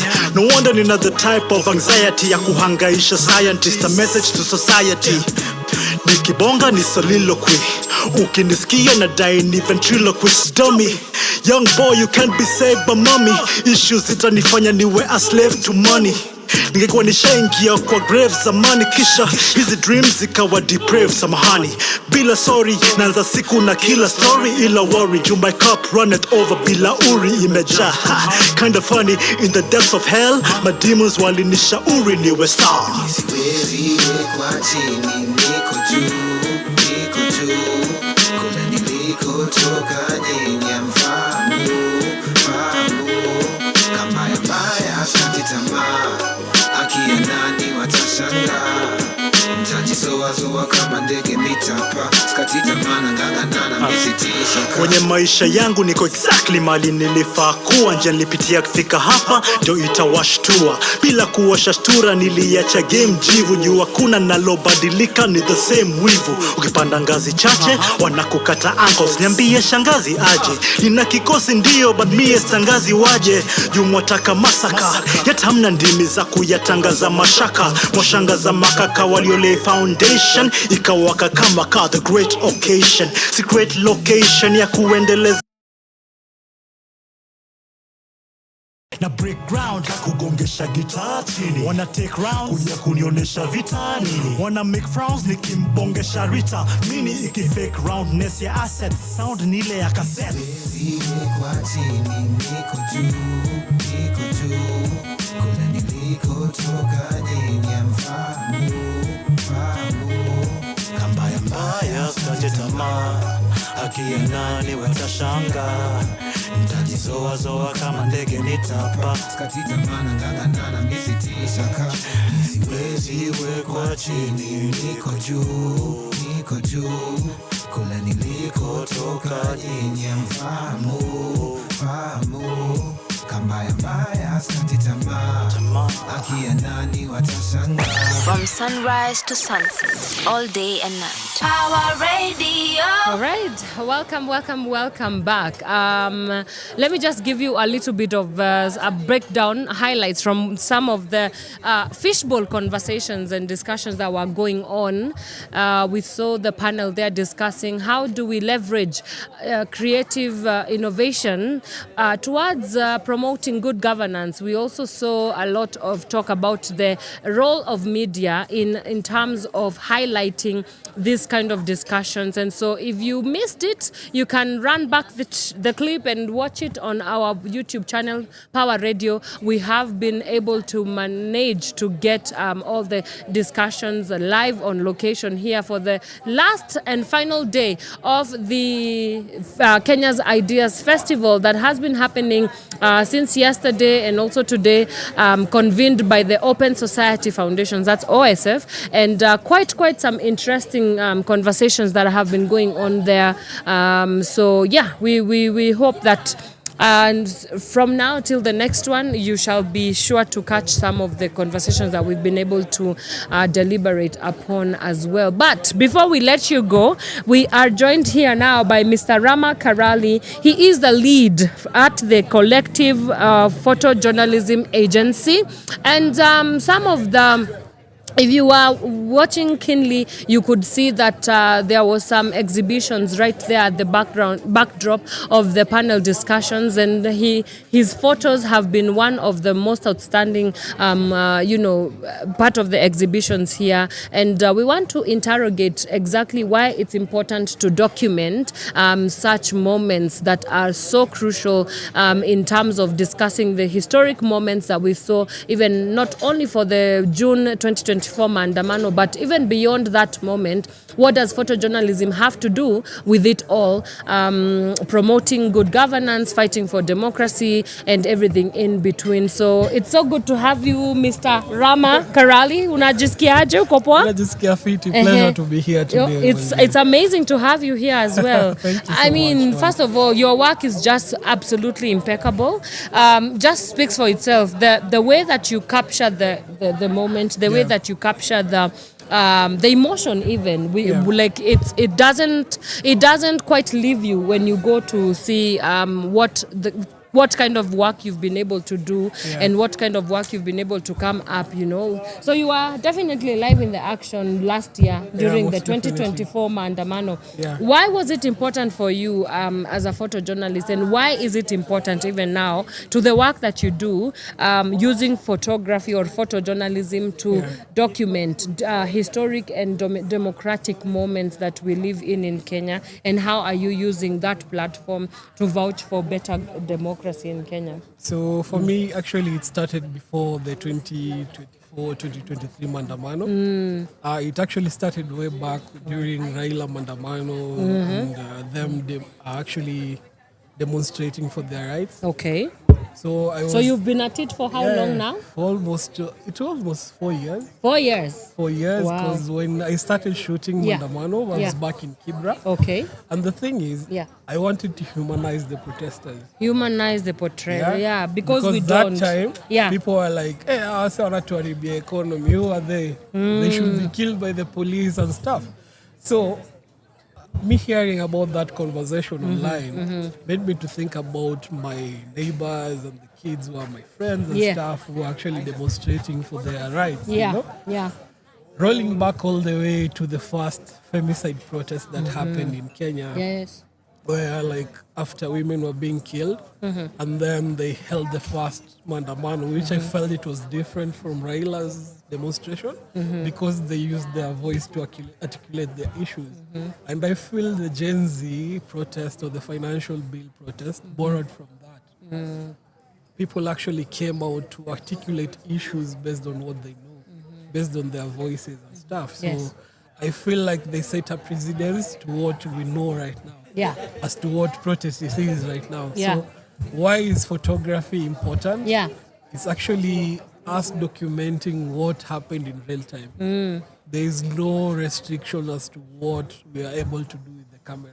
I feel like it's more powerful than the gun. Right. Because we set the narrative. Right. So if we set the wrong narrative, we actually set the country to a bad path. That's right. But if we keep on trying to display the truth every time, we get this space where everybody is expressive and everybody is trying to be fighting on the good. You know? So that's why I think why photojournalism is important is because you're capturing it real life. Yeah. And we're trying to share it as much as possible. Yeah. So some of these photos you've seen is some of them are graphic, some Yeah. of them are actually capturing the moment as it is. As it is. It will have make it in the mainstream media, but you have seen stuff, so I feel like we've played out. Mentioned that these photos, they are more powerful than the guns, than the canisters that they were throwing at us.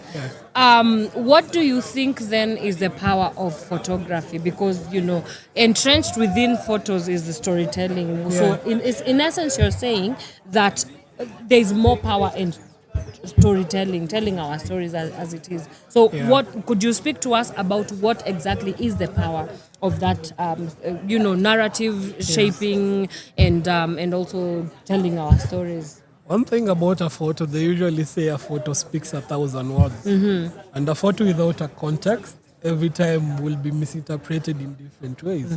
So let's say we have a photo of that, like the police loading the coffins in the car. If we were setting a different narrative, we would have said that they came with maybe the protesters came with the coffin trying to kill people and stuff, and the police were helping. Yeah. You get me? Yeah. So we have a power of setting narratives, and I feel like if we set the wrong narrative, we'll be setting something different that's not supposed to happen. Right. Case in point, you can roll back to the 2007 post-election violence, where at times we had that media was actually one of the perpetrators to actually make this violence. The violence to actually go louder and louder, because you can see the evidence on the radio station that allegedly Kipsang was actually running online, telling people to actually attack the other tribes and stuff. So that's what actually, not even photo alone, what media plays, the role that media plays. Because in the end, photo is part of what media is. Yes. So if I don't tell you the truth about my photo, you'll definitely interpret it in the wrong way. If I was a blogger, and this is something that has happened several times online, you can see the photo that the one person is running. Yeah. Online, people are like saying, we are likuwa mwizi and stuff. So the police were chasing him. That's the government bloggers are saying. But in reality, he was running away from the brutality of the police. Right. So if you see, my photo, if I give you and just tell you that it speaks 1,000 words without giving you the context, we'll definitely interpret it wrong. That's right. That's why the photo has powers. Right. Yeah. Definitely the same thing that you actually see, even the world wars and everything. Media played a big role. Yes. Yeah. It gave Hitler voice. Everything about it. So it revolves around what we create as a perception. Right. And somebody who controls a narrative It's They've got the something power. very powerful. That's true. Looking at some of these photos, others are very gruesome to watch. Yeah. And I'm just a consumer. You are the one who is the producer. When you're going to edit and watermark, Yeah. these are pictures that do not leave you. Yeah. So I wonder how you deal with that. Do you deal with yourself before? Do you Yeah. deal with yourself after, being constantly bombarded with these images? Because it's literally your job. There's no escape for you. Us, we can escape because we're just most watching, seeing, and then we move on from it. But I'm looking at somebody like you who has to constantly be inundated with such imagery. Yeah. It's gruesome. I don't know how you, Definitely. So what happens is when you're in the middle of the moment, you're just hit with adrenaline. Whoa. Somebody is getting shot in front of you. And You're like, capture the moment. I'm just here for the moment. Click. And then you are gone. Now when it hits you, it's when you're in the computer alone in the house. Editing. You're now editing and you're replaying And those you're moments in your processing. mind. You get? Yeah. So in the past, when we started doing this, the first Mandabalos, the Railas and stuff, and then we came to the Gen Z protest. Before 18th, everything was just cool and easy. But 18th to 25th of June, things went bloody. And even after 25th, there was 2 protests after that was bloody to a point that the Sabasaba protest, now journalists were being attacked by the police because they didn't want us to set a narrative about it. So what happens is, in the first times, we were just ignoring it. There's the macho male kind of a trait where you're just like, let's just forget about it and pile it until a time that it comes all together at once. But as a collective agency, we usually have capacity building. We usually have therapists coming in and talking to other photographers, the filmmakers and stuff, telling them that you have to have an outlet to actually speak about your troubles. So with that, we have several of our journalists and even photographers attending, getting psychological help and stuff. So for now, we are trying to cope in a sense that we're doing it in a healthy way, rather than doing it in a negative way. We're just like, this is toxic masculinity. You just have to deal with it in a manly way. So we're trying to change that. So that's the difference of what when we started and right now where we are. So definitely hits you after. Because the adrenaline has stopped. Sure. You've gone to town. You're back to you yourself. come back at home and you're trying to get photos to send to agencies and send photos to the social media. And then that's where everything starts to fall back. And then there's also the second layer of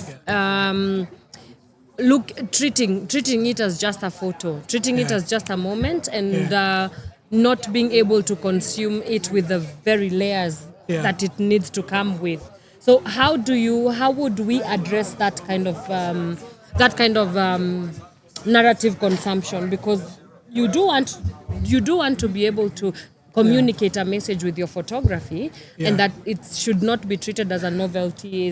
Should not be treated as something that we were just here for fun and then that's it. You're communicating a deeper message here.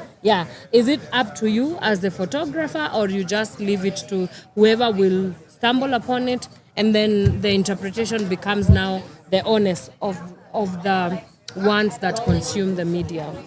The thing is, when you are the media, you're actually the fourth estate. You create and make people to follow your narrative. So I feel most of the time, the burden of actually following up is more on you than the audience. So there was this example. Let's say somebody is abducted. If it isn't your cousin or your sister or your brother, you'll be like, just another abduction. To a point that when we started actually documenting protest where the mother and the sister and the auntie are coming into the protest and crying, saying this was my child. We didn't connect them. Before we were just like, the serikali wanafanya ile kitu yao. But when we saw the mothers crying and saying this was my child, when we started attending the funerals, covering the funerals and the morgue, viewing the bodies and stuff, and seeing directly that this is a mother crying for a child. Yes. That's when it hits you and says, wow, Yes. I've been actually taking this for granted. You know? Right. For me, for the first time, it was about capturing the moment, Yeah. trying to just tell the people, look what the government is doing. But it switched to now, like, yo, this thing is affecting people personally. You know, to a point that every time that you go out, I was actually putting myself in the shoes of the person who is actually lost. Because how can you not? Yeah, most Yeah. definitely. So I feel Yeah. like the humanity side of whatever we post on social media, it has been reduced to just a like and a follow And a follow retweet, and a comment, But yes. people don't actually see The lives. the lives Yeah. behind it. Yeah. You know? So Yeah. I Wow. feel like we have to set and follow the narrative. We do. We absolutely have to set a precedence for that. Yeah. All right. So as we sign out, you're our last interview for these 2 days. Yeah. So from the contributions that you've been able to hear from people here and at the Kenya Ideas Festival, to some of the conversations that you've been able to pick up, what can you say has been a highlight for you? And moving forward, how do we take what we've learned here to vouch for better for us? One thing I have to say, like, I felt it was between two things. It was between despair and hope. Oh. Yeah, some quite people the you can't be fighting with a regime that's actually fighting you guys, taking their tactics and being similar to them. Yeah. You know? Yeah. You can't be, except on the struggle with the Mau Mau and stuff and everywhere else, you can't be going to fight with the government who's actually violent, and you're there just being like, okay, we are waiting for the help or banner from heaven to come and save us. Right. You know? Yeah. So that's the thing I got from most of these panelists. I can't say it's a bad thing. Yeah. I'm sorry, don't cancel me. and It's stuff. fine. We will not cancel you. You are doing meaningful work. Yeah, but for the good us. thing is, yeah. out of despair, the next conversation usually carries the hope. Right. The thing is, there was a mixture between different generations. One thing we have to realize with the Gen Z is that they're in a generation that they've seen everything is possible. Myself as a millennial, it's a mixture of both. I've seen the country working and I've seen it degrading.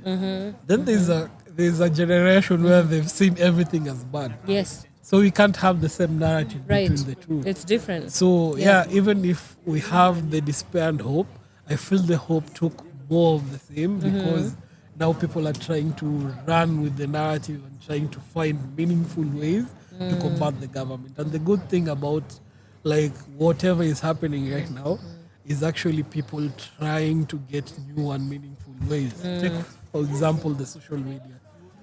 In the past, they Yes. were like, hiyo hamuwezi tutishia na social media. Yeah. But right now, people are talking directly with governments, with donors, with funders, and it's hitting them where it hurts. And then after that, they're like, yo, we have to, it has changed. As much as we are not on the street, people are still doing it actively. So I feel the difference between despair and hope, it's true contrast, Yes. but it's still working. Same difference. Where can people find you and your work? And unafanyanga harusi?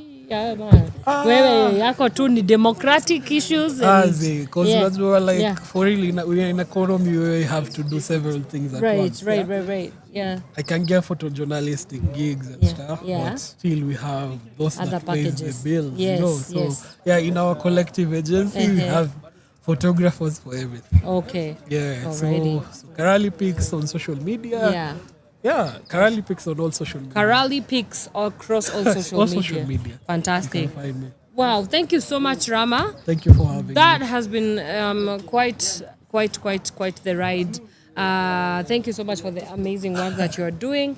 Now I have to go and think about my life and see how am I phrasing narratives as a member of the fourth estate, as you rightfully put it out there. Yeah. And that marks the end of our 2-day live coverage at the Kenya Ideas Festival 2025. We are officially signing out, but not to worry. Again, if you did not catch any of our discussions and maybe conversations that were going on here during the fishbowl panels as well, not to worry. Just go click on Power Radio on our YouTube channel and be sure to catch all the conversations, engage, see what some of the deliberations from this place have been. And we will see you tomorrow morning. I'm officially signing out. I've been your host, Anne Wanyoike.